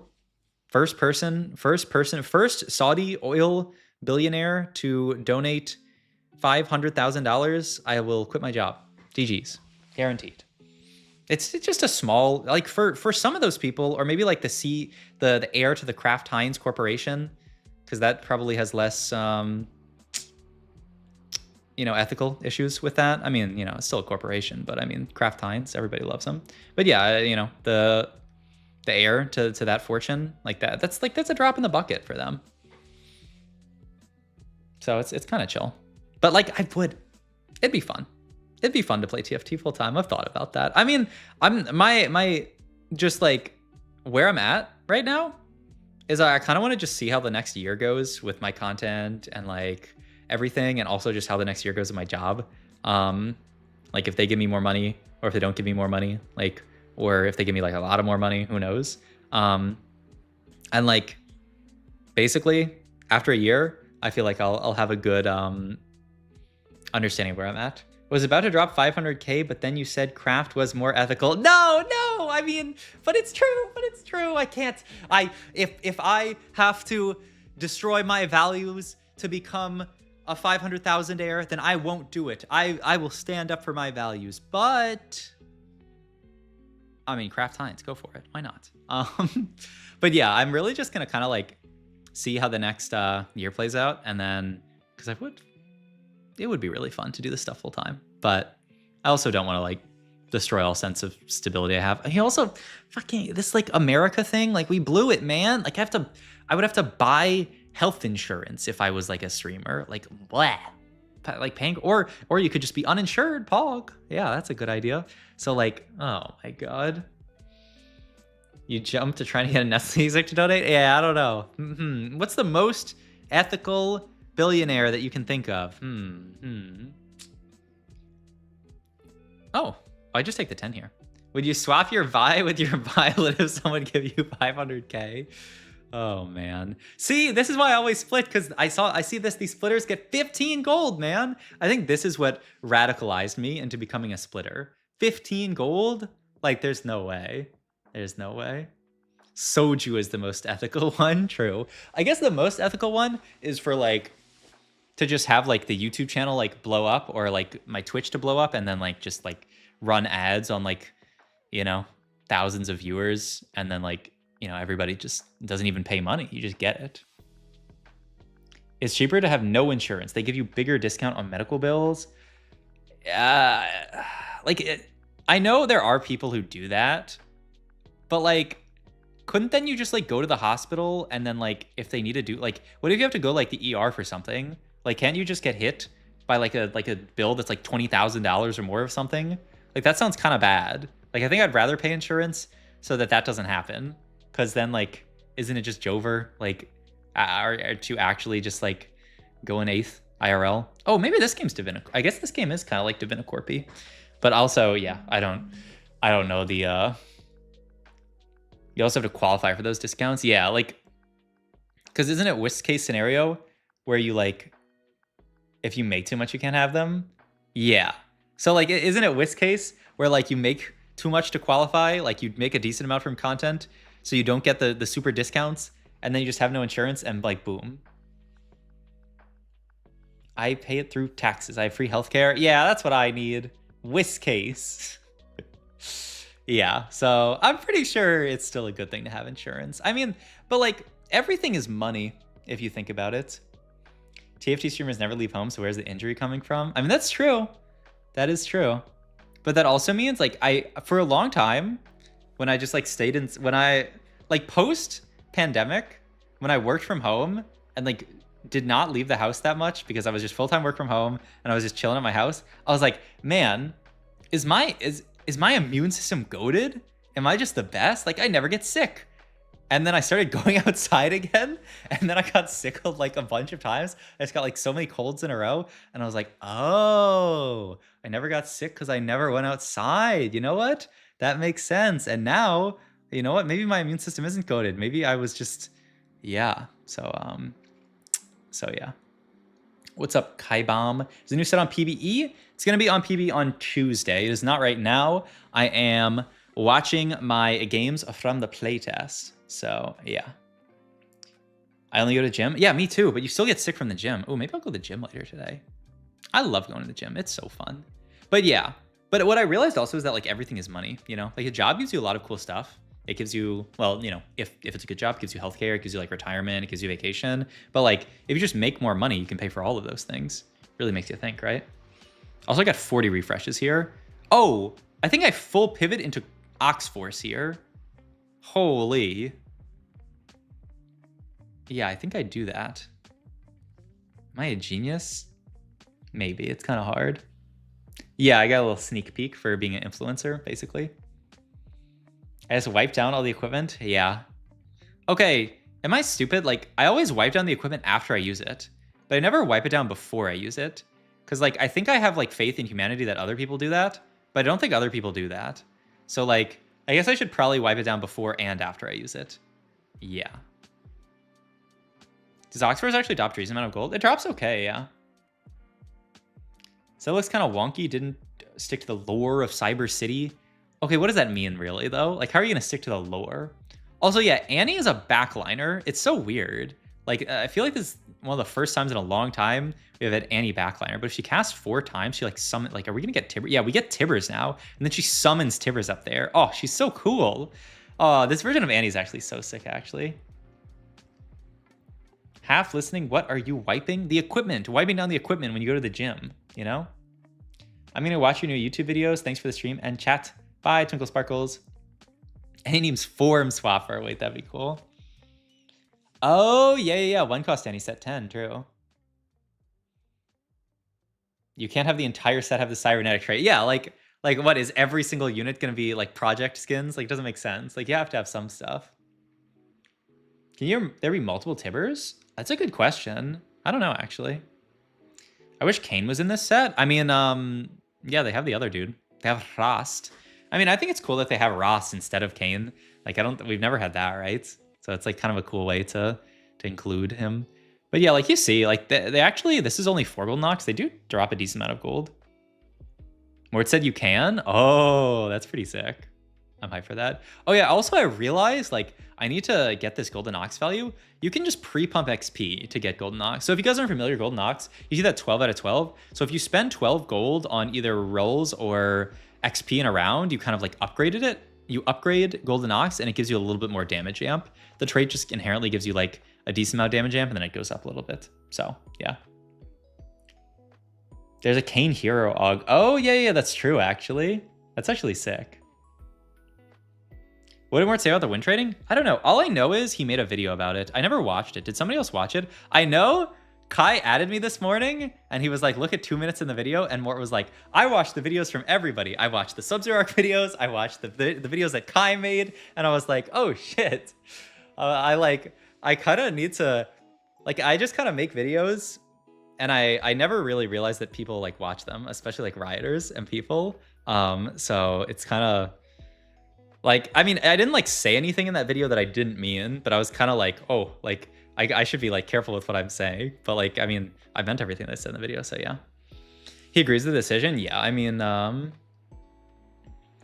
so yeah, like, I mean, I know he agreed. I know there was some kind of screenshot out there somewhere of more like basically saying that he agreed with the ruling. So like, yeah, I mean, clearly he agrees with it. I clearly don't agree with the ruling based on what I said. Well, actually, I guess I didn't make a video talking. I guess I could talk about it now. I mean, I think I am one of the people who is the most understanding to Riot's logic, because there are legitimate things in what they're saying, right?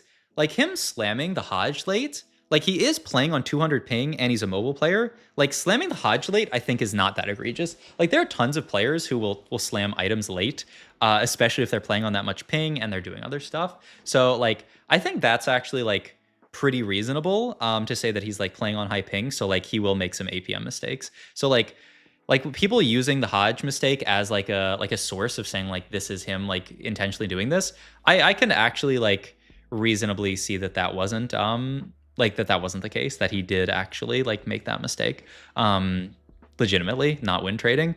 And the other thing that they said is like the reason why he swapped items over from Violet 3 to Vi is because he was on a 6 loss streak. So he was like, you know, fuck it, I'm just going to try a change because like nothing's working. So I'm just going to try something different. And like, I do think like there is like, that is something that players do, that kind of like, okay, nothing's working, I'm just going to try something crazy.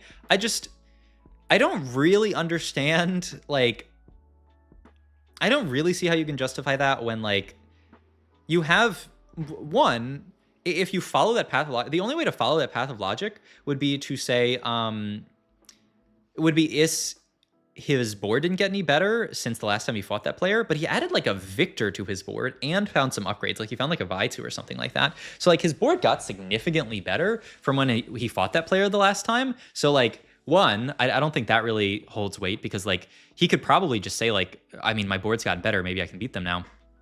And two, like he didn't like, that is a comp. Family is a very, very positioning reliant comp. So you can very easily swing a fight just with positioning. Like I feel like the thing to swap up is not your, you know, where you have your stuff. You can just swap positioning a bit. Even, you know, he has long distance palace. He can try messing with some other stuff as well. Like, come on. So yeah, like, I don't know. And also there is stuff like, I know Becca posted a tweet from, I think it was Milk, who like saw some other kind of like egregiously weird stuff he did. I mean, the hard part is that like people make mistakes in TFT, and like you don't want to end up in a world where anytime someone makes a mistake, they're accused of win trading.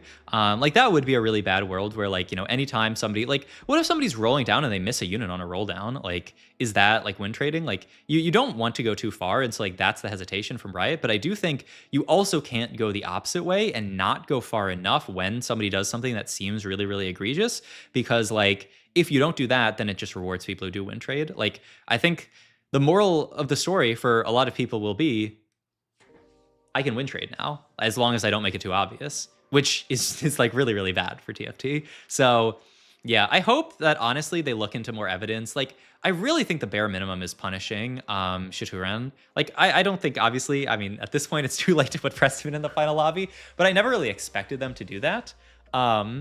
But I do think, like, I mean, how hard is it to just say, Shituren, you lose your prize money and we're, like, banning you from TFT for a set? Like, I know, like, I guess they want to be on the side of, but, like, I mean, it really sucks for that player, but also, like, don't win trade.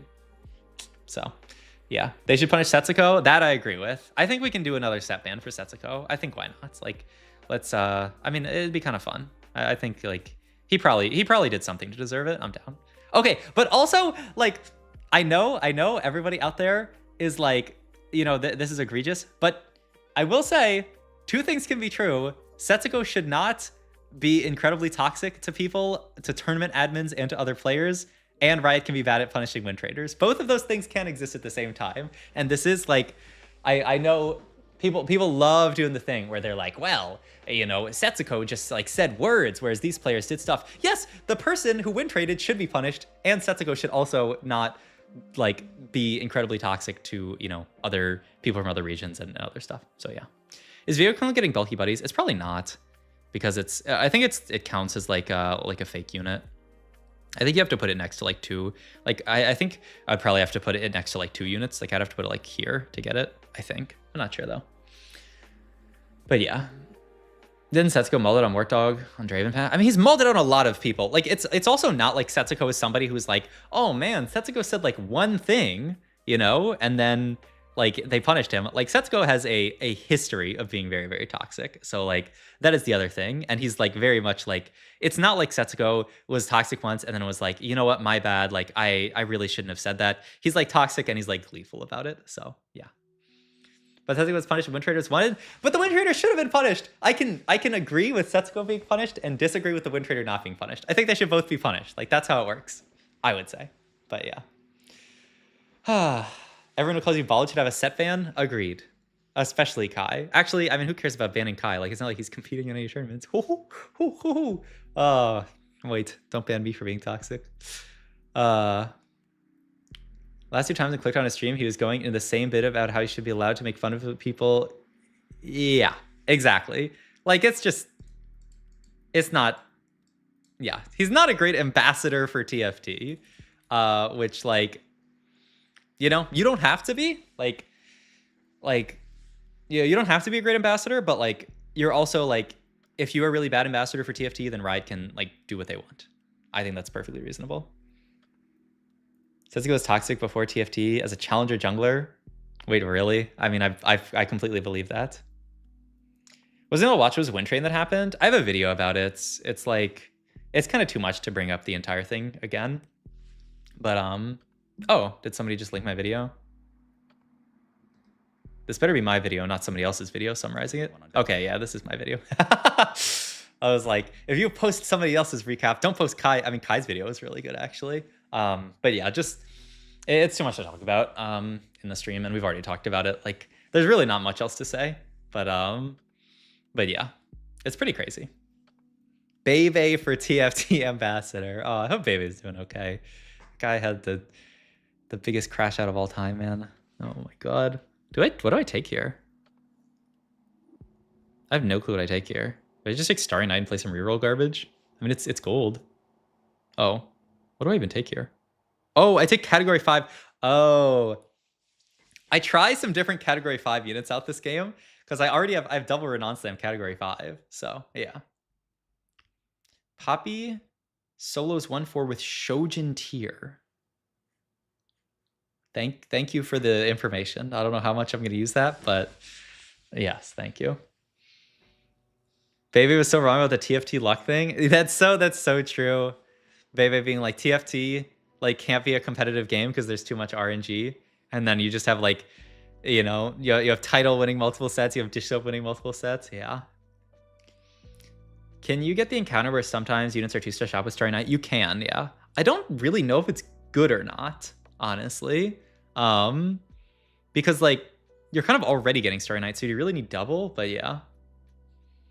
He says that because he never made Worlds. Yeah. It is kind of crazy. Like Bebe is a pretty good player. Like I'm surprised that he never like made Worlds.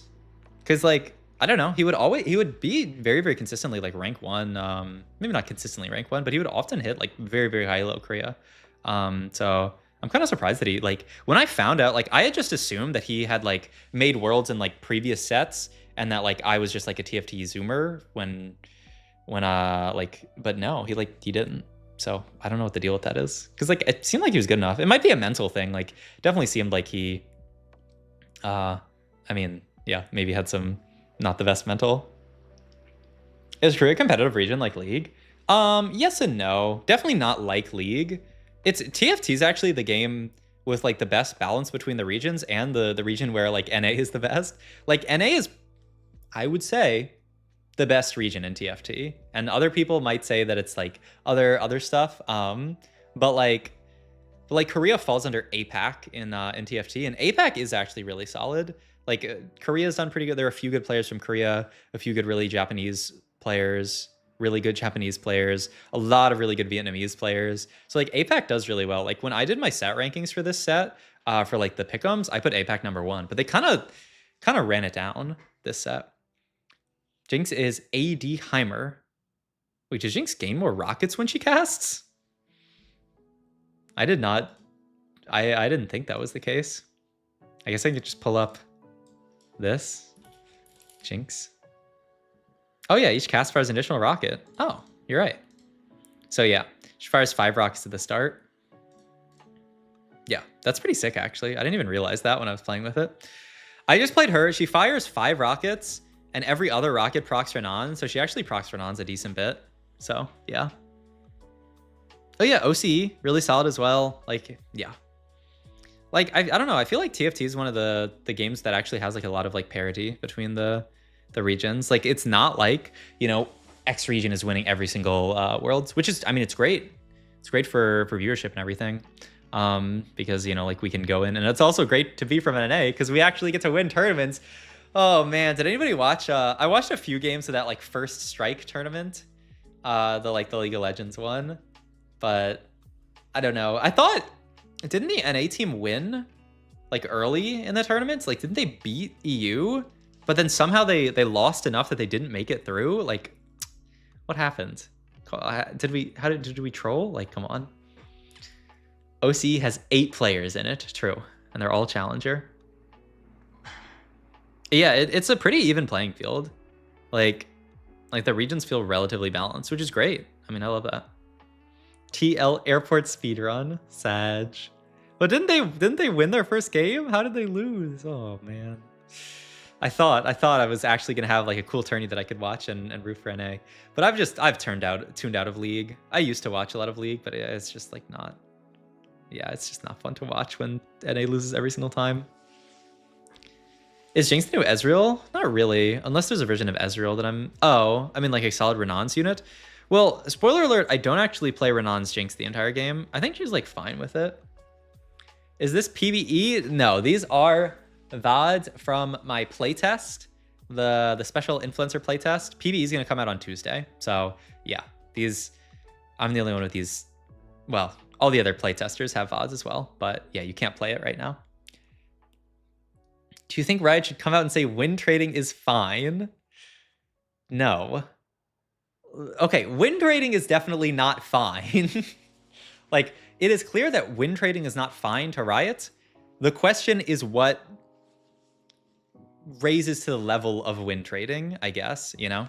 Like, if you go into a competitive lobby in TFT, like if we went into the world's final lobby and BioLuke typed in chat, I'm gonna grief for Dish Soap because I want Dish Soap to win, like it's not, he's going to get like permanently, he's going to receive like, I don't know, maybe a set ban, maybe like a perma ban. Like win trading is not fine. I know you're like saying this to like prove a point, but it's kind of egregious. Like, it's just that it kind of bounces around their judgment of like what is win trading, and it's hard. I mean, I'm not gonna say it's really easy cut and dry. Like, it is hard to determine who's win trading and who's not.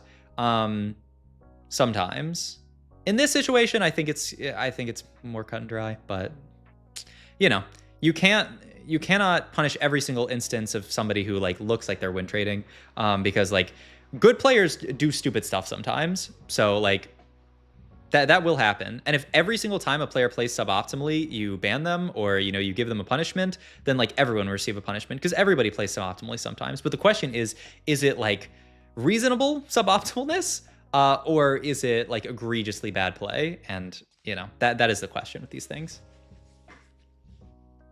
Yeah, I saw Milk's tweet. I haven't looked into all the stuff too much, but you know, there definitely is a history of it. The best you can hope for with League is an NA team taking out an Asian team in the series, and even that's super rare. Yeah, it's so tragic. But I still watch the World sometimes. Triggers pretend you are not win trading and do it anyway.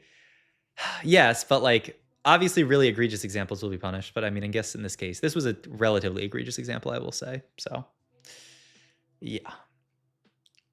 It's also funny that they use his interview as evidence, like he's gonna admit, yeah, I was win trading. Well, they interviewed him and Liluo, and like, I guess the idea is like, you know, you get them both into separate rooms, and like, you know, if he's like, no, I wasn't doing that, and then Liluo's like, yeah, he told me he was gonna win trade for me, like, so like, they stayed consistent in their stories, so that is, like, yeah, you can't use that as everything. You can't be like, oh yeah, well, I guess you're not win trading because they said it, but like, I mean, they could have blown up their stories if Lilo was just like, yeah, he said I'm probably gonna win trade you, but also like, I mean, it's not in Lilo's interest to do that. So yeah, is this PvE? This is playtest footage, so it is not PvE. PvE is coming out Tuesday.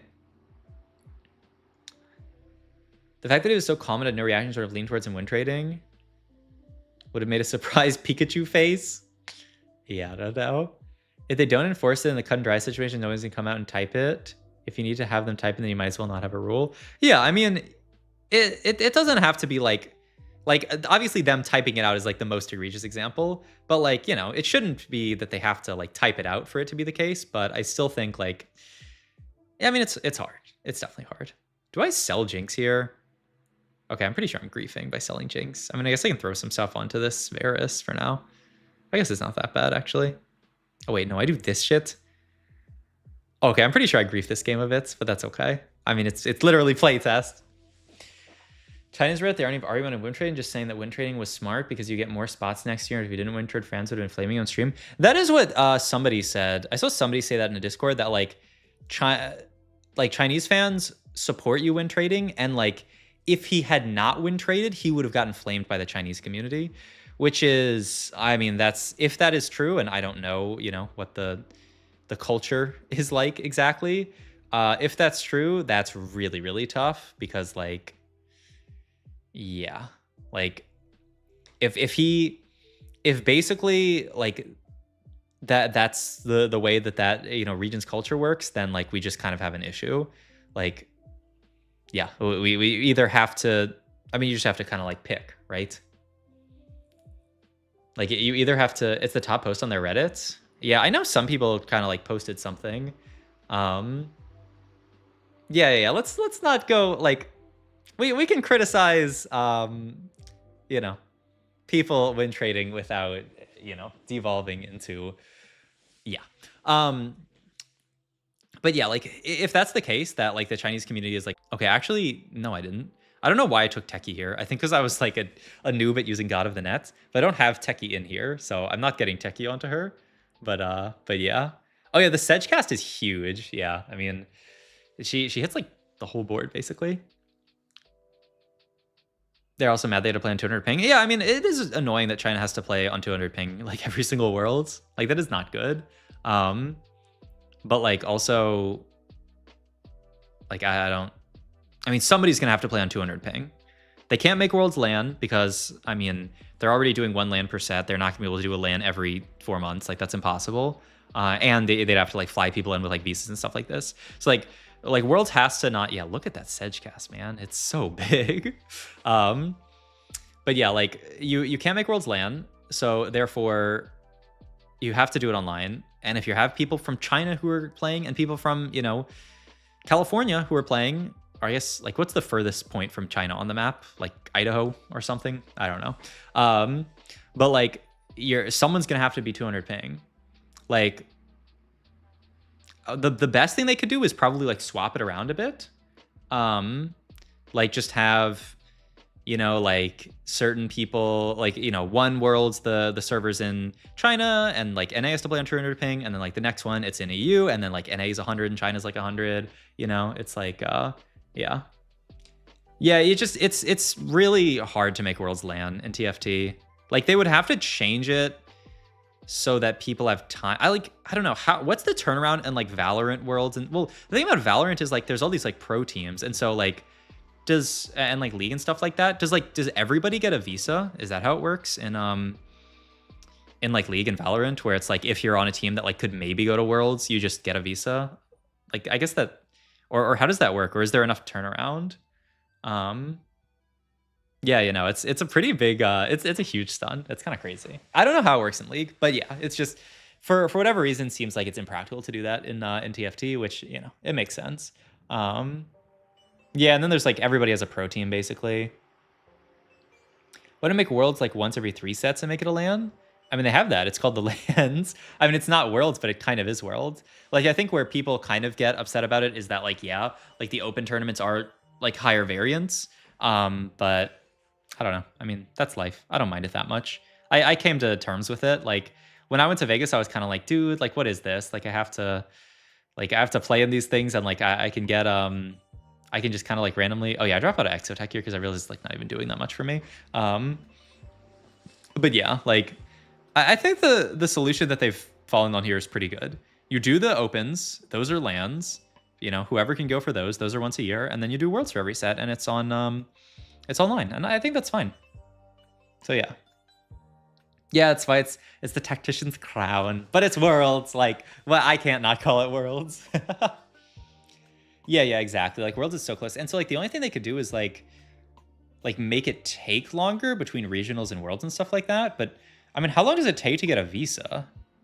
Any visa knowers? Like, yeah, I'm just not sure. I'm a dip for a bit. Might be back if you're still streaming. See ya, Becca. Thanks for hanging out. Coming back to my first stream in 10,000 years. You can take weeks for a visa? Yeah, so, like... Yeah, I just don't know how you do it reasonably. Cruise ship LAN. That would be sick. Do it like Battle City, Yu-Gi-Oh! We're all on like a giant like blimp, and we're playing TFT up there. There's so much potential for cool like TFT, because you know you have all like the 8 people around the thing. What would be something we got to do, like rotating, like you put all the TFT players on a big, like a lazy Susan, like a giant one that like spins around. It's like they're in a carnival. Why does this guy have Exiles positioning?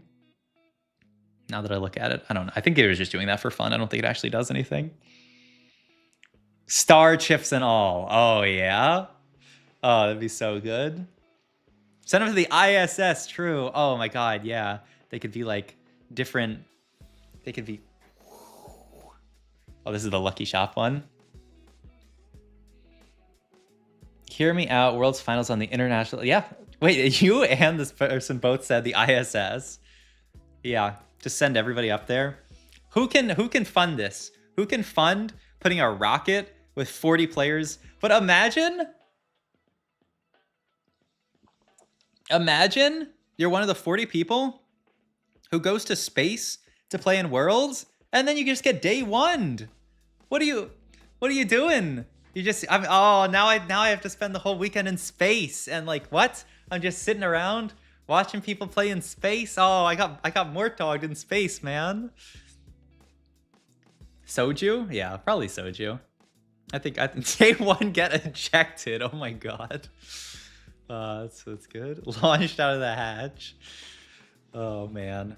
We can just do final lobby in space. No, why not? I do not remember what this game is at all. Like what I played this game. I'm getting into uncharted territory. Desert, whoever gets day 1 has to make it back home walking. Okay, why is this devolved into just increasingly... Oh wait, is this Poppy Hero Augment game? Oh. Okay, so I took this Poppy Hero Augment. She goes bonk, bonk, bonk. What I did not realize is this is AP Poppy. So I was about to slam IE, and then I was like, oh, she's an AP unit. But at least we have the Poppy Augment here. So look at this. Bonk, bonk, bonk. She's really cool. And then if you get the thingy onto her, she gets a lot better. Set 5 TFT Worlds was going to be in Iceland? Oh, wait, really? And then what, like COVID happened? Damn. That's actually tragic. Yeah, no, this is definitely, we've had a Poppy Augment like this before. Have you have the prize pool? Oh yeah, I think it's great. I think the prize pool is really good. And I do think like the esports announcement they made, they're going to be doing like those more like top tier tournaments for like the best people. And I think, I don't know, they have not announced the prize pool, but the implication is that the prize pool is going to be quite good for those. So yeah, I mean, honestly, the prize pool for TFT is not that bad anymore. Like obviously, yeah, when you're playing like the Mickey Mouse tourneys, you know, when you're playing against just like the randoms, like the cups and stuff like that. Like obviously the prize pool is gonna suck, but I mean that's life.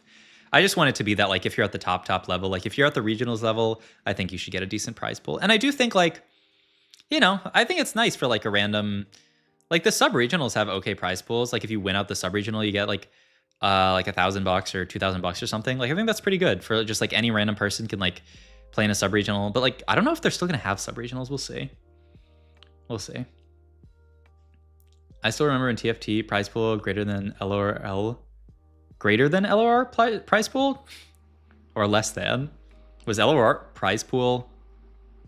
I know nothing about LOR competitive. It doesn't exist anymore, right? Make every world's 1 million first prize. Well, why even stop at 1 million? Why not 1 billion? Why not 10 billion first prize worlds? Like if we're just saying numbers. Really fine to do a worlds every other set? I don't think so, though. Like you're telling me, like, nah, I don't think that works. Cause like then a lot of people are just gonna take that set off. Like, so imagine they announce set 14 is not gonna have a worlds. So like half the pro players then are like, well, I'm not gonna play this set. There's no world championship. There's nothing to play for. Soju's gonna be like, I'm taking this set off. Like Soju's never gonna stream, which means none of the casuals are gonna watch Soju and then be excited to play. Like there's no shot. There's no shot you can do that. Like that would actually be a gig of grief. So yeah. Like, yeah. Cause like it doesn't matter to a lot of the casuals, but like the pro players wouldn't play and then they wouldn't stream and then that would like impact the casuals, you know? So yeah. Soju won't make worlds anyway. Well, set 14 I mean, wasn't Soju pretty close to making worlds this set? Like he did pretty well. But he just like he was a little bit off of not making like final lobby. Demoralizing for the dev team on a non-world set. Yeah, like there's no shot. Like I think the way they have things now where like one set is like the super invested like LAN set, you know, like everybody's excited for the LAN set, but like the other sets still feel like really impactful. You know, I'm sure set 14 is still going to be like a really fun, cool set, you know? So yeah. Soju used to say you have a higher average earnings going around your neighborhood picking up coins off the ground. Yes, that is, I mean, he's not wrong. You play like 3 days into 2 days of competition. You play like 40 games of TFT and you make like sometimes nothing. Like if you get eliminated day 2 of the second weekend, sometimes you just make nothing. So, I mean, he's not wrong. PB or video? It's a video. What do I even take here? I do not remember. Spirit Link? Oh yeah, just Spirit Link heal up on my bastions. When's the Valorant X TFT set? Probably never. It'd be kind of fun though. I'd play it. Every 2 sets will be the big set. Yeah. It means the other sets are less significant. I mean, it's definitely true that like, you know, Into the Arcane, Remix Rumble, whatever set 16 is going to be, they haven't announced it yet, right? Like those are the bigger sets. But I think that's fine. I think it's fine to have like bigger sets, but still like, if you start like getting rid of world championships, then it really starts to mean that some sets are just like neglected. So yeah. But yeah. Imagine 5 cost Reyna.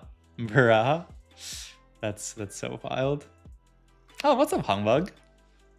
Oh, look at this. I got 15 gold from the split. Fog. Runeterra.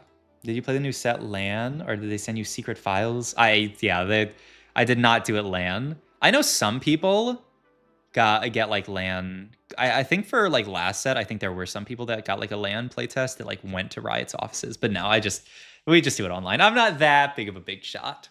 I'm barely a big shot. I'm a medium shot, I'll call it. Honestly, like lower middle class shot, I would say.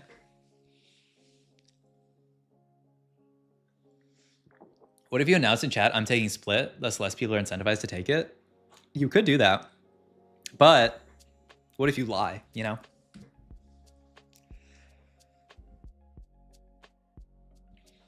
You know, you say you're taking it and then you just lie and take, but I mean, I guess you wouldn't, would you want to lie? If you say I'm taking split and then you take the other one, what's the I guess there's no reason to lie now that I think. As you took game theory, this is a prisoner's dilemma. Yeah. Oh, this was so awkward for me because like I'm close to the Zyra, but like I can't hold it. I don't know what I end up holding here, but it's actually so tragic. I want to hold all this stuff, but I can't make any 2 stars. It was so sad. Split thing come every game? No. It was pretty frequent when I played though. But not every time. T-Lide's chat, people are typing split/deafen. Here are play a trade called Mercs? No, I don't think that exists. Where did you say that is? Meta TFT. Must be just a mistake, right? Comps. Set 14. Mercs. Oh. Mercs reduce the maximum mana of allies by a percentage. I guess this is just a bug. Unless there's something weird. Yeah, I don't know what that is. What's the exact offering of the split glitch? 10 gold or 30 gold split between all the splitters. Yeah, maybe that was like an old trait that doesn't exist anymore.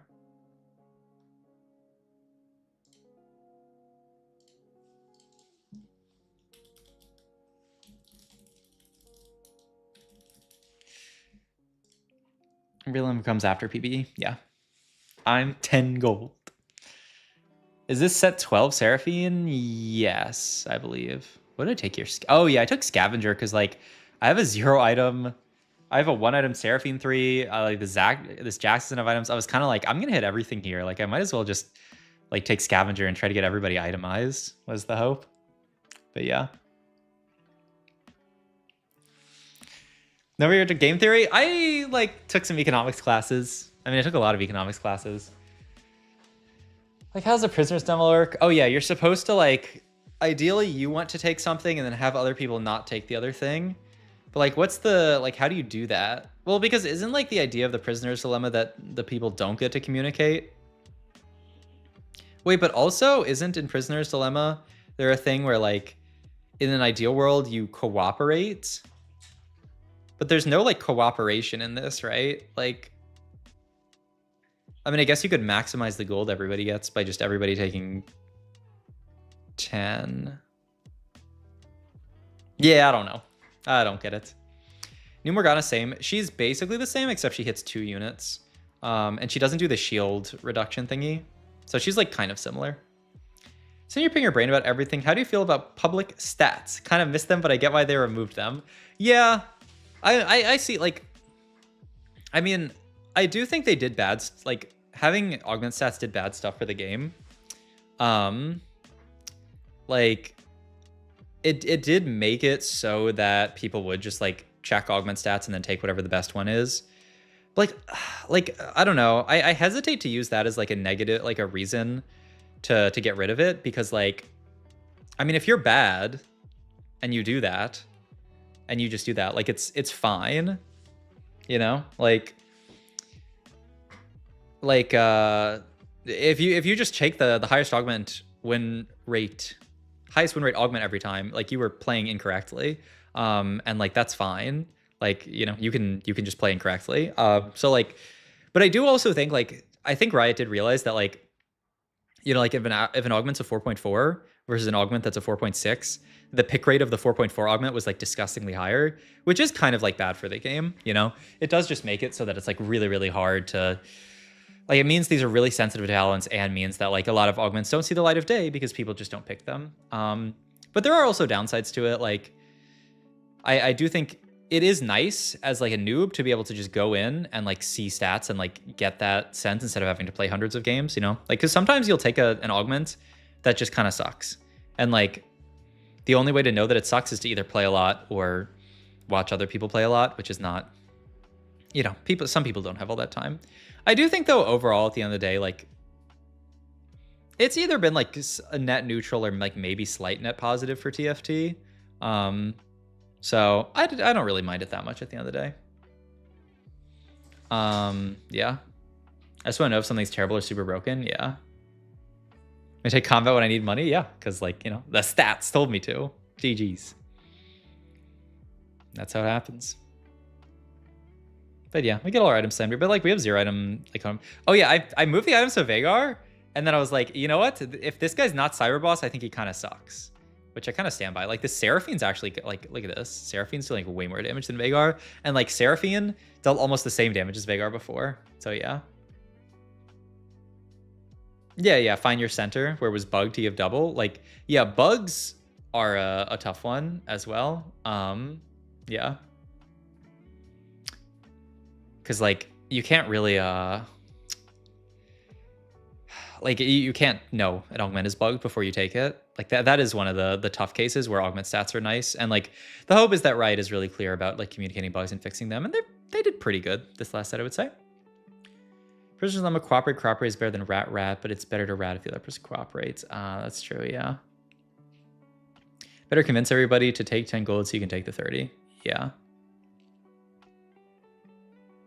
Yeah.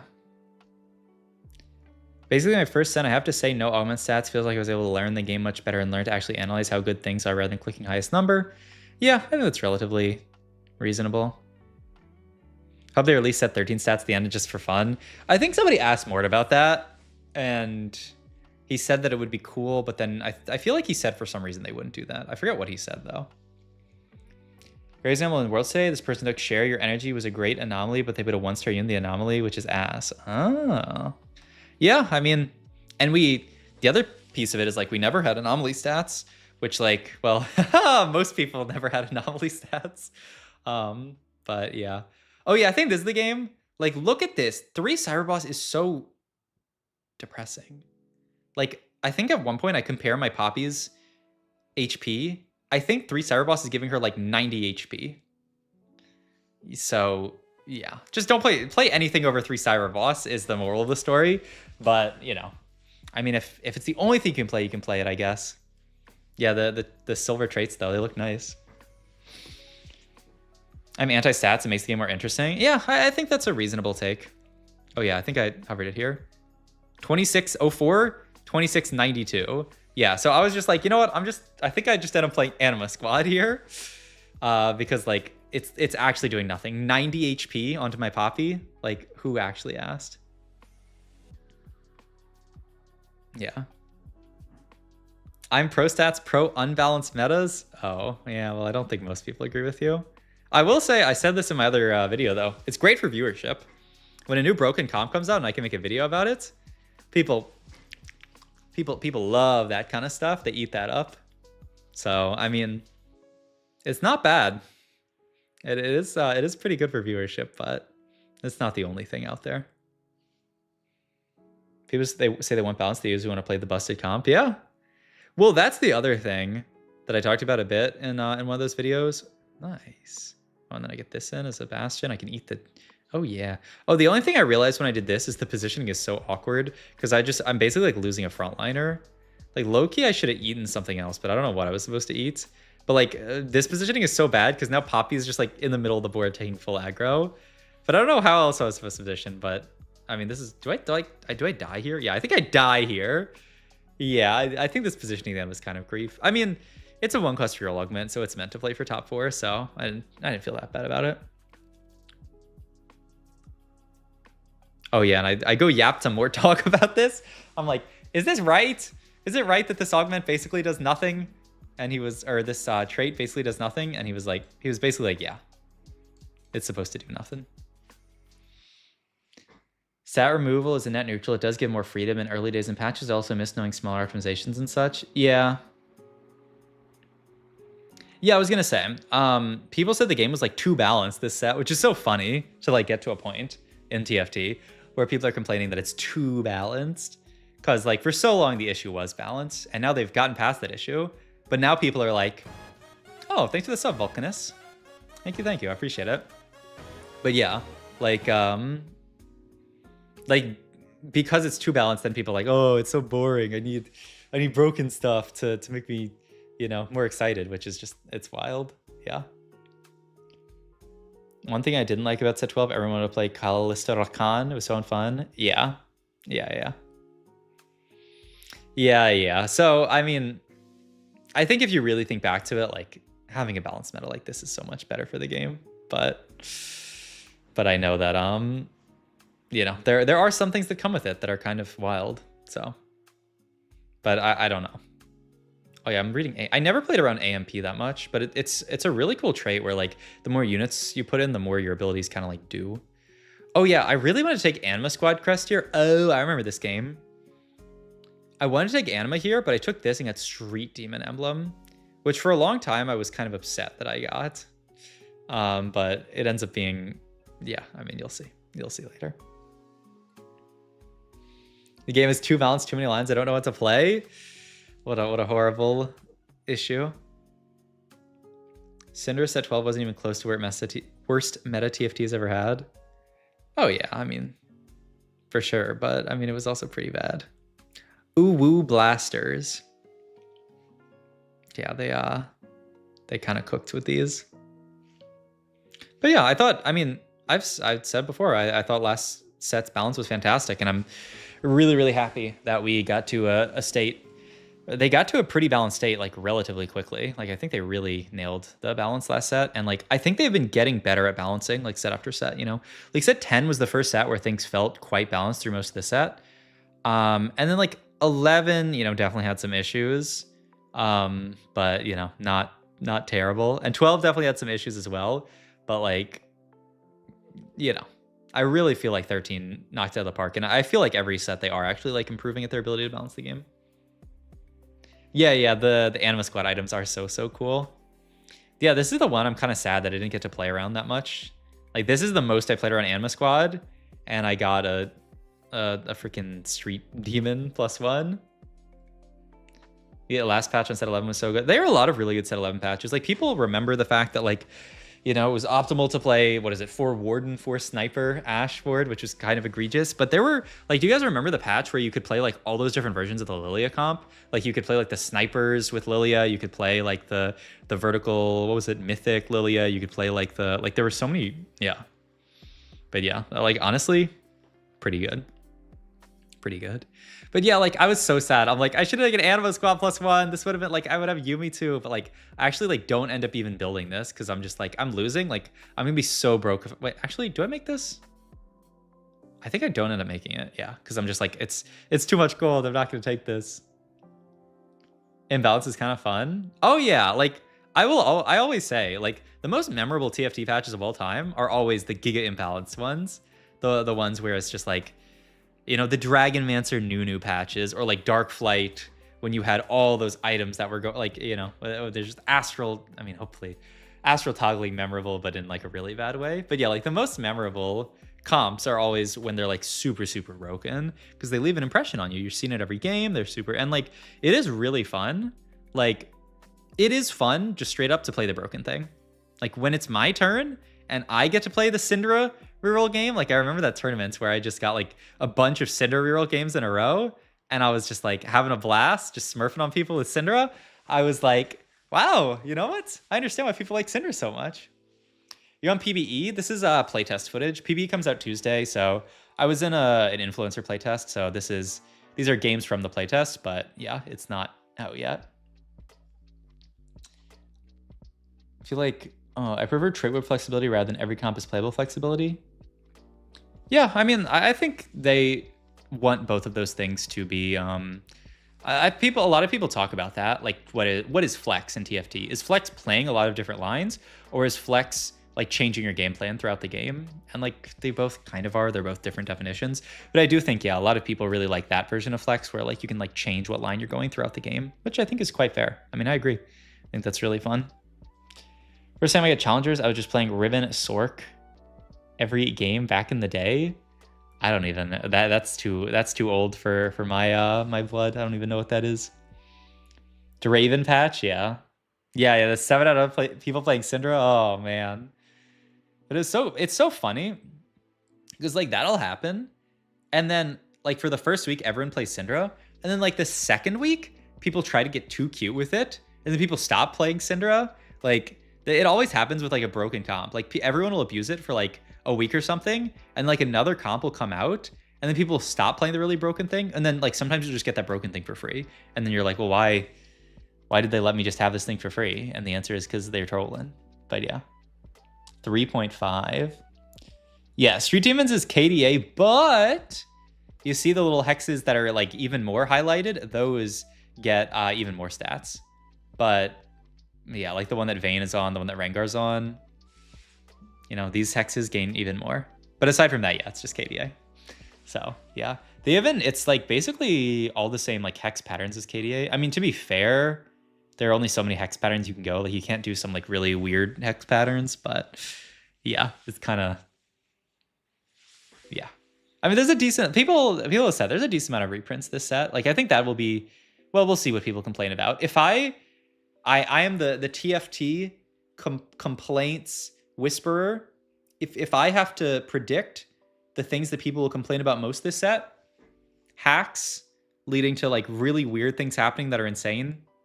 Like, oh my God, this guy just got 2 broken silver augments. I just got 1 gold augment. Like, GG's. Or this guy just got like X prismatic from the black market shops that is like so broken. Oh, this guy just gets blue battery and he wins the game for free. People complain about that, and people complain. Well, the thing is, yeah, no, the Vayne is kind of a beast. The thing is, people, I think for the first like PBE wise, will be like, yeah, this person got a 3-star 4 cost for free. Yeah.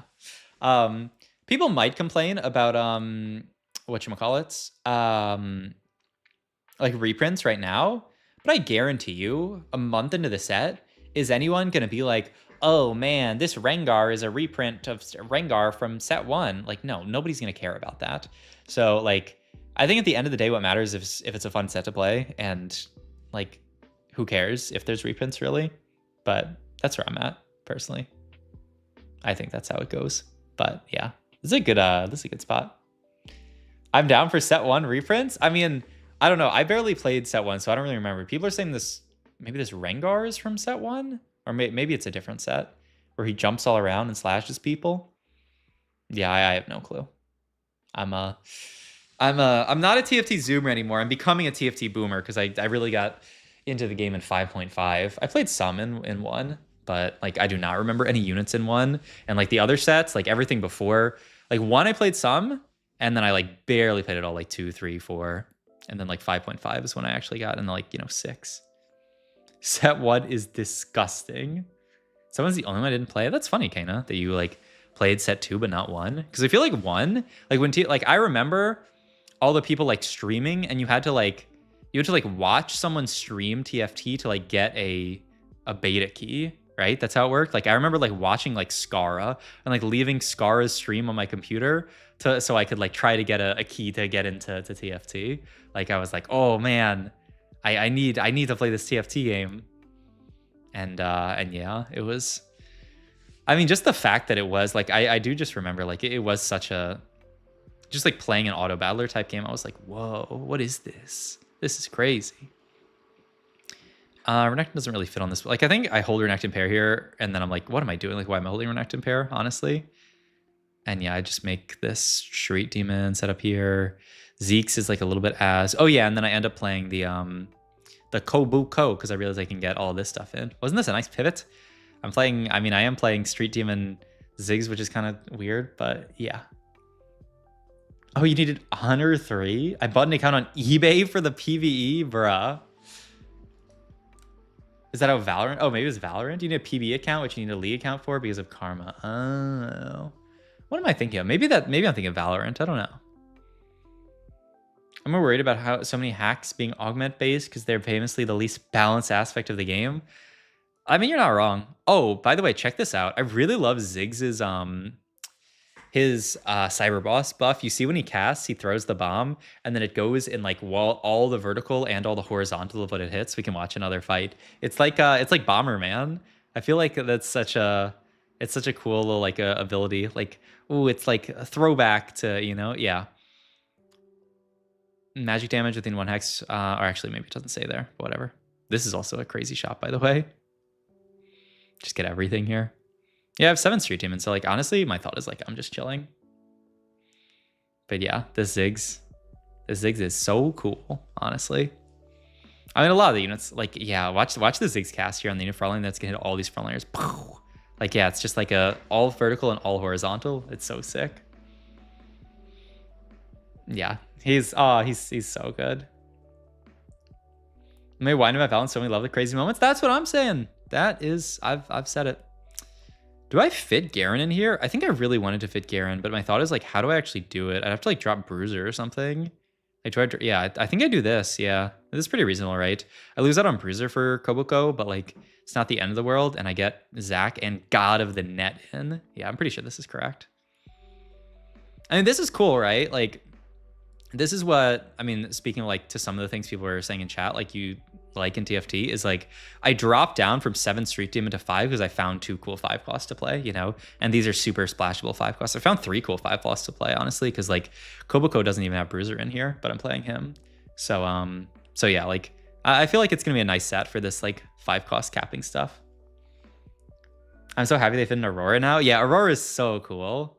I really like the just the Aurora like effect and everything. Like I mean, I feel like I really like the unit design, this set. I feel like they nailed it. So yeah, I'm just hyped to play with more of the stuff here. What do I make, like a random gargoyle here? Yeah, why not? I'm just, at this point, I'm going 9, capping out the board. I don't know what I even play on 9 here though, now that I think about it. Because like, there's not much to play. Also, that Ziggs cast was so close to going, man. Oh yeah, and that's just like Street Demon mods. Street Demon on the Ziggs here. Oh, the mods are so good. Does Aurora work if your bench is full? Yeah, because she swaps with the unit. Oh yeah, I just do this and drop Zac, because then I get Bruiser back in. I think that's pretty reasonable, unless I get Zac too. And then you're also Samira is a Street Demon, so I want to play her. But yeah, she works if your bench is full. She does not work if you have nothing on your bench, which I found out very tragically in one of the games that I have on my YouTube channel. Well, the only game I have on my main channel right now. This is a pretty cool shop. Man, these tailored shops are so fun. I think I end up on like this board as being kind of like my equilibrium. Like, I get Bruiser in. I don't have Zac in, which is the only downside, but like Bruiser for Koboko is pretty good, and like fitting 7 Street Demon is nice. Like, because I want to play Samira, like I feel like I kind of have to. So yeah. I think Garen makes so you can play any carry in any setup. Yeah. He's really, really, like, the fact that I have Street Demon onto this Koboko here is really, really sick. Or not on the Koboko, the Ziggs.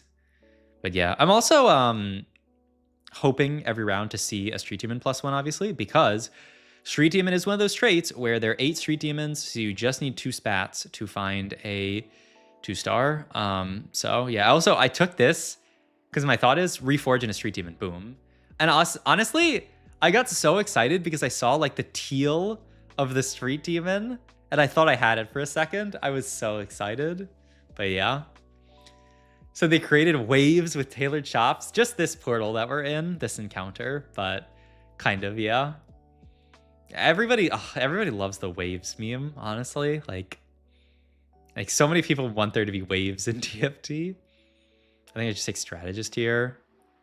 Strategist is so good. Like, I think I was like yapping about this, but like the amount of stats that you get off Strategist, like, I don't know, I guess I can go back to when I hover over it. Yeah, right there. Durability and or damage amp, depending on where you are, and then Strategist get triple. So I have 3 Strategists in. My Ziggs is getting 33% damage amp. My frontline is getting 21% damage amp if they're a Strategist. That seems insane. Like, triple? Triple is triple. I don't know. Just seems like a lot. I'm just throwing it on brand, I guess. Yeah, why not? Give them some extra damage amp. Yeah, it's similar to set 9. It's like slightly different, right? Because set 9 was... Actually, I don't even remember what was set 9. Was set 9 the one that was like shield and AP, or was that a different one? I feel like we've seen like multiple versions of Strategist before. Kind of crazy they made 2 5-cost tanks and 3 fighter 5-costs. Yeah, it is a bit wild. I slammed like a Gwinsu, and I was like, what 5-cost can I throw this onto? And then I was like, nobody. But, I mean, we'll see. Oh, set 9 was shield and AP. Oh, yeah. Okay, yeah. Can you put multiple Garen emblems with the same unit? You cannot. Yeah, you can only put 1 per unit. And if you take Garen off your board, you do lose them. You have to keep it on the board to keep them on there. Yeah. It would be sick if you could do multiple, but I'm sure there would be some like crazy interaction, and like it's probably hard to program and also probably hard to just deal with. Yeah, Zed is the only 4-cost melee. Well, you have Vex as well. She's AP. She's like an AP melee carry. But he's the only like 4-cost. Like if you build like, you know, like a Sterex or something, he's the only 4-cost that you'd want to throw it onto. So yeah, it's kind of weird in that way. And there's like 4 AD carries. Yeah, AP melee carry. Kind of similar to like Silas, the was he Umbral? Yeah, the Umbral Silas. Kind of similar to that. Just pretty sick. Also, I just get this shop, which is pretty cool. Just double Samira. But I definitely don't want to sell anything here. I guess the only thing I could sell is like Mundo. Could have downgraded Mundo here, but also I realized I was 61 HP. Like, who cares? Like, aren't I fine on this setup? I think the answer is yes. Yeah, double up getting some love. I didn't actually look at the changes that much because I don't play that much double up, but congrats. Hey, thanks for the sub, Z Brody. Sell Dino. I can't. I don't even have Dino. What do you mean? Also, this carousel, I'm so happy this player didn't grief me. They probably weren't paying attention, but check it out. Check it out. Street Demon +1, Street Demon mod here. I'm level 10 here, so I can fit a few extra units. I realize like I kind of have to keep Garen on this board here, so I have to do it like this. And then there it is. Paint the town blue or whatever it is. So this is, but I will say, so let me hover over 10 Street Demon. So it paints the town. So everything becomes a signature hex. It gives 25 HP, AP, and AD. Isn't this pretty underwhelming? You will see. Like this person, by the way, hit an Annie 3. This guy's board is quite good, but I do have a prismatic trade in. But these fights are like pretty scary for me having, like I just straight up lose to this guy. And they do have an Annie 3, but like prismatic traits. Yeah, it felt a bit underwhelming to me when I played it. And then I had the other game that I had shown that I showed today where I played it. I played like a really strong Veigar reroll game, and I ended up beating a guy with 10 Street Demon. So yeah, I'm pretty sure it must average like, I don't know, like a 2 or something like that. Obviously we don't have the stats for that kind of stuff, but like it's pretty good. And look, I did just beat a guy with 3-star there, so like you can't really say anything, but yeah, I do end up actually, yeah, I think I sold the Garen there because I was like, well, who cares about like I need to get Cyber. I realized I had dropped out of Cyber Boss for Ziggs, and I was like, I can't really drop Cyber Boss here. Like it was too good, even though I had like Street Demon onto him. But like, yeah, it was kind of hard. But I also am like, well, maybe I can just roll down and hit 3-star 4-cost. Like maybe that's my out because this guy's hitting. I think this guy also ends up hitting like a Felios 3, and like yeah, I mean like all of these dudes. Like if I can hit some tanks, maybe we get there. Oh yeah, he hits kind of everything. He gets the Xayah 3. He has the Annie 3. My thought was I can put Ziggs on the left side here, and maybe she can kind of like, or maybe he can kind of like snipe backliner. And he kind of like almost does there, but not really. But yeah, my hope is to hit my 3-star 4-cost. And like, look at this shop. This shop is so tragic. Ziggs and Brand, I just have 6 of everything. And also this guy hits a Felios 3 as well. So yeah. Did Murtalk say they didn't want prismatic trades to be too strong this set? Oh, did he say that? Okay, but shouldn't I mean, to be fair, this guy's 3-star 4-cost, so like maybe I should lose. But like, I don't know. I saw some pretty weak stuff. Like I said, my really good Veigar board ended up just completely stomping. Well, not stomping, but beating 10 Street Demon. So yeah. I mean, to be fair, this one's pretty easy to get to. I just needed an emblem and a thingy. So, I mean, I guess I'm down if prismatics, like the prismatic traits become like not insta-win. But, I mean, can't I win? How about they're insta-win for me, but not for everybody else? But yeah, I go second this game, but that's okay. How much more? I have like 1 more, maybe 2 more in this pod. Yeah, I like 2 more in this pod. But yeah, that's fair, I guess. Oh yeah, this game, I guess like it doesn't matter for you guys, but I already cut it for YouTube. But it starts at 2.5 because I didn't record the audio at the beginning of the game. But I mean, it doesn't matter for you guys because I don't have the audio on anyway, but it's fine. Second with 3-star 5-cost, second with prismatic trades, second merch. Yeah. I did on my last day. I had like a lot of firsts at the end. Like I finally, on my last day of playtest, it kind of clicked. But this game, this is a fun one. This is a prismatic ticket. And my idea is, yeah, this kind of like nitro reroll stuff. And I can just get to my Nitro 3 stars quickly. I love Nitro is so fun. I love the little like gems that hover around everywhere, you know? And then you get to like pick them up. Like it's so satisfying. Pew pew pew pew. And then you just buff this dude up. Oh yeah, I spent so long trying to figure out how the chrome per star worked because I was like, how does it? How am I?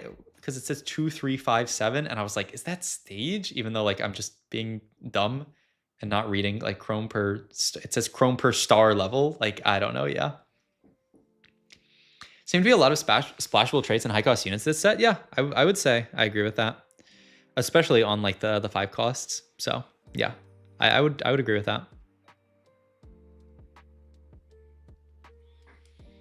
But yeah, how do my items work out this game? If you're playing around Cog as your carry, you really want Gwinsu. Do I play Kindred carry again this game? I don't know. We'll see, I guess. Only out of all these like high cost units. I don't know why I do this. Because I need to roll down here. I need to sell a lot of this garbage. Oh yeah, just make at least 2. Because like, I mean, why not? She's going to start scaling up my dudes faster. Obviously, I can't hold for like at least 3 here. I think I roll pretty deep here. Though like, holding at least like this stuff actually like bench locked me so hard. But like, I need to use these rolls on this level because I'm so close to everything. Like I'm like 1 off of like, oh yeah, like I think I just send it 0 here because I'm 1 off everything. Like I'm 1 off like Kindred. I'm 1 off like all this stuff. I do have 4 Nitro and so I'm super stacking here, but it does feel a little bit bad. I kind of wanted econ here, but obviously rig portfolios or diversified portfolio is quite bad. Oh, and then my thought is find your center and I'll put the thingy in there. And it does actually gain HP, I think, from it. So pretty sick. But yeah, free reroll, pick up a Nidalee here. Like I'm kind of there. I am broke, but it's fine. The faster you hit this stuff, the quicker their stars scale up. So yeah. Yeah, this is a VOD for my playtest. PBE will be live. It's gonna be live Tuesday, actually. They it used to be live on Wednesdays, but they've started doing it like Tuesdays more frequently. I guess just to give people another day of it or something like that. But yeah. Oh, though this I'm like, I need the gold. I'm taking the splitter gold, and I start even just rolling it early because I'm like, I need to use this gold on MKLW here.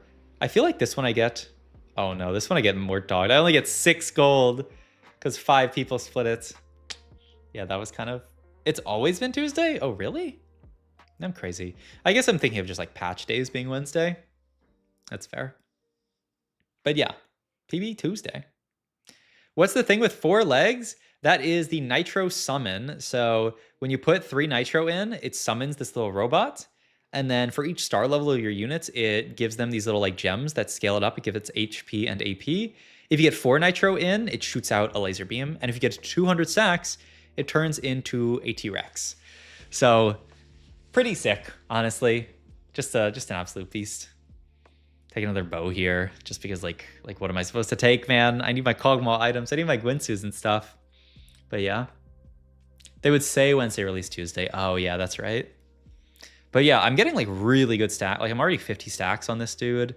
Like I'm getting, I wish there was you could just hover and see how many stacks you're getting per, but I think I'm getting 10 per round because I'm getting 5. Oh no, I'm getting 16 per round because you get 5 for the 3 stars. So that's 10 for each of these guys. And then 3 for the 2 stars. So 3 and then 3. So yeah. Yeah. It does have similar vibes to, what was it called? Innovator, I think. Yeah. It has very similar vibes to that. Except it's scaling too. Like, oh, it's so cool, man. I love this trait so much. I can't wait to play around it more. And yeah, having the guy in the find your center is actually like a beast. Like he's actually like just going off. But yeah, and the board's actually doing well. I actually had forgotten that I actually won some fights with this board, which is kind of crazy. And I have all these free refreshes now. I mean, like, I don't really have any other things to hold here. Like, I could go for, like, random Malawi 3. I'm just so far from everything. 20 out of 20 Nitro. It clicked. Same. Yeah. This trade is so cool. It's just so satisfying to get all the scaling up. Yeah, number goes up. Exactly.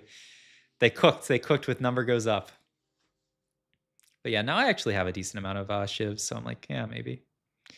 And I'm really I'm looking for my Gwinsus. I'm like, please, Mr. Mortog. Like, now I have all these bows. Honestly, I probably should have just like, because did I Reforge Glove there? I probably should have just played for Kindred this game. That's what I ended up doing in the other game. But yeah, just like make IE and play for Kindred. Like my items are so scuffed here. I make like Titan's Nidalee here to try to play for her. Yeah, I don't know what these items are. I'll be real. And yeah, this is a who let him cook situation. Like I'm burning the kitchen down here. I don't even know what I take here. Maybe Spirit Link just to make an even tankier dude. I was thinking cloning facility, but obviously you can't put them like, you can't clone it and put it in the middle. And I don't even know if cloning facility works on the robot. Maybe it does. I think I just took Spirit Link and I was like, I'm just gonna make the world's biggest robot here. Which is honestly kind of a good idea if I do say so myself. Get this in though. This is Boombots and Techie. Yeah, this dude fits pretty nicely on this board because he's Boombots and Techie, which are both like kind of valuable traits. Can you LDP the T-Hex? That's a good question. I think probably not. Does tankier dude mean number goes higher? Number goes higher means tankier dude, if that's your question.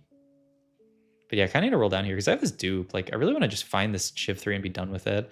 Like, you can see me dipping down to 40 because I'm like, just give me my Shyvana. I don't really want to play for Fiddlesticks 3, I will say. Like, I'm kind of just like, who cares about this Fiddle 3? Like, he's no items and he's never going to have items. Oh, though Fiddle does, he does MR Shred, which is kind of cool. The units that he's sucking. So that's pretty cool. You know if hack augments are supposed to be the same power level as the normal ones because you get gold when you pick them? I think they're supposed to be same power level, and then the gold is like a little bit of like just to encourage you to take the hacked ones because they're more fun. If that makes sense.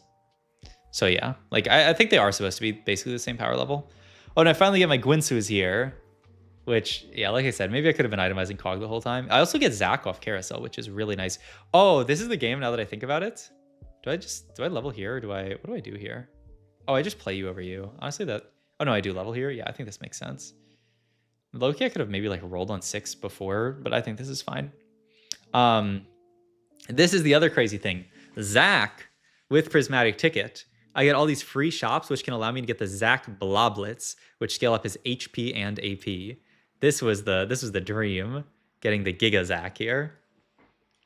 So we'll see. We'll see how big our Zac ends up going this game, because we're kind of low here. Though this is kind of a comp where like oftentimes you're gonna lose streak, and then like because it's a scaling comp, like you're gonna get kind of weak and then like spike later. Finally made my girl Leona a 4-cost, but with one of the ugly. Really? You think that skin's ugly? I think that skin's so pretty. I mean, I don't know about the in-game, but the splash looks really cool. Oh, that guy's LeBlanc reroll. I tried that once. I saw somebody pop off with it. I didn't pop off with it that much, but I think it's cool in theory. But yeah, look at this Kog'Maw go. Pew, pew, pew, pew. He did a lot. Ooh, do I win this? Oh my god, I just barely win this. What a beast. But yeah, I'm getting free refreshes, and then I get the Zac Block. It's so nice. Ugly isn't the right word, but it loses it out on the paladin aesthetic. Oh, okay, I guess that's fair. Yeah, like if you're looking for that specific aesthetic, I guess that makes sense.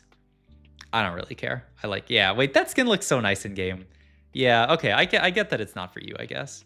But yeah, I'm sending it here for my 3 stars and for the world's most Zac Bloblets. I kind of realized that I can just go for like Elise 3 here as well, because I hit so many Elises, and then I just double dupe both. So now this is like, in a reasonable world, kind of like the max amount of stacks you can get per round. This is 20 per round, I think. 5 for each of them. Yeah. Unless you get, the only way you can get more is if you get a 4-star through something like a like that gold augment worth the wait. Because yeah, like 4 stars give more, but 20 stacks per round is a lot. Like I'm really juicing up my robot here. My favorite champs are Kale, Leona, and Garen. I've only played, okay, that's actually a lie. I played D&D like twice, actually. And I think like the one of the times I played, I was a paladin. Is that what they're called in D&D? And I did a big bonk on something, and that felt kind of good. And then I was like, well, never mind. I won't flame D&D. It was kind of fun, but maybe in a different life, which can be later in my life. Who knows? Isn't that like, don't all like 30-year-old bald men play not TFT, D&D? So I'll probably get into it in like a few years. Yeah, I rolled the numbers and got a big crit, and everyone was like, wow, you got a big crit. And I was like, what? Also, look at that You see all those like Janna tornadoes? That's from Anima Squad. I think that's 7 Anima Squad. It was so sick though. And TFT, that's true, yeah. I just like Redemption here, just 'cause I want to put something next to the T-Hex just to make it last even longer, because I lost that fight. I got like kind of scared because I'm like, shouldn't I be insane here? But I do get to push level here. What do I even play? Now that I think about it. Just Bastion on this board, yeah. That's pretty chill. Oh, though I do get, ooh, Renekton's. Totally forgot about getting Renekton here. But yeah, honestly, yeah, I'm just like, this Nidalee's not doing nothing. I'm just going to move the Titans and stuff here and have him eat the Nidalee. So yeah, this is, which I think is definitely like better here. The Renekton actually does like okay work here. It's pretty tanky and does some damage. And now the board's kind of getting there. Look at that damage on the right there, by the way. 7,000. He does most damage on my board. Like the T-Hex is a beast. RFC Renekton. Oh, that sounds so juicy, actually. Yeah, that sounds insane. But yeah, and like I mean, it's honestly not even like the fiddle's great on this board. It's like Boombots for my Kog'Maw. Techie is a really nice just random trade to get in to just get yourself some damage reduction. Just like make your opponent's board do less damage. So yeah, it's actually really, really nice. And yeah, now at this point, we finally scaled. You know, we're getting there. We're almost like 300 stacks on the T-Rex. We're almost like, we're getting to a ton of blobs. I'm trying to figure out like, what would I even put in at a higher level? But I mean, I think this is just my setup, honestly. And the fact that I have a 0-item Elise and a 0-item Kindred is kind of hilarious, but like, it's not even that bad. They're stacking up my dude even more. What do we take here? Just like Renekton item, Sterax, Hodge. I feel like Sterax is so good on this guy. I mean, Hodge is probably really good too. Yeah, I like Sterax. All right, and then we just keep blobbing up. Like at some point, I probably hover the number of blobs. It's quite a few. It is quite a few blobs on this Zac. And it scales with max HP, so like, I think, if I hit Zac 2, like if you hit Zac 2 and move items over to Zac, like all of a sudden he gets so much. The T-Hex become a 5-star? Not to my knowledge, but maybe there's some like crazy, maybe if you get to like, because I'm pretty sure I get him to 300 this game, and I don't think he stars up anything past that. Probably not, right? Maybe there's some kind of Easter egg though if you somehow get him to like 400 stacks or something. I don't know. What does Techie do? So it's an AP trait, like it's like Sorks, where it just gives you flat AP. And then the other piece of it is that if a Techie damages a unit with an ability, that unit does 10% less damage for the next 3 seconds. So it's kind of like, because Sorks at 6 Sork kind of have that effect in the current set. So it's like that, but different. It's like that effect of Sork. It's pretty cool. I like it. Oh, well, there you go. There you go. But yeah, no, but yeah, look, we get to 300 stack T-Hex and like, it's so big, but yeah, we don't get any kind of like crazy upgrade or anything like that. But I mean, all good. We're kind of going crazy just with the fact that we're scaling this dude up so much. What do I even take here? Just like D-Claw? Yeah, just like Zac item at this point. Just trying to like get something there. Yeah, I think that makes sense. I'm really hoping to high roll Zac too, which I don't know if I ever do. I'm trying to remember. Because like, yeah, 61 bloblets. Oh, it's actually, oh, wait, it's more than I thought. It's 3% max HP. Yeah, it merges increases the strongest Zac's max health by 3% and AP by 5%. So he's getting an extra almost 200% HP. Like, it's so much. Oh my God. What else up? Where you been the past couple of months? I've just been working and still making YouTube videos and coaching. I've still been, posting there. But yeah, I just haven't had any time to stream. But I'm going to try to actually like lock in this set and like play more and that kind of stuff. That is my plan. And will it actually happen? Because I say that a lot of the time. I don't know. I mean, it's easiest to say before the set happens. Isn't Zac better than Shiv? Yeah, I have no clue. He might be. Because he does have so much. I was thinking I was going to move items over when he becomes Zac too. But like, yeah, because I'm looking at HP. Like, Zac has about as much HP as Shiv now. And like, obviously he has no items. So honestly, yes, I think you're right. But if I just hit Zac too, then like the decision's even easier. News that drops on Tuesday. So only a couple of days away. I'm so hyped. But it's just, I have this job thing, man. Like, I mean, I'll go in. I'm thinking about working from home Tuesday actually, but like, I can't like stream while I work, sadly. but yeah, but like, we'll see. But I should probably go in the office some because I barely went to the office last week, and they're gonna want me. They're gonna be like, oh, you should come in the office and blah blah blah. Yeah. Oh yeah, and I think I completely agree with what you're saying, and so I move items over to Zach here. Now that I'm this many blobs, I'm like a beast. Imagine having a job. Work from home in quotes. Okay, sometimes it is in quotes and sometimes it's real, which I guess is just the case with a lot of those kind of jobs.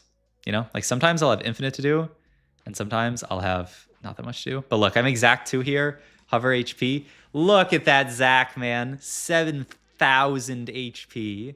This is 7,200. This is the world's biggest Zach.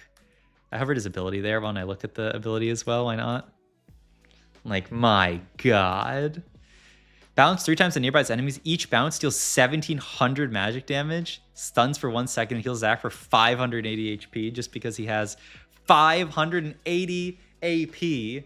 My God. This Zach unit is too cool. And I almost got to a 400 stack T-Hex. My God, this game. Is Vinicore basically guild? Yeah. Yep, world's biggest Zach. Indeed, that's what you said. But yeah, just look at the size of this thing. Oh my God. That was fun. That comp is so fun, man. Comp is so fun. Okay, also I don't know why I started this spot here. Okay, probably again because I wasn't like talking, but that's fine. I think this is the last one on this VOD, and then I don't know. I've been streaming for almost 5 hours. That's a long stream for me. We'll see. Are a lot of traits reprints? Yeah, I would say a decent amount of them are. A lot of them are like a little bit like tweaks of previous traits.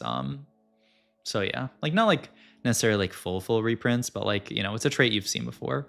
Oh, is this black market here? I'm gonna take high-end shopping. Okay, this is a fun one.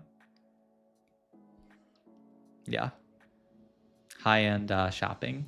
5 hour? Yeah. I wonder if my thingy says that I've been live for 5 hours because it did like apparently drop out in the middle.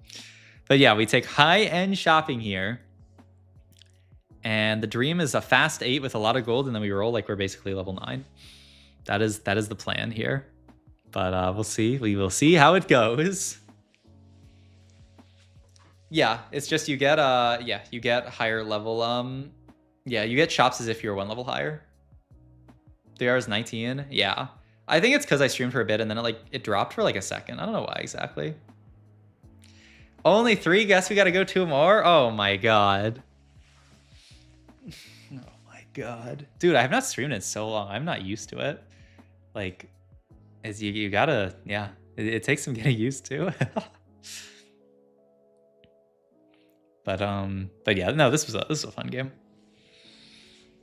I feel like 5 hour stream is like my very is like, because I try to be super talkative and like do a lot on stream, like I feel like if I do any longer than that, like my brain starts to explode. Soju streams for 21 hours? Yeah, well, I'm not Soju. That's just how it is. Some people are built for that. When you watch Soju stream and he's like, it looks like his eyes are about to like fall out of his eye sockets because he has been looking at the game for so long. Like I cannot deal with that. Like watching Soju stream makes me feel tired when I just look at him when he's like 18 hours into a stream. It's insanity. It's straight up insanity.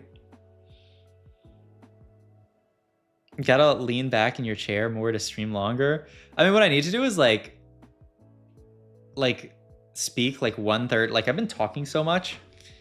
Like I try to be a good entertainer, you know. I try to, you know, always be reading chat and yapping constantly. But like I think the key to being to streaming for longer is talking less, you know. But I don't really want to do that. I like having a good like impactful, you know, few hours of stream and not being like, yeah, you know, I'd rather something like this, but who knows? I mean, it is really, it is kind of OP when you're streaming to just like stream for a long time. Don't start using the TFT voice. Nah, I won't. You don't have to worry about that. You seem very positive. You should try complaining more. All right, I got you. I'll do my best. Oh yeah, but I built Gwinsu here. And in hindsight, like I probably shouldn't have. I built Gwinsu kind of thinking, oh yeah, and I played this stuff thinking maybe I can get into like Anima in the mid game, and I'm already losing, so like might as well. But there's not actually really like a 5-cost Gwinsu carry, I think. Like I was thinking maybe like Samira, but I don't think Samira even holds it that well. I was usually thinking like I was thinking like usually there will be a Gwinsu carry at 5 cost, but I don't think there really is one. So yeah, it's just weird, this set in that way. But at least I get Anima. But yeah, I just wanted something that would help kill more units. So take this one, the Blade Orang or whatever it's called.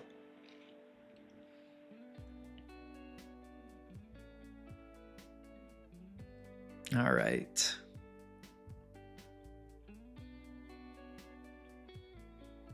And I don't even know what I do with items here. Do I make Quincy Shojin on this dude? Maybe. How good was Cypher? I played 2 games of Cypher that were both kind of disasters. So I think it's probably solid, but one game I was contested Cypher and lost my loss streak and didn't get it in until like 3-2 or something. And then the other game, there's a Cypher augment that like turns Cypher into a win streak trait, and then I didn't win streak with it. So yeah, that's how that went basically. Wait, do I take Diversified here? Oh yeah, my thought is just I need an econ augment, right? Like econ augment with high-end chopping is really good, and I was just hoping that I could like get in a bruiser maybe like next round or something, and then start actually getting the 2 gold per round. Yeah, that's the dream here.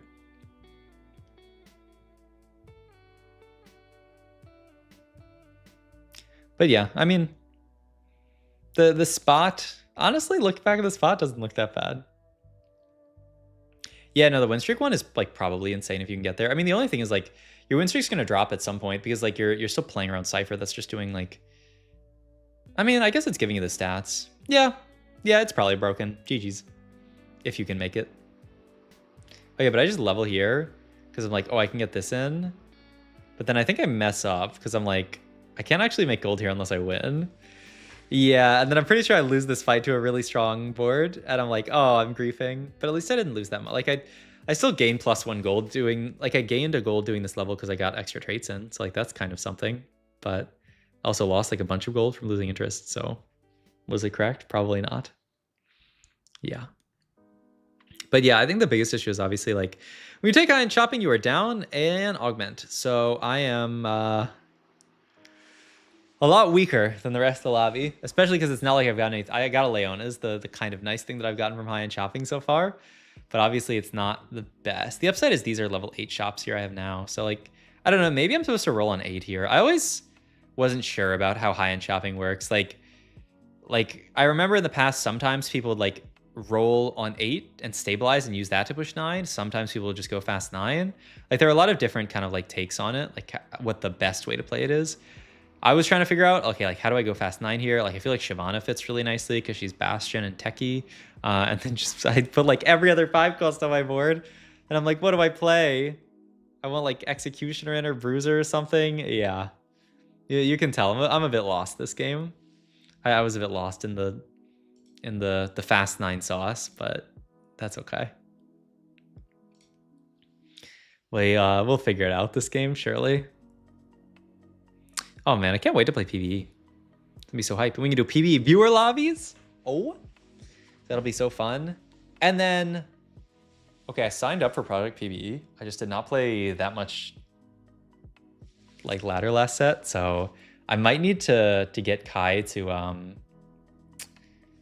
slide me an invite to Project PvE because if you guys also here, let me promo for Kai Project PvE.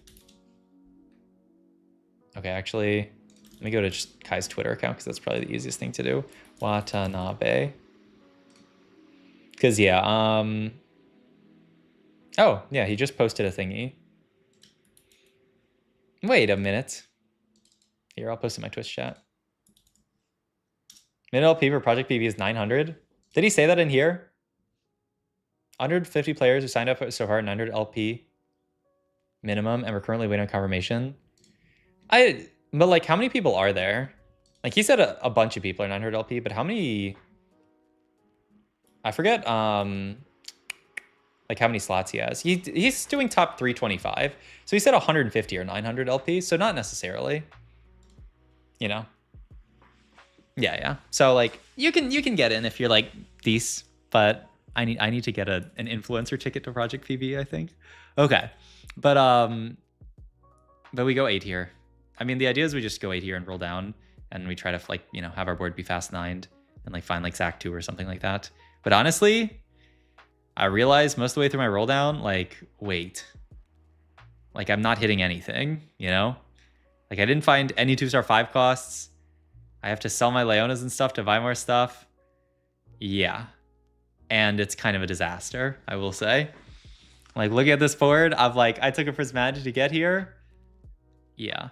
100 LP, I'd have to be to get in. I mean, it can't hurt to sign up, right?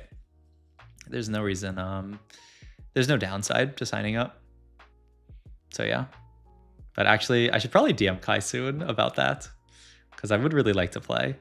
Well, at least I get freaking God of the Net 2-star, but the problem is this Garen unit is not hit. Like let's look how much damage my 2-star Garen does. Okay, you know what? I think I got griefed by Riot Games a little bit, because like, I think Garen's just not that good of a... I mean, he deals 2,000, 4,000... Actually, okay. Honestly, it's not that bad. 5,000 damage. I mean, it's not amazing. It's not horrible, though. I've seen worse. I'm gonna get Zac 2 here. Like, I kind of thought... I think they buffed him significantly after your playtest, specifically his damage. Oh, really? That makes sense. Because, yeah, he was kind of... Yeah, he kind of sucked, I will say. What do I take here? Oh, it'd be so nice to have, like, Bruiser Zac. I need to hit a Bruiser. I think that's what I do here. I roll for Bruiser. And now that I think about it, I immediately skipped one. No, I skipped Alistar. Wait, I should have played Alistar here. I mean, I was a little dizzy, I guess. But that's Golden Ox in. Oh, and I see the Gragas Bruiser there. Like, yeah, I definitely wanted to play him. A Bruiser. I just skipped Ali because I was so dizzy. I mean, isn't this kind of a hard line to play? Isn't it, Copium? What if I had 350 LP and then decayed? I mean, maybe. He bases it off your peak rank, so like it doesn't matter if you decayed or not. I would sign up and see. Oh yeah, and then I was like, the Zera unit sucks. I'm selling her and pivoting to Aphelios, which is also maybe a mistake. Yeah, this game was a little bit of a disaster class, but it was fun. At least we got to high-end shopping and find all these 2-star 5 costs. But where are my Garen buffs, Mort? Oh, and I think that was the end of the video because I died. Yep. I think I died right here and cut the video. Okay, I've been streaming for 5 hours.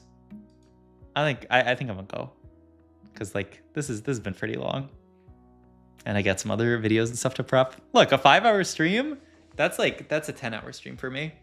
Before I leave, if you guys want to see more of this set 14 content, I'm gonna be posting. There's some VODs that I haven't even shown you guys on stream today, so go sub to the VOD channel.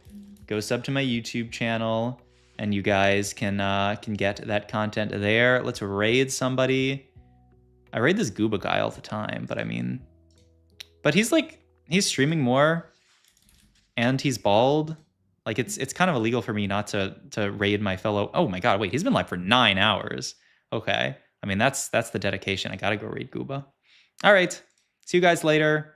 Go give a warm a welcome. Well, not really a welcome. Yeah, to another bald streamer. And yeah, I'll see you guys for the next one. I'm gonna try to stream Tuesday, I think, for PvE. So see you guys probably then. All right, bye-bye.